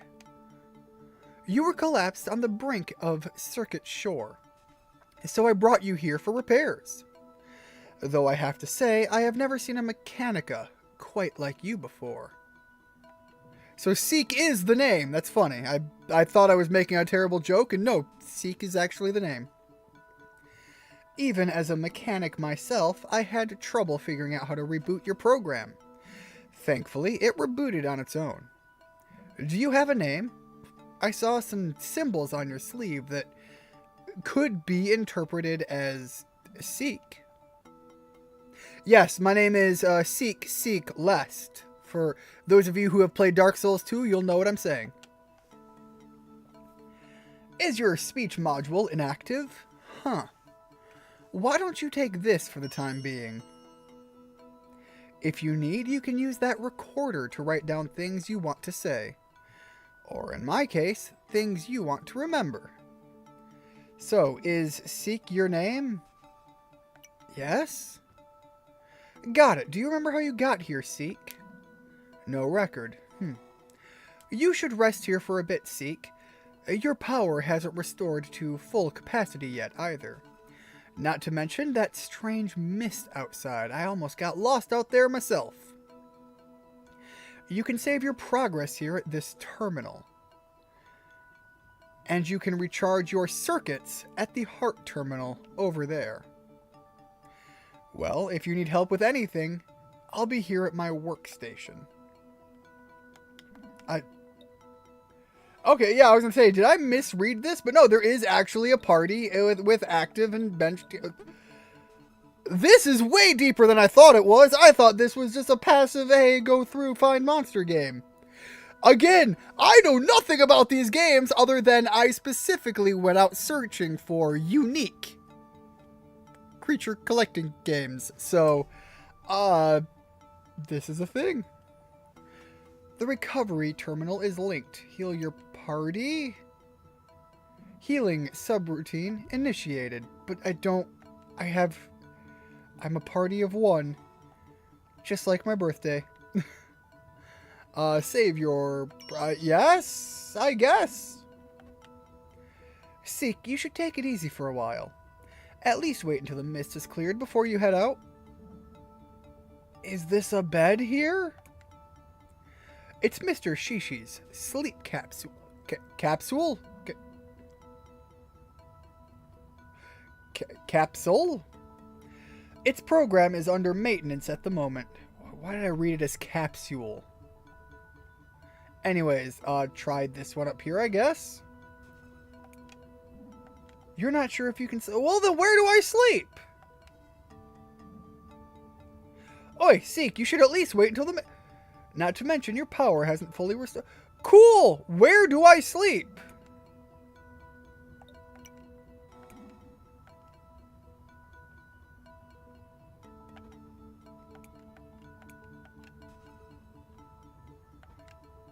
There are 3 eggs in very... Oh! Uh-oh! Okay. You definitely got the unique part right. I am wildly unsure where this is going. The prototype eggs! How did you do that? I've been trying to hatch them for months. Well, there's no time to marvel now. You'll have to link with the Tama that is about to hatch. I have never felt more connected with a character. I promise to explain all of it later, but please, you must get closer to the eggs now. I've set it up so that only one of those Tama will hatch, but you have to pick which one. Are you ready? Are you prepared to play God? Murder the other 2 children!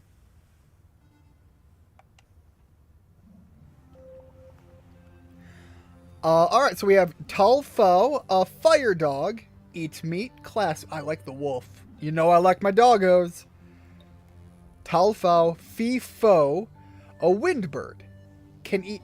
Oh, I actually have to specifically get food. Oh, it's like a little baby kobold! That's kind of adorable. An earth kobold Tama eats plants. Alright, so the fire dog is magic based, this one is physically strength based, and this one is more focused on magic and speed. I feel like one of these are the 2 that I should go with for knowing nothing about the game, because HP and strength is pretty good, and strength being at 85 is still pretty solid. If I'm interpreting these as classic game mechanics through like RPGs and things, wisdom would be tied to my defensive capabilities in response to magic. So I feel like the kobold is not a terrible one to go with. Gain 2 armor whenever your earth tech does damage. Again, armor sounds good. I think I'm going to take that one. My goodness, an actual Kobo! Do you want to give it a nickname, Seek? I am massively confused. No, what? This is incredible. I will have to analyze the data produced by this event thoroughly. Now that you have linked with this Tama, you'll have to be the one to take care of it.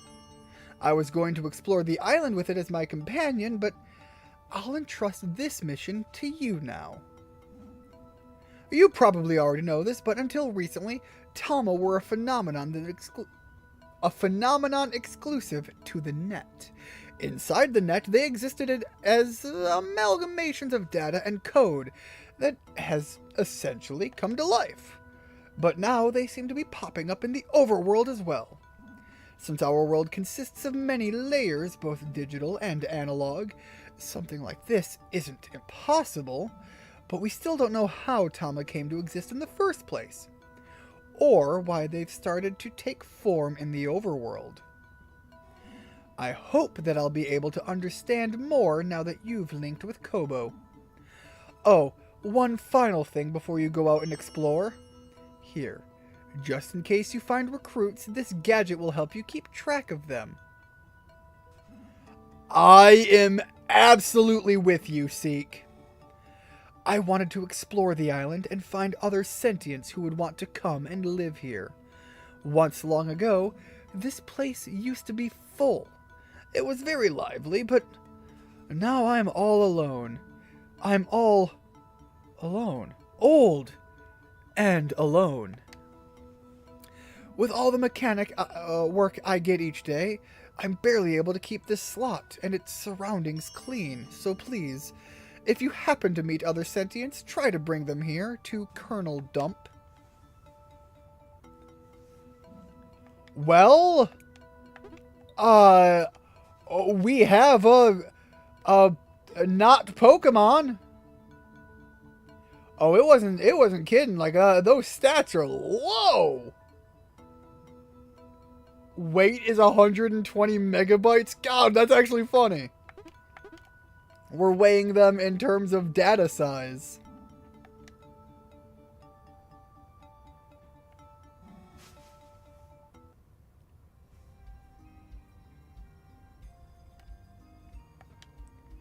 Ah, you must be the new resident Mr. Shishi talked about. I see you have a Tama as well. Mr. Shishi told us not to feed the wild Tama. Apparently they don't get hungry like sentients do, but they have the ability to eat things nonetheless. They even have a weight property. Truly strange creatures. This game is weird, like dreamlike weird. I'm not hating it, and I agree. It's got this this unique sense of feel to it. It does feel like there's some layer to this that is definitely being withheld. Hey, over here, Mr. Shishi just gave you a Tama, is that correct? If you want to learn a bit about it, come talk to... Tutorbot, Oh, you're the elder. Whoops. Mr. Shishi has given you a mission. You will try to find more residents. I will help you with that, youngin'. My motors have rusted away, so I can't really move no more, but I can browse the net for you if I can find any sentients around here. Now, give me a moment. I need to boot my modem up. My guy, that is going to take a long while. Hello, this is the training area. I can show you some combat basics on a dummy. Yes, please. I know nothing right now. Initiate lesson 1. Use your Tama to attack the dummy. Oh, this looks... Okay, so the layout looks kind of, sort of, maybe classic RPG-esque. But the field layout is weird, seeing it horizontally like this. It kind of gives me, again, we had this with the last game, an element of almost Monster Hunter-esque, not Monster Hunter, Monster Rancher-esque vibes. Tutorbot's design looks familiar, not gonna lie. Honestly, the dummy design looks kind of familiar too. I am wondering, actually, who's behind this game. Now that you say that, Bash. You can use text for as long as you have time points. Once you go over your remaining TP, it's your opponent's turn. Did I just get punched by a dummy? Each Tama has some default TP it starts with, indicated by these white brackets. The faster the Tama, the... Ooh! Okay, so speed is important. Because anytime you can move more in a game like this, that's kind of important. If I pass, do we get more TP next turn? No, so use your TP or you lose it.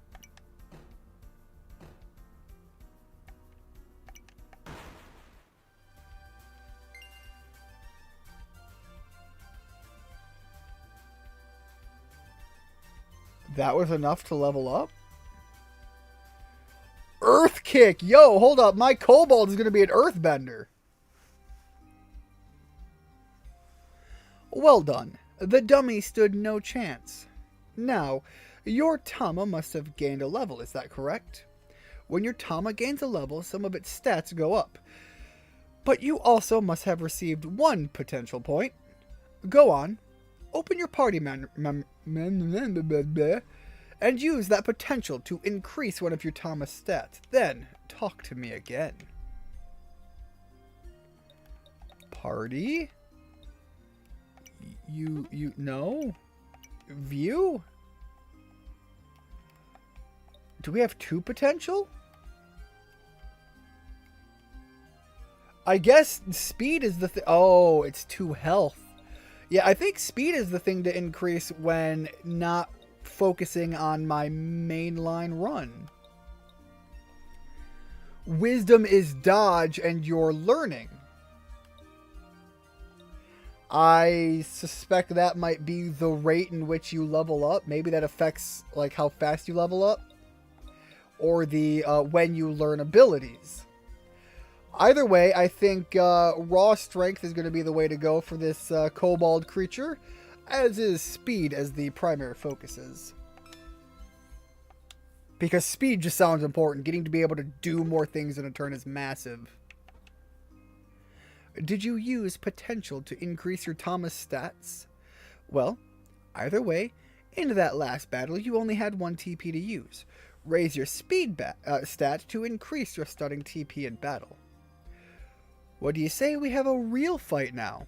Don't worry, I'll go easy on you. Okay. Oh, the little Kaiflu! Why is everybody starting with bats so far? With that said, bats are fun designs, so... Earth Kick takes 2. It's Earth, Brutal. But this is 1, and I could use it twice. Only has 9 health. Let's see if the Earth element does anything for the, I assume, flying typing. Okay, so it is times 2 damage. But that was still only 2 damage. Was that any more or better than Bash? I mean, Bash gives opportunity for criticals, so Bash seems pretty useful.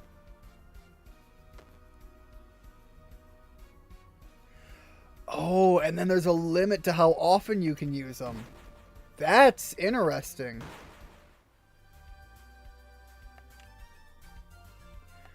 Earned again 200 bytes. Wow, you bested me. I think you noticed that some texts do double the normal damage to my Tama. You will see 2 times written next to the move as a sign of that. What that really means is that your move's element is strong against my Tama's element. So if I picked another Tama, would it be a different creature so that I would have the advantage to get that line of dialogue? This board next to me has a list of the strengths and we will figure those out as we go. I assume some of these are going to be more obvious than others. By the by, I have a little task for you before I teach you anything more advanced. Go outside into the wild, battle others, and raise your Tama to level 3, then come talk to me again. We also have a weird golf ball floating around us. Good for Herbivore Tama, which ours was, right? Heals 5 HP plus 1. Oh, they actually get fatter if you feed them. Is that going to be a thing that has good or bad connotations? Because if I think of it like a power level, having a higher megabyte count would be good. But if I think of it like a weight stat, like it lists itself as being, it's not necessarily so good. Your Tama rocks. It's one stone cold killer. Not afraid to fight dirty. Personally, it's probably down to earth. Probably listens to some very underground indie rock bands.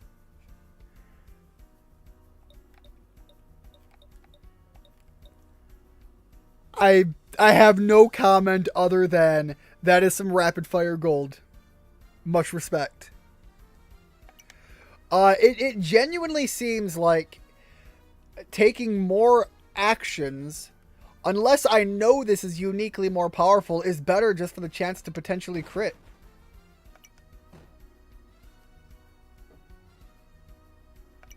Because even if I don't crit, which I am, a lot, which seems almost worrisome. 2 more potential.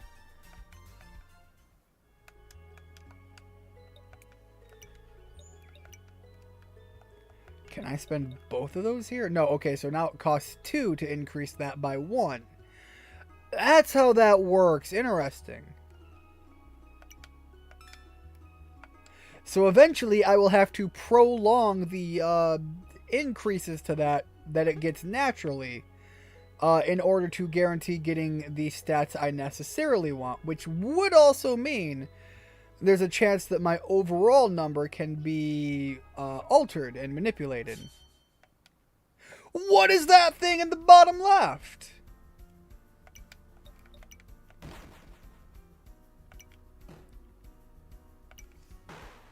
But now that I can attack 3 times, it's like I can walk through the enemies. I like this. Loved by bird-like Tama. Heals 5 HP, adds more weight. What are you? A Celephir with Fire Spit. Also higher level. Okay, let's see what the Earth Kick does now that we're stronger. Again, -4 damage. Whereas that's -2. So in total, I did -6. That's with that being 2 times damage. But it still costs 2. So if I bash, it's -1. But if I get a crit, I'm on par. That was the same amount of damage focusing on the Earth Kick.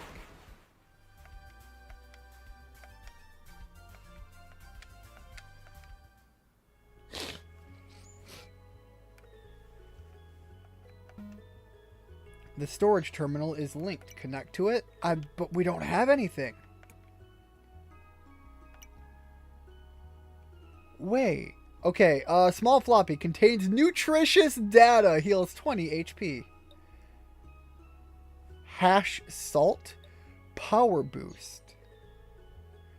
Gives a power boost when used in battle. God, this is interesting. Sometimes you might get ambushed by an enemy Tama. In that case, you'll only be able to use interrupt moves in your first turn. If your Tama doesn't have any interrupt moves, it will automatically pass its turn. Alright, let's get our way back and see, because there's got to be a way to catch new Tama.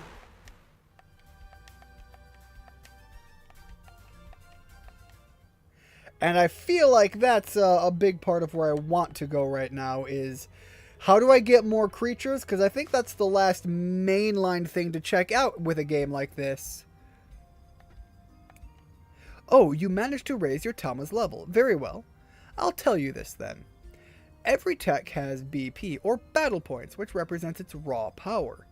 TP, or time points, which is its usage cost. And finally, CP, or combat points, which represents how many times you can use a tech without receiving return damage.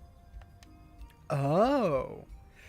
Tech power is amplified by your Tama's own strength stat or magic stat. If a tech's damage type is brutal, then your Tama's strength stat will amplify its power. Similarly, if a tech's damage type is magical, then your Tama's magic stat yada yada yada. I guess I'm ready for the rematch. Okay, so that's 4 uses of Bash. So, built off of this, I mean, why still not just 1, 2, 3? Why would I still not do that?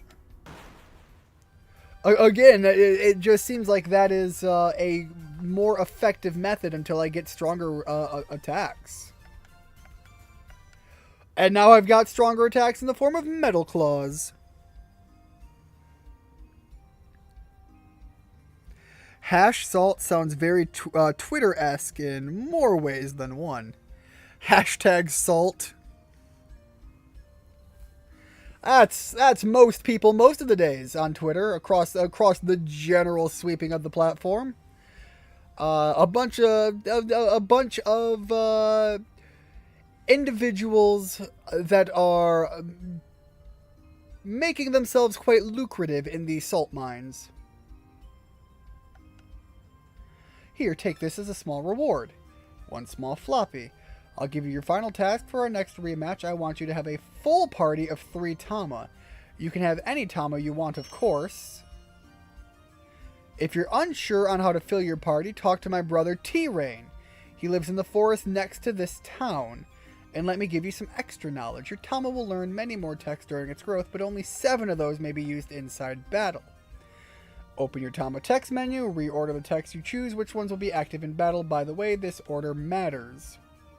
The last 3 texts in your active text list will have a TP penalty, meaning they have increased cost. Pay attention to that as well. So there is going to eventually be some strategy to even the layout of your moves for your creature, which is kind of cool. North Rainland, South Memory Lake, East Kernel Dump. So, north or south? Let's go north.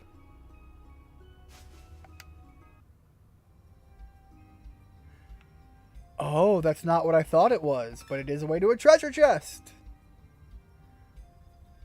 A consumable increases speed. Increasing speed. That's...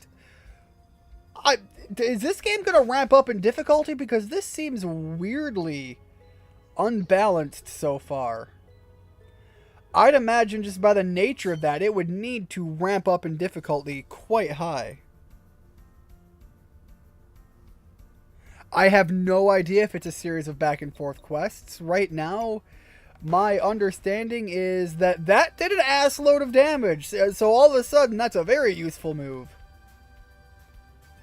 And it gives me armor.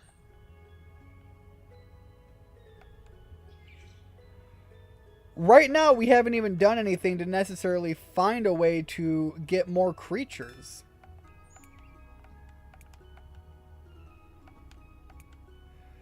TP 2000.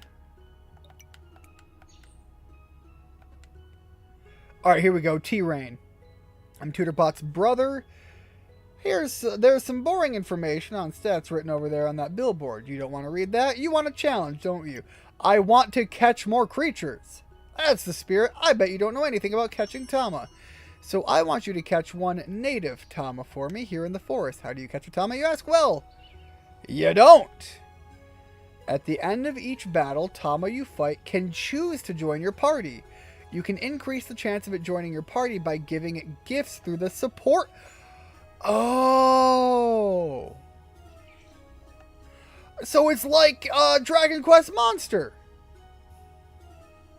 A Sapley's favorite item is acorn. Final tip, don't bother trying to catch a Tama that's a higher level than you. It'll almost always reject your gifts. Alright, you should be ready to catch some Tama now. God, I want one of those guys down there. But let's try this one. It dropped a nut. So if I go to the support and I grab an acorn, I can gift the acorn right out of the bat. Can I do it more than once? Oh, I can just keep going. Awesome. So that's 2 acorns and a metal claw.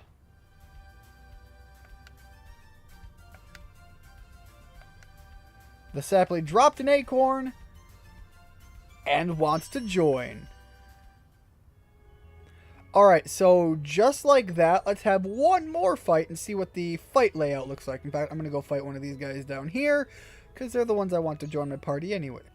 What are you? You're level 4, so I can't even get you, but I want you. Alright, so here we have the active Pokemon, essentially. Let me gift the Lava Rock, I assume. And then, yeah, I could switch with them or another one that I have in the party, which is not the bench, because they kind of emphasize that there's a difference. Alright, so that does less damage, but it also gives me armor.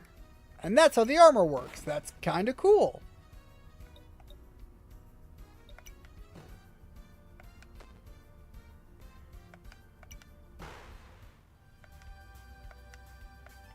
Alright, and then experience share is on by default, essentially.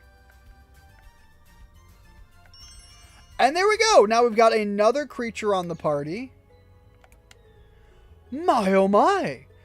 Another sentient roaming through the forests! Lucky you! You get to walk around and have fun. Meanwhile, I'm stuck in this receptacle. But hey! I can't stay mad at you for long, for I too will soon have enough credibits to get a mobile body. Call 155 lucky now to win the Ziggurat Grand Prize limited offer. My apologies for interrupting the scheduled program. I have no control over ads. Oh, hey, I just thought of something. I'll heal your party for a small fee. I really need those credit bits, so please? Come use my healing services at any time. And this is where I saved, right?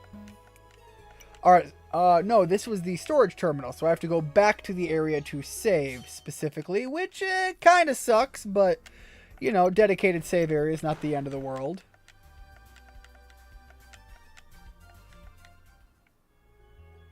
So, fighting monsters will give me items, picking up items gives me items, using items on monsters is how I convince them to join me, and that's how I build out my party overall. It kind of is Dragon Quest Monsters in that sense. And what I saw in the original page of this implies, I don't know if it's true or not, or valid, or if my understanding is correct, but it implies that these creatures, much like Pokemon, can actually grow and evolve as well, which is a cool added layer. But I genuinely think this is a fairly decent startup to a game like this, and honestly, if I didn't already have so much on my plate, this, unlike Disc Beast, this would be a game I could see kind of justifying a full playthrough of. There really feels like there's more to the underlayer of this, and it seems like it's not really so much a fetch quest as it is go out there, the world is your oyster, but if you want to learn to play, here's how you do it. Come to think of it, Yokai Watch had a similar catching mechanic. Yokai Watch, I never played, but I did watch someone play a little bit of the first one, and legitimately, it looked pretty decent. Now, 1 minute while I wrap this game up.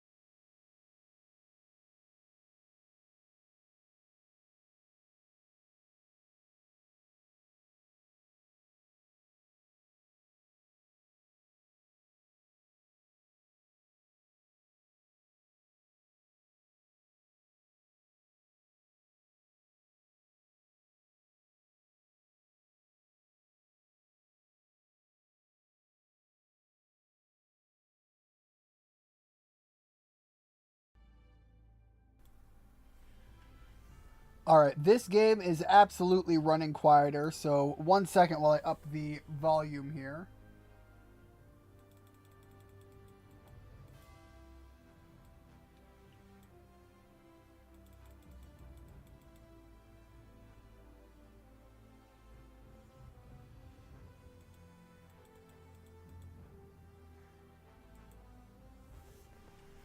Alright, that actually still looks fairly quiet. Can you guys hear the audio? The game is definitely quieter than the other ones so far.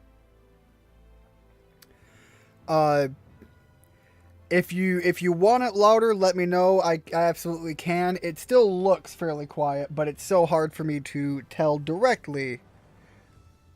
There should be some game music, by the way. Just so you guys know what you're trying to listen for.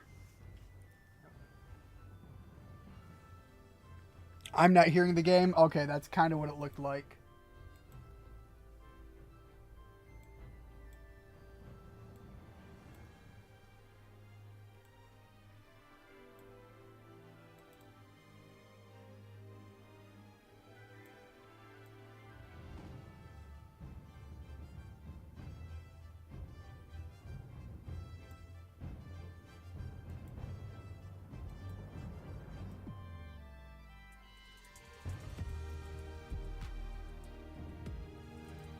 Alright, let's see how that goes. Again, I don't know if the game's music is supposed to be this quiet. Let me check this out here. Maybe.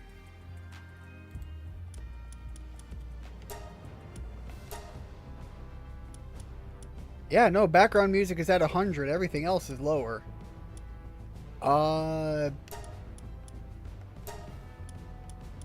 Are you guys able to hear the sound effects as they play? Because again, if the background music is that much quieter, maybe it's supposed to be.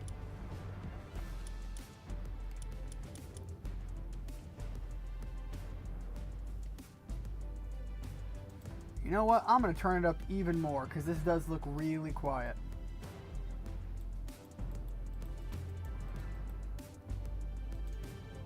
Alright, I'm going to leave it there for a second. We're going to start the game and we're going to see what happens. We'll see if it needs to go even louder. Because at this point, I'm not sure. There we go. Alright, so my entire understanding of this game going in is very minimal. There is one thing I looked into, and that is the understanding of the difficulty slider. There is a lot to the to the custom difficulty if I want to go down that avenue, but from everything I saw from the people talking about this game that had pre-release and older versions of this that they were able to play with, a lot of people have been saying that essentially the primary difference between the easy, normal, and hard is not so much, although yes, the fights are shorter in the idea of there's you take less damage, you give more damage, traditional, but it sounds like that's not even where the bulk of the curve comes from, and that the primary difference is in your need to heavily grind. The way I've had it explained to me is if you are going to play this on hard, as I understand it, you seriously need to make this game your dedicated game to be playing. Because this is kind of where you're going to have to be sinking a lot of time. Whereas casual is going to give people like me that are not very good in survival games. I'm not very good at them. I don't play them very often. They are not strong within my skill set. But I like creature collecting games, and I love the idea of giving a Pikachu a machine gun. So, from what I understand, if someone like me were to come into this game, people are saying, don't feel ashamed to play it on the easiest mode. I'm not going to feel shame because you guys know I don't feel shame in the first place. But that is my understanding of why it's not the end of the world for me to, for dabbling purposes, play a casual game. And honestly, I have no idea how the multiplayer functions, but if this is a game that's particularly great and something worth opening up, I genuinely wouldn't mind playing this with people online. But I'm starting with it there, and we are going to hop in.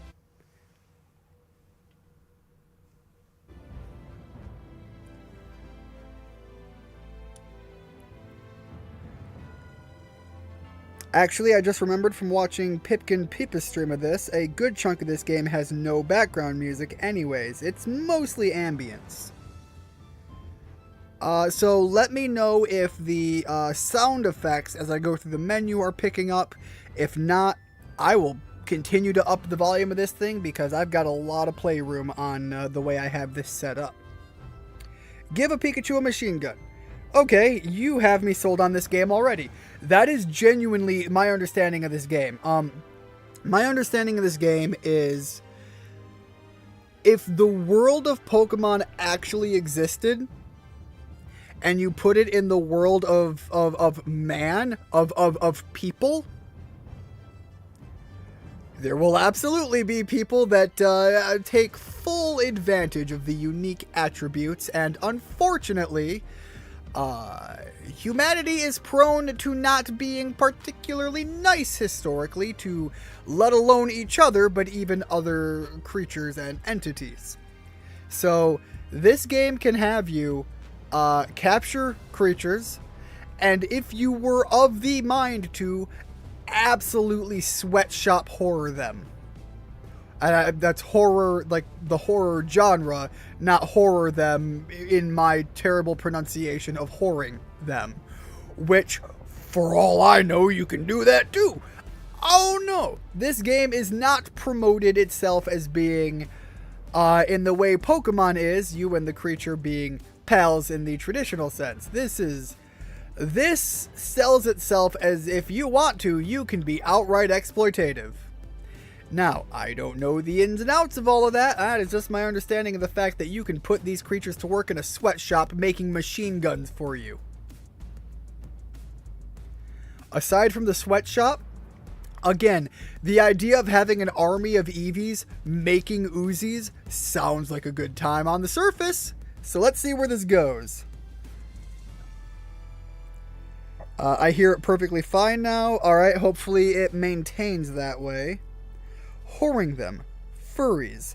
Okay, you have us sold on this game already.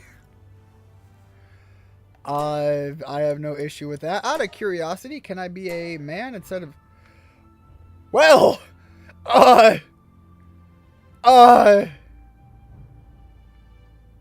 You know what? We're going with it, but let's see if I can change that face up. Can I... Oh, there we go. Get... God?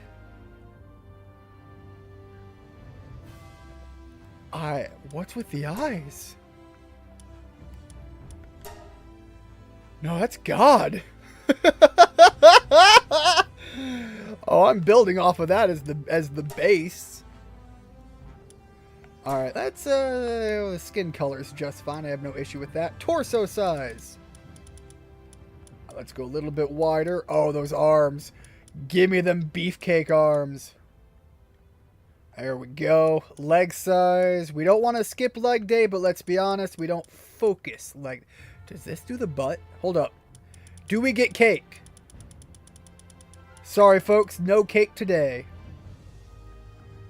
Yeah, let's put that down to 52. Yeah, no, 52 is okay. There we go. That's a little bit more beefed out. I like that. But the eyes. I'm not going to lie. Like, I like the God eyes, but we are gonna humanify this thing. And I mean, Pokemon tells me, apparently those are human eyes. We saw that lady.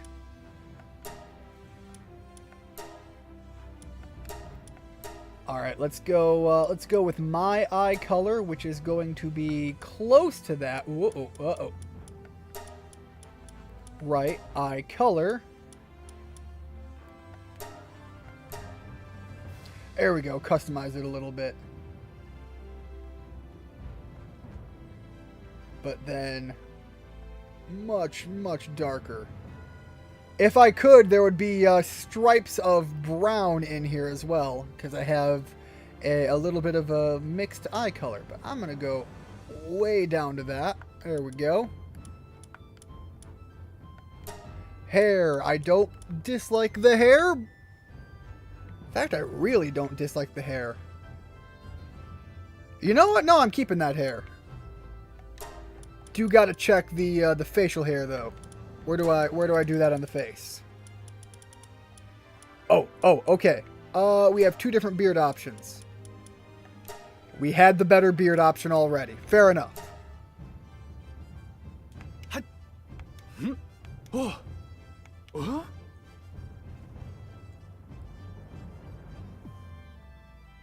Let me know if you guys can hear this voice. Yeah! I am showing that it is audible, but I don't know how loud it is as audibility goes. Yeah! Yeah. Alright, so I'm going to go all the way into this. So we're going to go all the way into the deeper end. And, you know what? You know what? Aside from the fact that my arms are a little bigger, it's not too far from accuracy. I've got a little bit more color in my hair, but I still like that. Whoa! I accidentally hit X and it went random, and my god, that terrified me. That was almost a nightmare. Okay, let's go back to 52. I don't remember what that was. 60 looks okay. 35? Let's 58. Sure. That was almost hilariously bad, though.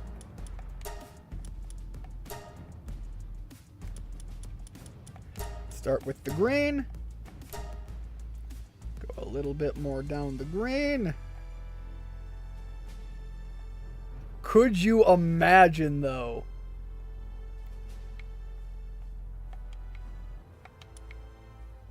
Sure. Hair is good. All of that is good. Voice is good. There we go. Good enough. Character went from 100 to 2,000 insanely quick. Chicken!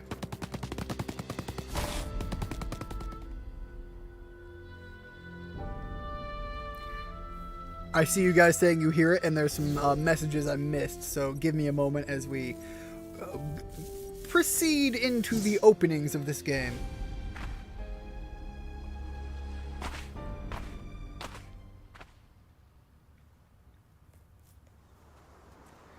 Alright.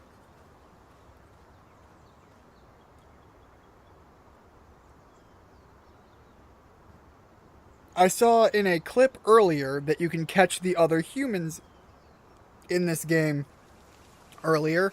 I don't know if that's intentional or not, but that's pretty funny in a twisted sort of way.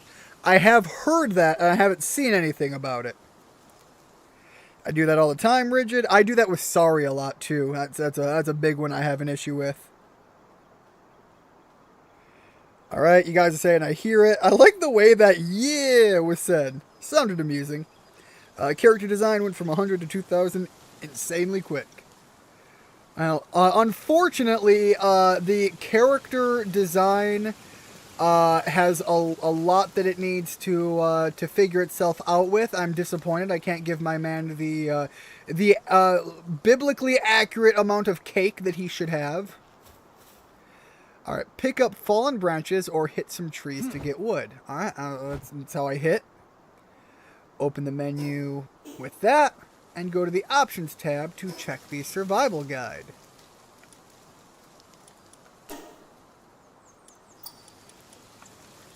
Okay, well I did that. Open the Build menu and select Primitive Workbench and set the build location. I'm not sure I want to do that immediately. Open the technology screen from the menu and unlock Pell Sphere. Technology. Oh, okay, so we need wood, we need stone, and we need Peldium Fragment.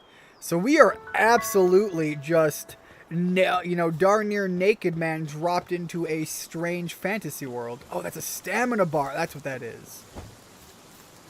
Well, if Minecraft has taught me anything, first things first, go punch a tree.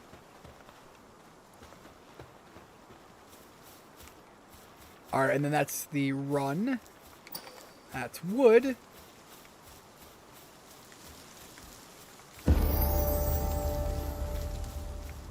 I feel like I'm going to get stat points a lot. More wood. More rock. Give me more rock. And food. Food is going to be important. So let's grab a lot of food. And then we'll take a look at our inventory in a second. Ooh, hold up. Peldium Fragment. Those are important. Alright. we're not doing the build menu. In here, go to technology. I need more stones for an axe. We could do... Alright, let's... was it the Palsphere I needed? Yes, it is. Palsphere. Got it. And while I am here, it feels like I really should go find some more stone. Because that axe is calling my name. Could make a pickaxe and mine stone that way, but that would be the productive way to do things.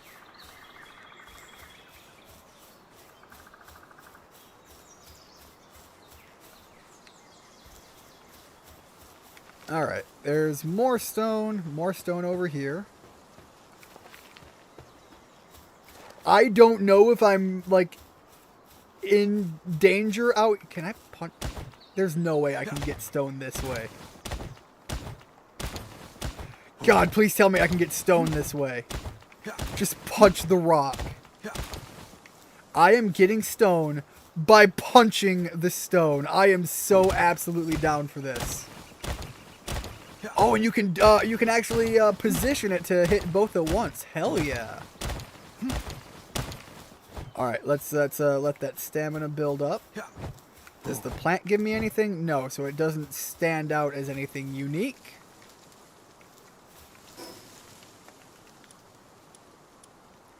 Off of here, I want the axe. How do I need this first?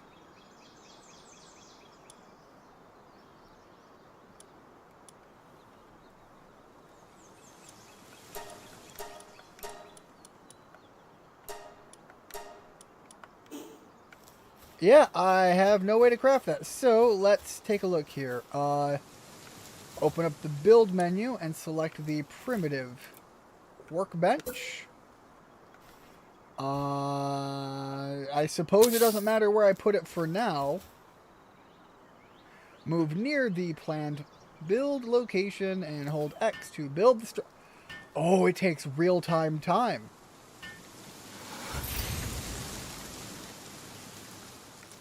Craft a Palsphere.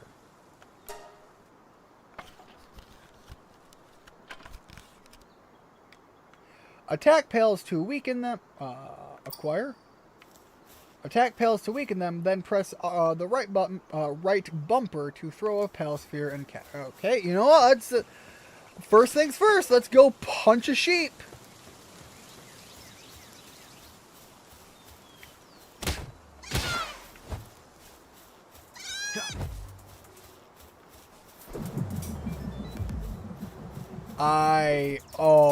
I need to fix that. All right, hold up. Okay, I need to finish this first, and then I really need to increase this. There we go.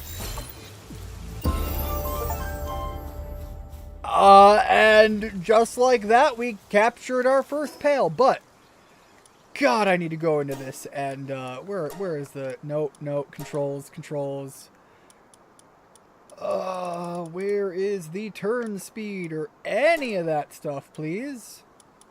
There we go. Aim sensitivity. Let's go up to like a 0.5. The dead zone.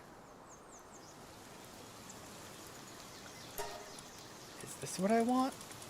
Because that was really low. Let's try that at like a 3.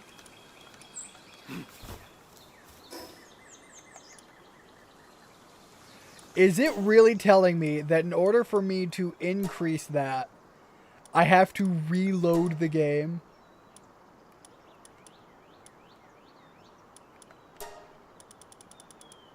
There is no way that's actually what they're telling me, right?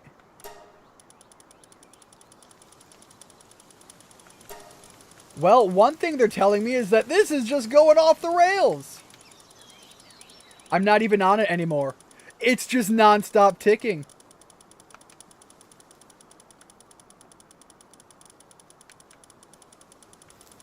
It's just going.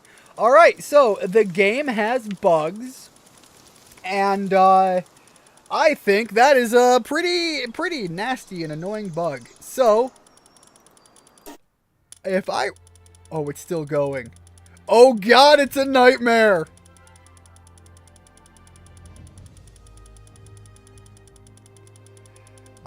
So, guys, 1 minute while I...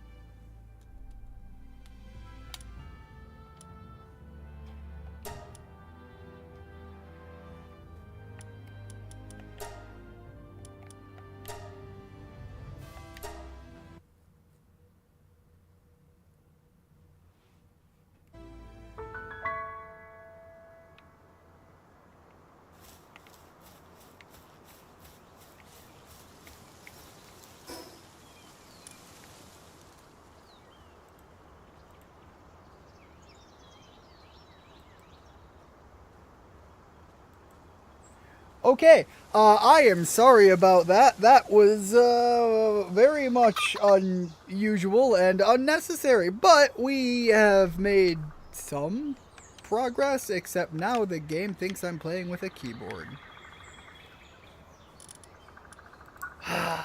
Return to title.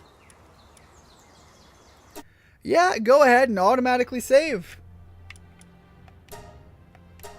Let's try this once more. It still recognizes my controller very clearly, because, yeah, there we go. Now, what are you? Okay, now, I have some chats to catch up on. I do that with sorry a lot. Ian is Canadian convert. I also do that with fuck you a lot, so, I'm in the middle somewhere. Welcome to being, from Michigan. In between the bulk of America and Canada. One of the few places we can go south and still end up in Canada. And be from America. Speaking of pickaxe, I remember Super Minecraft Kid played Terraria. And the thing that made him start screaming that it was a Minecraft riff-off was that it had a pickaxe in it. Lovely. It got too sensitive. It just kept going. It didn't stop. That is some Twitter levels of sensitivity right there. So sensitive that the air is playing the game for you. Darn near naked man walks into a fantasy world. Nah, it's just Florida. You know what? You're not wrong. Darn near naked man walks into the wilderness, punches a sheep, and recruits it to fight for him. You are absolutely right. This is just a Florida man simulator. Alright, go to tech. Okay. Go to technologies. They want me to get the PAL box, which is that.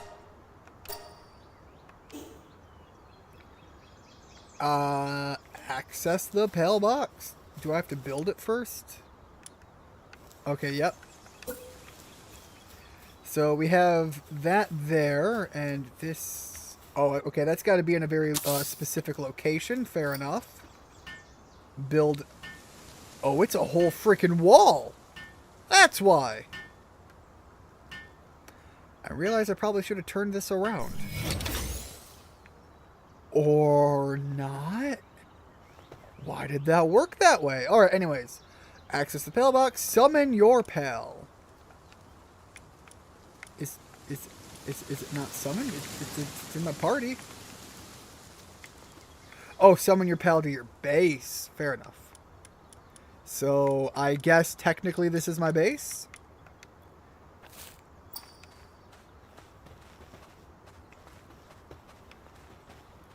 Open up your inventory, press Y to consume food, and stave off hunger. Well, we've got some red berries. Oh god, I'm half starving already. Man, this is going to be a long-winded thing. Capture 5 lamb balls and earn an EXP bonus. You just leveled up, open up your inventory, and strengthen your stats.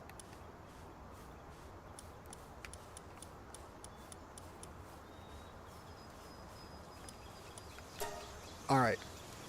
I mean, the work speed, unless weight is my carry weight, but I'm going to go with work speed first. That seems pretty important. The faster I can work, the faster we can get to more important things. Pals without a bed will... Oh, so you actually do have to treat them decently well. That's a fun thing to realize. Capture 5 lamb balls. Increase your player level by capturing 30. Holy cow. It really wants you to take off and just be like, no, capture everything. And build up your base. Fair enough. So, I'm going to grab some more wood. I probably should actually, hold up, select recipe. I need more wood than I do need stone. I want to get the pickaxe and the regular axe. So wood is the bulk of what I need. And there's a dodge roll.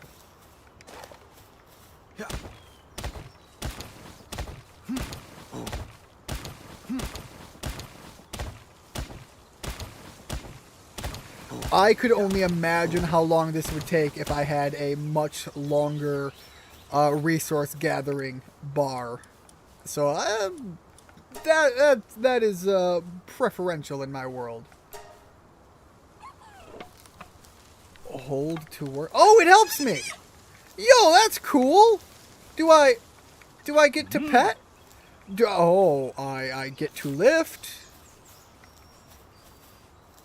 But I mean, I could lift in the real world.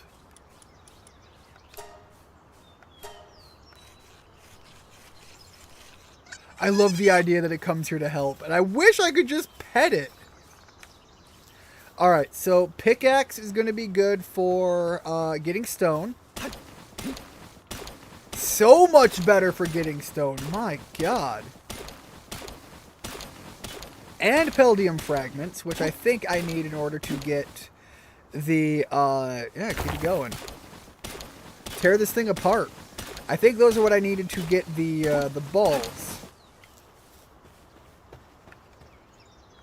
Uh-oh. There we go. Switch over to the axe. Just keep going to town. Wood, fiber. Alright, I'm getting pretty full up, so... Let's head back over here. Yes, and in fact, make the max. Start the production.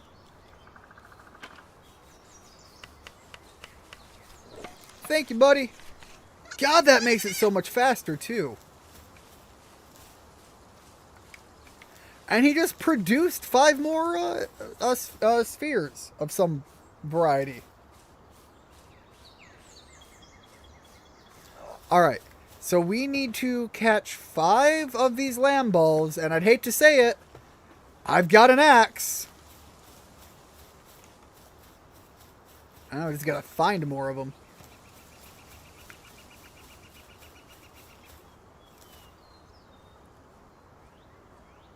That man looks terrified of something. We got a bunch of these chickens, but no more woolly boys.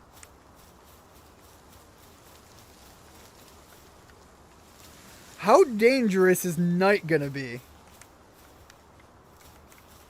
Because it feels like these survival games can be indecisive on how dangerous they want the night to feel.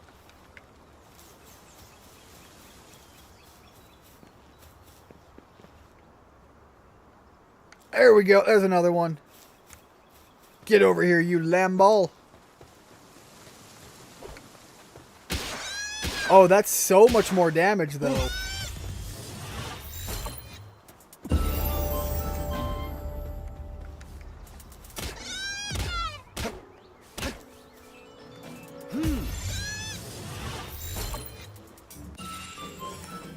Alright, that's 3. I'm mildly concerned that I'm swiping at these guys with an axe. I'm getting lamb ball mutton. What was that? Oh, but also I'm actively getting the creature too. As I understand it, you can in fact eat your pals in this game too, which is a little unsettling, but kind of what it's building itself to be.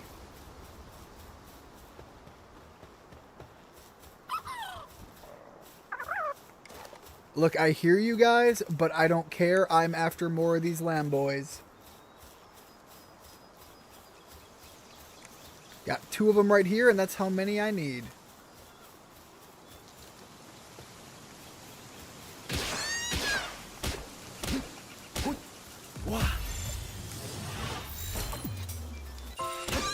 I'm not even sure if I have to hit these guys this much, but I am. Alright, let's get back to base. This game feels like it is going to be massively in-depth.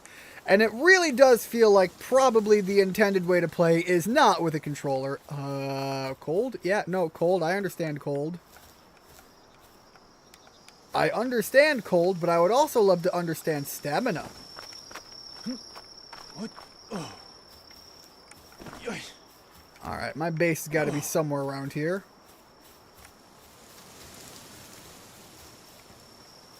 Alright, no here. I have 5. Now what do I do with them? Increase your player level, capturing up to 30 pals. Build your base up. Challenge the boss at Rhine Syndicate at Syndicate's Tower. Make sure your pals and equipment are in top condition. Can I put more at the base? Or do they just go in here?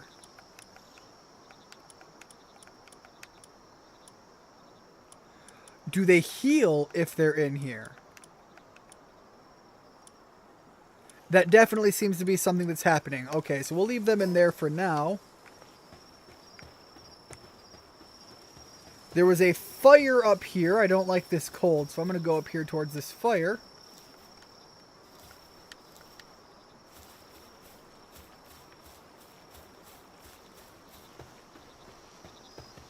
Is this not fire?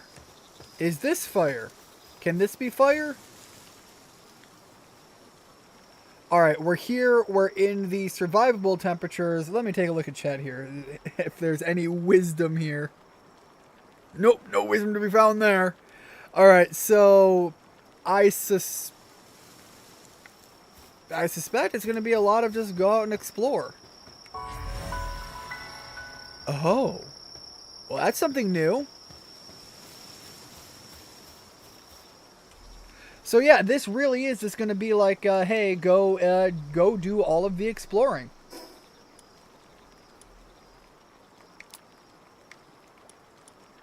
Wait, no, wait, hold on. Which one was the eat? Which one was the eat? Y to eat, thank you.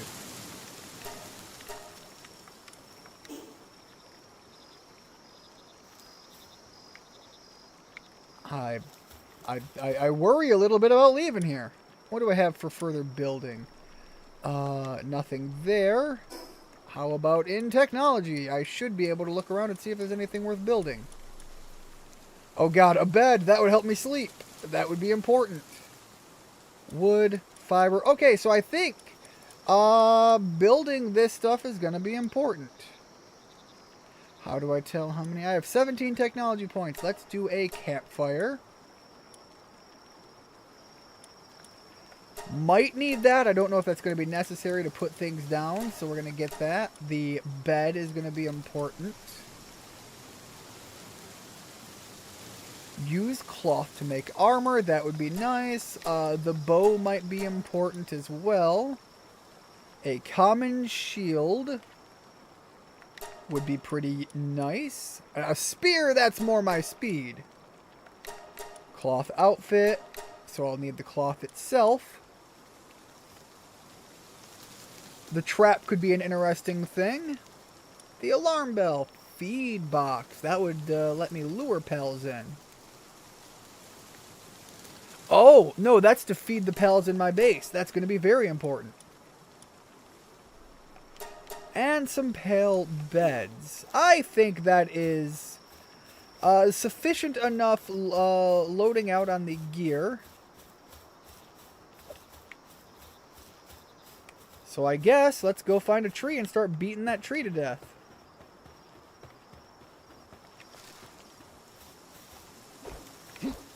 Oh god, I can't see anything. There we go.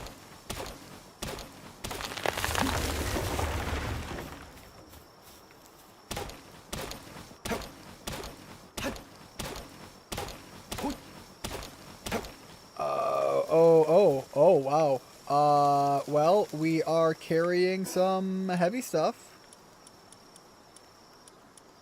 I really should have built that box. Yeah, we'll drop those. That puts me at the decent enough speed to get over here. Really should have built that box. Damn. I need as many of these as I can get, which is just one, I guess.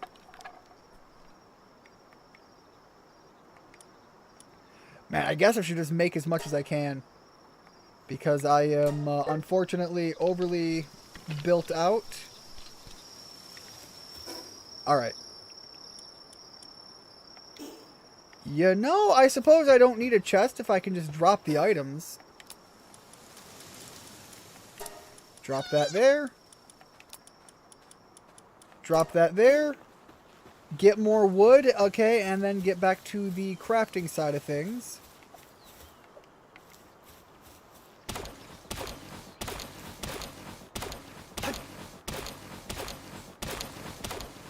Did I mention that I don't normally play survival games? I'm sure no one would ever have believed me when I said that, and if they didn't now, they probably do now. Alright, I am very heavy, but is it too heavy to even move? Unfortunately. Let's grab half of that, drop it on the floor.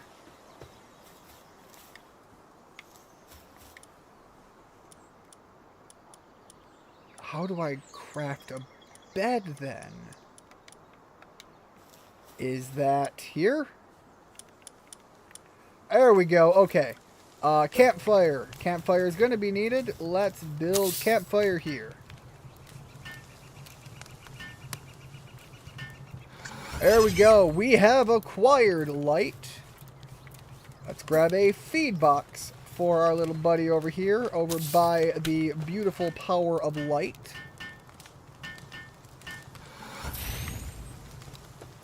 Okay, now I'm starting to kind of figure some stuff out. I'm more worried about the pal first, so. Oh, wow, that'll work. Pal bed. He can build that out. Insufficient material. Need wood. Have fiber. Have wool. There's wood. Select recipe. No, we have wool, so I don't need that.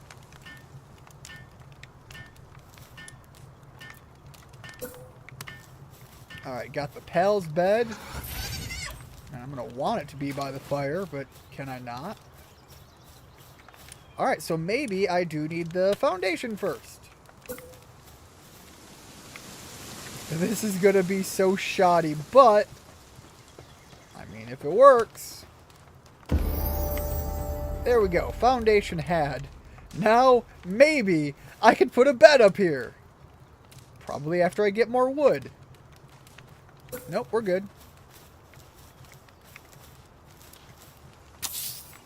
There we go. My housemate is wanting to play some video games with me, and that doesn't happen too often, so I'm going to head out to spend some time with him. By all means, Richard, hopefully you guys have a good one.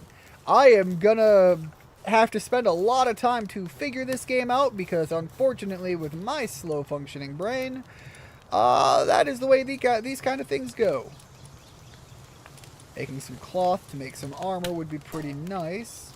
Says I need 2. Oh, says I need 2, so let's make 2.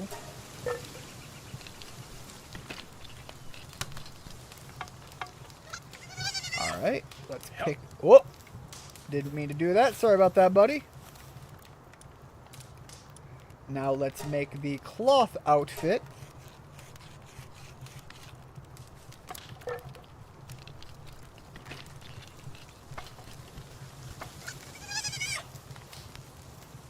Oh, we got somebody getting a little hey, how do where is club? Give me club. Give club. Boy, I'm gonna get you out of here. Get off of my property. No, you ain't going nowhere. Get back here. Boy, you done thought.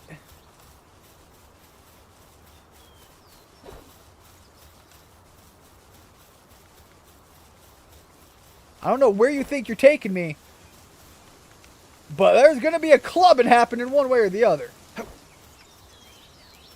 You know what? There's not going to be a clubbing happening. You can get going. Get out of here.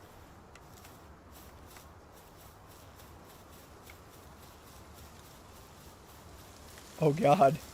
I went farther than I thought. What?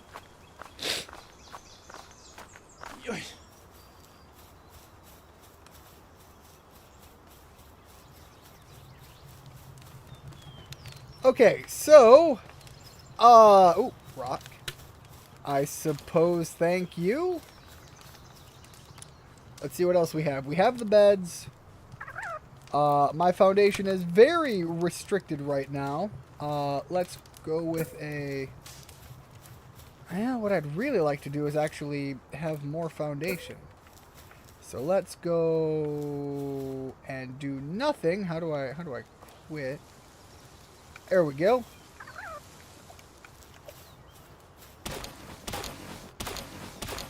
Get rid of this tree and then I'll drop the wood on the ground. But I want to get this tree out of here for me to put the other item down.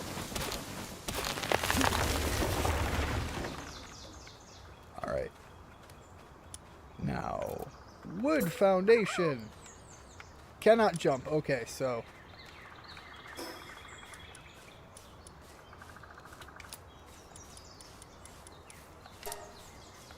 Fair enough.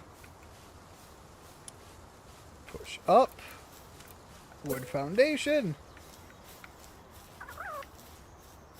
Okay, hold on. Wait a second. Is it really not letting me build there because that item is there, or is it something else? Because it was good to go earlier. So yeah, that was the entire reason.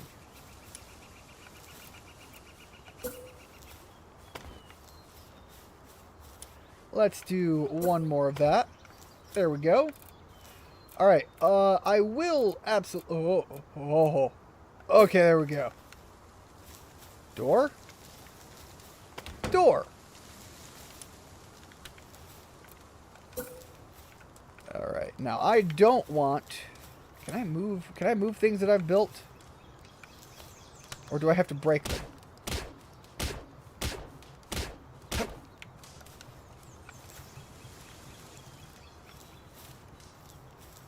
I cannot use a bed without a roof. Cool, but fine. No, I'm breaking it. You don't seem like you're willing to let me, like, move it. Wait. No. Yeah, no, there's just, there's a lot of nothing I can do here. So break it I shall. I could put more foundations around, but I've put other things down. And if it's not going to let me move things, it's not going to let me move them. Unfortunately, the limits of me not knowing what the hell I'm looking at.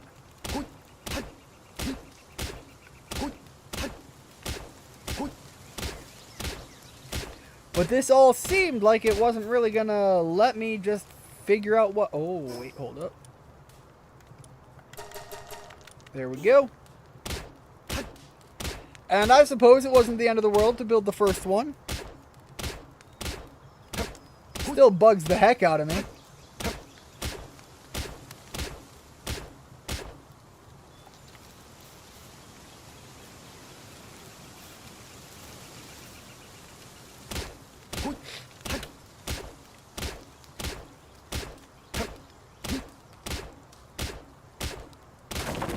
There we go, and it's gone. God, get out of here. Alright, so I should probably build out all of this first. Oh, nope. No, no, no. No.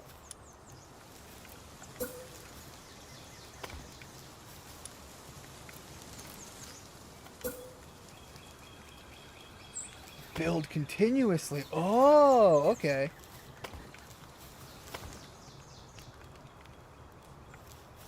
Do I need more wood? Or do I need to cut down... Yeah, I think I need to cut down the tree.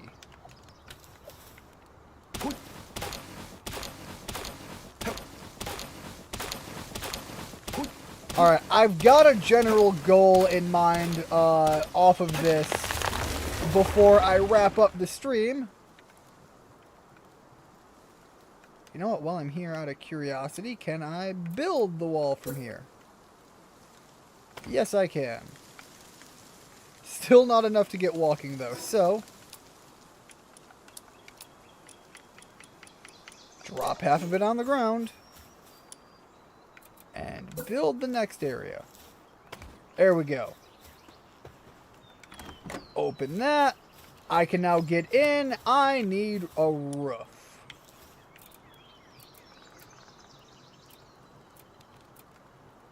Suppose the default will my brain. Roof is what I want.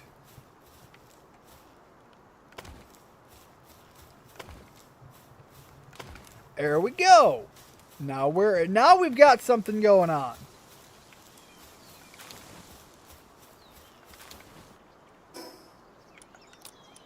Still don't need that much wood or that much stone. There we go. Let me make it all the way. I am gonna have a good night's sleep before I wrap this up. And it's not going to be done through that menu.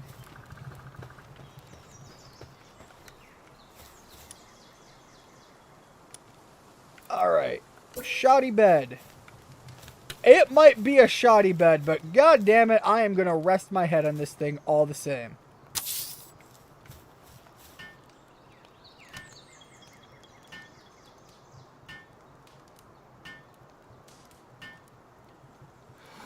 There we go.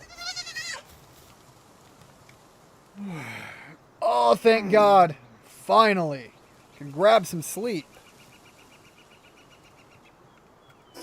With that said, that is my initial look at Palworld.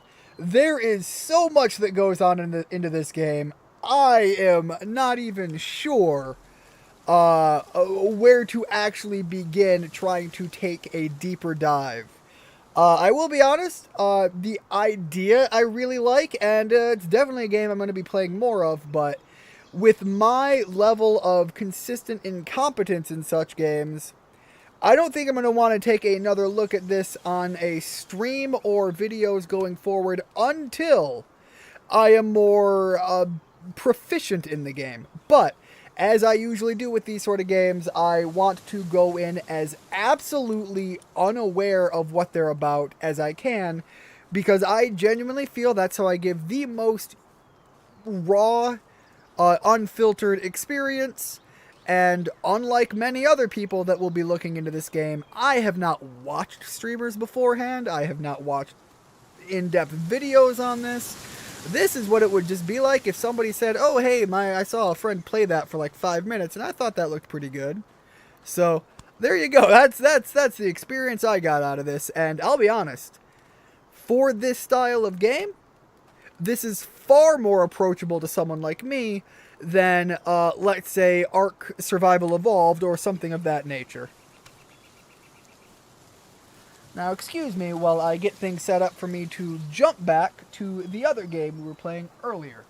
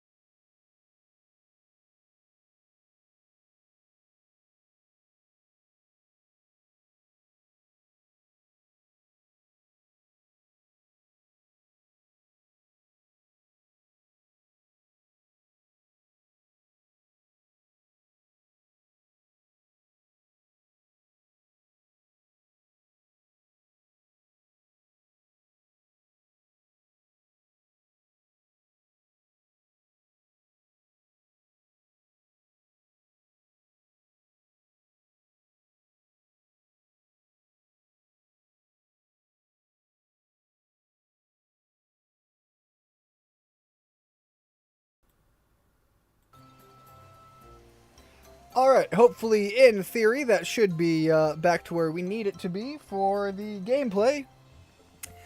I am going to finish off this third leg of this this travel, and I think this is probably near the latter end of where I think my my sanity can maintain holding some degree of structure.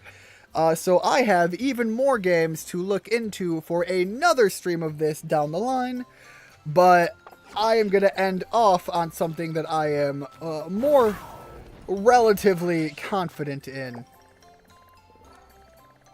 Speaking of, I believe it was north on the other side of the mountain, he said? Oh, that's too far zoomed out. Yeah, okay, so, northwest. Mostly north, though.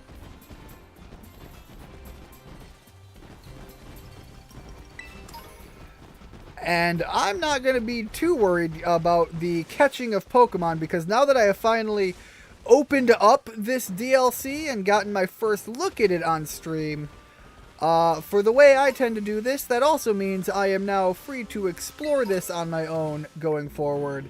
But as far as the streaming goes, I still want to be able to capture the story elements. With that said, I have one more story element I want to go take care of right now.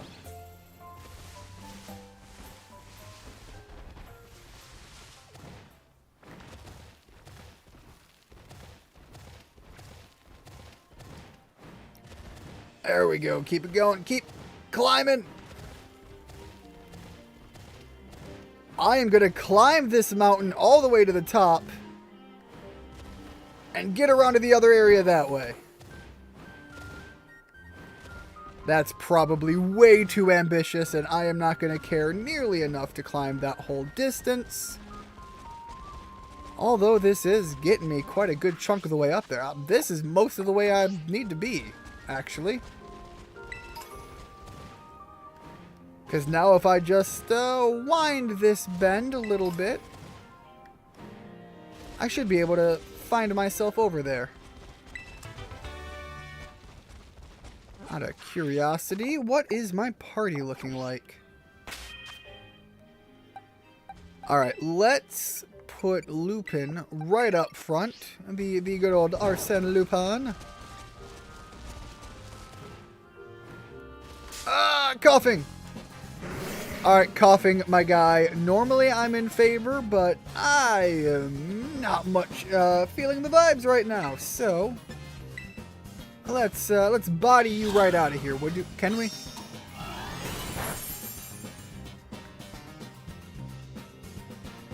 Oh man, hold up though. You survived, and well within a field that I could try to catch. So I'm gonna take the shot anyways. Let's try the Dusk Ball. Seems fitting.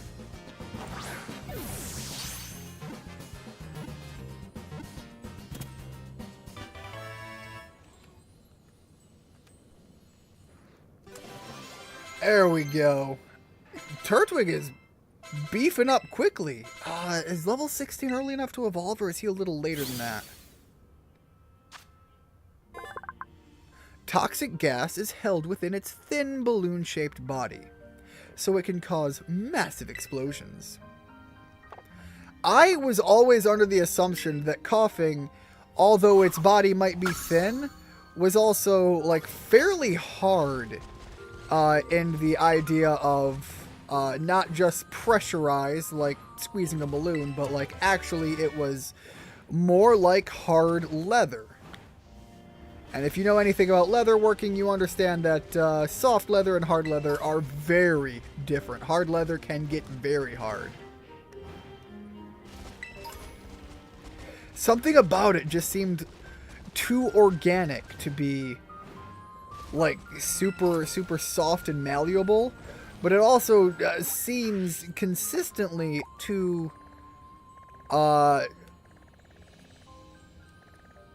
rough and stable, I guess is maybe the way to word that, to not be hard either. I'm back. Turns out the one game my housemate had that we agreed on wasn't even installed yet, despite him having the physical. God damn. What, out of curiosity, what game is it that you have a physical copy of that requires a full installation? Because a lot of times with games like that, if they require an installation to function, unless it's installing off of the disc or cartridge, whatever it may be, installing off of those is one thing, but to require a downloaded update to play, usually they have to advertise that on the box itself. Yo, Aurasphere TM is pretty big. And suddenly I'm surrounded by some really cool Pokemon and no idea where my story element is. Further west.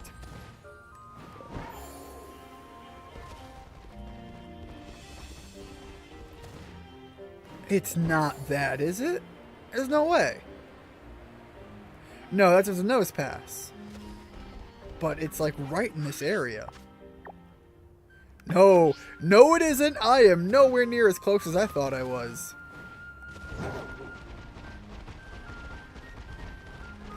But yeah, Rigid, overall, as I wrapped up my first look at Palworld, legitimately, it's got a lot to it. It's got so much more to it than I originally thought.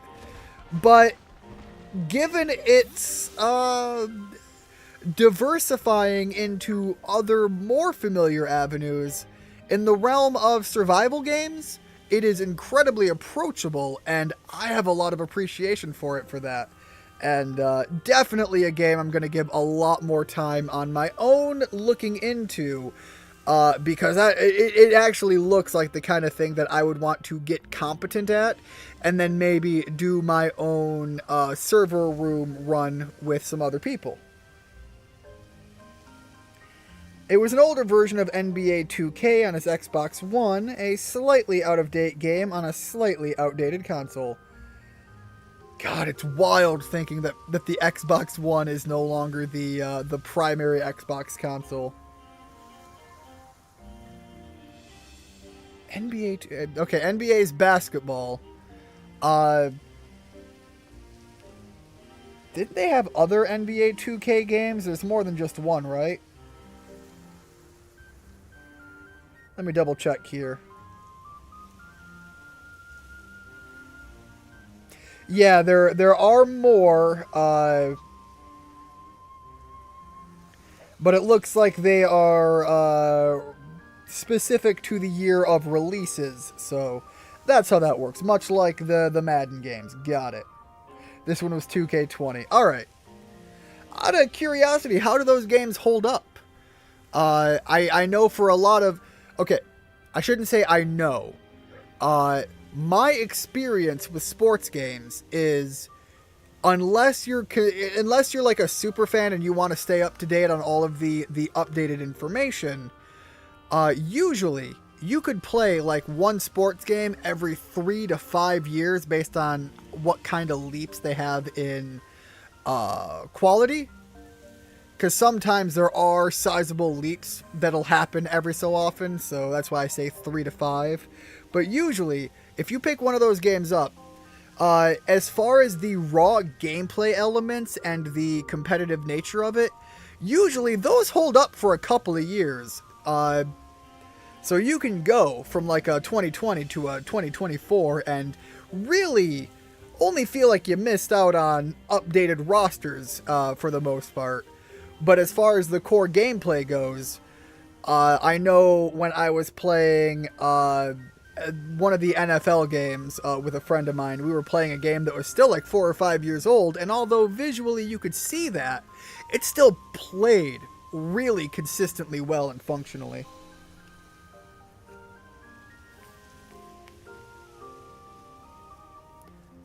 So I'm curious how it holds up across a basketball game, because basketball's not my avenue. Football's barely a thing that I functionally dive into from time to time, and that's just because people I know like football. My area of relative familiarity is more like baseball and hockey, but that's because I'm a Michigan guy. These are the Paradise Barrens. Pretty lonely place, huh? According to the old legends, the ogre used to be seen around here lots. Hey, before we check out this sign, could you battle me again? Wait. Can I not? Wow, that was weird. It didn't let me select it for a second there. Okay, let me heal up our Pokemon. That was a weird bug there. Go figure. And I don't know if that was a game bug or my controller bugging out. This time, I'll win. I'm still curious what's up with his neck. Is that supposed to be a mole? Or is it like a piercing?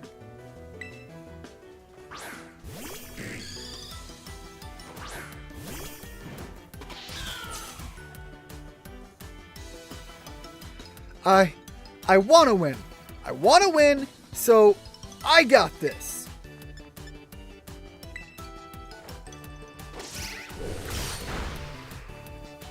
Well, what I will say is your Yanma held on quite confidently. I did not see that coming.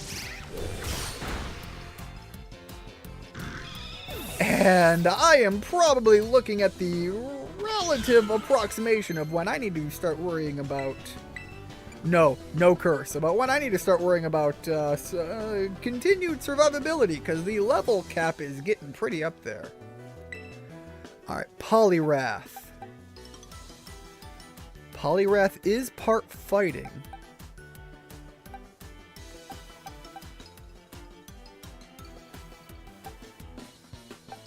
I don't have anything that immediately jumps out as being valid. I could meet it fist to fist, which would be kind of funny.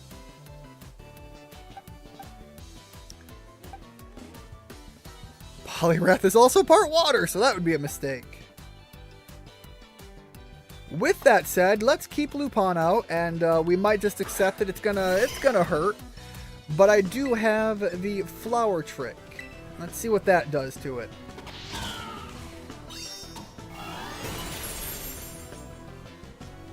Both of you, you're right. I think it's a mole on his neck. Rigid and I answered the exact same way. Richie and I might as well be brothers. We said the same thing at roughly the same time.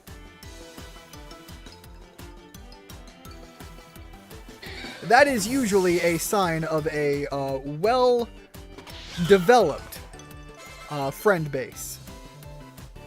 So definitely take it there and hopefully Mega Drain. Yes, Mega Drain, please. Instead of Absorb, yes. But yeah, hopefully it's how do I work? How do I brain, please turn back on.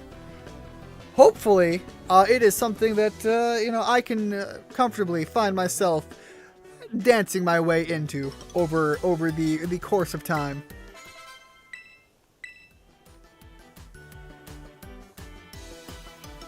He has finally switched up to a Furret. Love the Furret. One of those Pokemon that in the... was Furret Gen 2? I think it was Gen 2. I think it was all the way back to Gen 2. One of the Pokemon that I had fairly consistently in my party layout in the generation it came out in. I was not overly thrilled by Sentret, but when I saw Furret, I was sold and in love with it. You can tell it is getting late.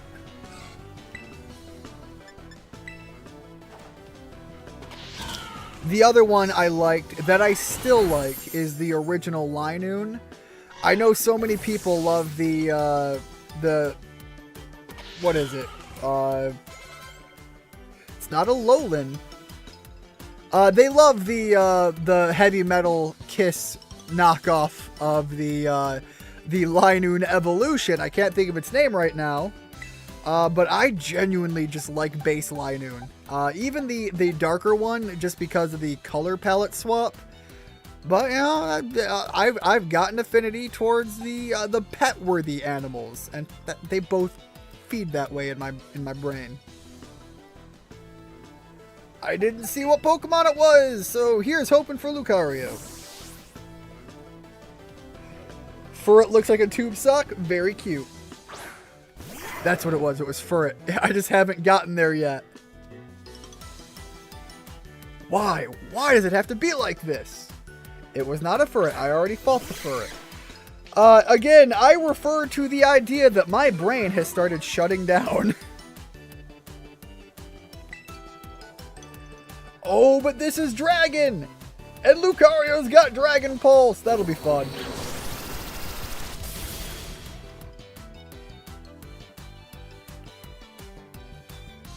You got this, Dipplin! Get them all! Oh, again, we're continuing down the avenue of this game, making subtle jabs.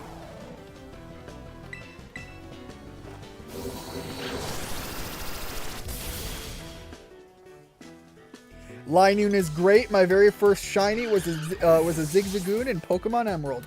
Now, unlike with Sentret and Furret, Zigzagoon, I like even a Zigzagoon. I like Zigzagoon, I like Linoon. With Sentret and Furret, Sentret just, I don't know, something about the rounded, it's cute and it's adorable, but it's just not in the avenue that I more look at for the cute and adorable creature Pokemon. But again, you get to Furret and it's big, it's adorable, it's fuzzy, I want to hug it. That's where I'm at with that guy.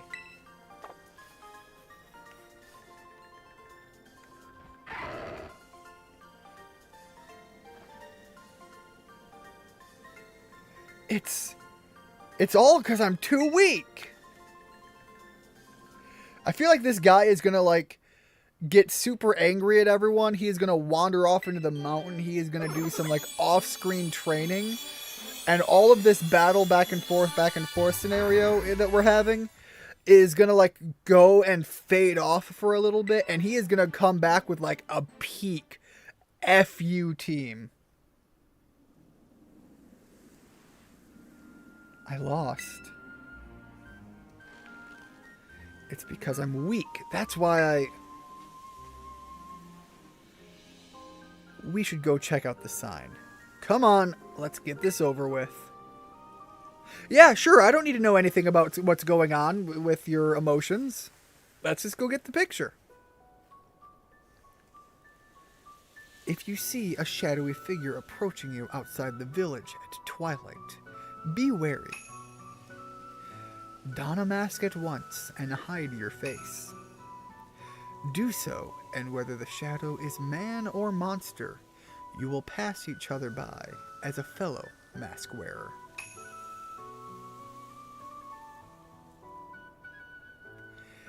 If you should meet the shadow when you have no mask in hand, then pray that it is only a man.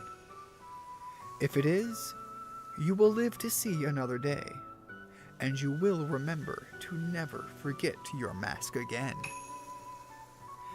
But if it is the ogre, you will meet your end, as do all humans whose faces are seen by it. Once it sees your face, your soul will be forfeit, and you shall never return to the village.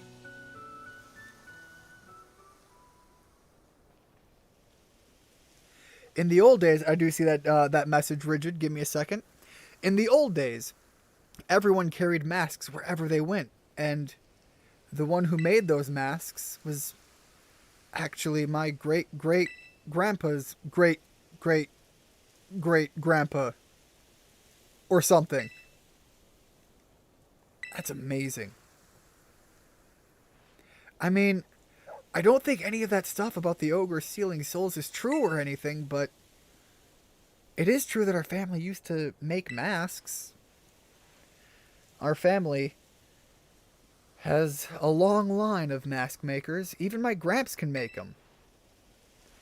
I even heard that the reason we hold the Festival of Masks is because our ancestors came up with the idea. But I don't really like the idea that... I don't really like that they wrote what they wrote on this sign here. Just because the ogre seemed sort of scary, everyone got all afraid of it and drove it away. But I'm pretty sure the ogre must have been lonely on its own. After all, left all alone like that, treated like some kind of outcast. You know, at this point, well, knowing what we know, I've got to agree. You think so too, huh, Ian? Want to take the last photo? I love how the first two were all buddy-buddy, and this one, it's just like, I'm here, thumbs up, hell yeah! And then he's over there just like, bro, seriously? Dude, calm the fuck down. Well, we're all done with our assignment now. But I've got to get stronger with my Pokemon. I'm going to head home.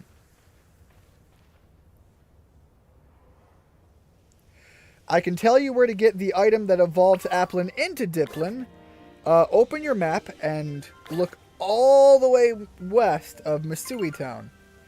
There should be a stand that sells them. So if we go to Masui Town and we head all the way west, I would assume it's going to be a stand somewhere out in here. Also, Diplin evolves again with an item you get in the Indigo Disc part. I didn't know that. What I do know is in between this stream and next, unfortunately, we didn't get to look at all of the games that I wanted to look at, so I might just do that aspect again in the future. I know that there's a Game Boy Advance game that I still really want to share with you guys. It's one that I've talked about from time to time, but I don't think it's one I ever gave a proper look to on this channel, and it is one of my personal favorite Game Boy Advance games, and it is built within the Shin Megami Tensei universe, and with the rise in popularity of the Persona series, I think there's some similarities and familiar icons we can see there, and some really fun things to check out within that game, and some unique elements to it that I'd love to dive into, but I don't want to say too much about it for fear of spoiling the game in particular, or giving too much details of the game before we actually open it and check it out. There were a few more PC games I wanted to check out as well. And I'm not done with the Pokemon DLC, so I think in the next stream, I'm going to try to continue more of this. However, whether or not it will be this long is probably unlikely. A 6-hour stream for me is incredibly lengthy. That is what I normally consider to be a long stream. This is double that. So, I have wrapped up that general portion. I am going to fly back down to the main city and finish this day out and see where it takes me in the story, because I want to be able to do some general traveling without fear of triggering a story element. So let me just no, there we go. Fly here. But I'm going to probably do a lot of general catching and some item grabbing, and I'll see what I can manage to score on my way through.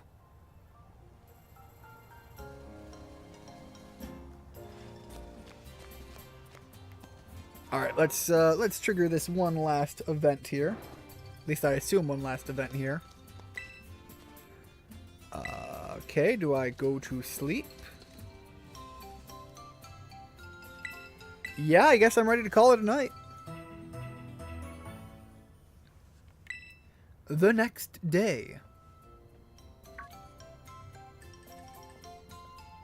Good morning, Ian. Carmen wanted me to tell you that she's waiting at her place. She said you'd better get a move on and don't keep me waiting. Well, now that I know that Carmen is the next story element marker, and Carmen is within her own vicinity and area that is exclusive to being able to travel around up here, I actually think this makes it a better marker for me to hold off on, because I don't have to worry about coming over here and accessing the Pokemon Center or anything like that. So, thank you so much, everybody, for stopping in. Rigid, thank you as always, and thank you very much for the info on some things to gather up in this game and to keep my eye out for. Did I say Rigid or Richie? Rigid, thank you so much for stopping. I am sorry it is so late. Thank you so much for stopping in. Thank you for the details. Thank you for giving me information to keep my eye out for. And Richard, hopefully your lasagna was good. My brain is did fried. So thank you so much again, everybody, for stopping in. I hope you guys have a good one. And you said Richard. Thank you, Richard. I can't tell you, when it gets this late, my brain, I sundown. If you are unfamiliar with the happenings of the brain as you get older, that's where I'm at. So thank you so much, everybody, for stopping in. I hope to see you next time. Hopefully you guys have a good one, and hopefully we don't have to wait too long for me to get back to do something like this again. I actually had a lot of fun getting to check out other games in between the story. It really helped break it up and get it going a little bit longer, but as you can tell, there's only so much that I can do before my brain starts to fizzle out like rock pop candy sitting inside of a bottle of Mountain Dew.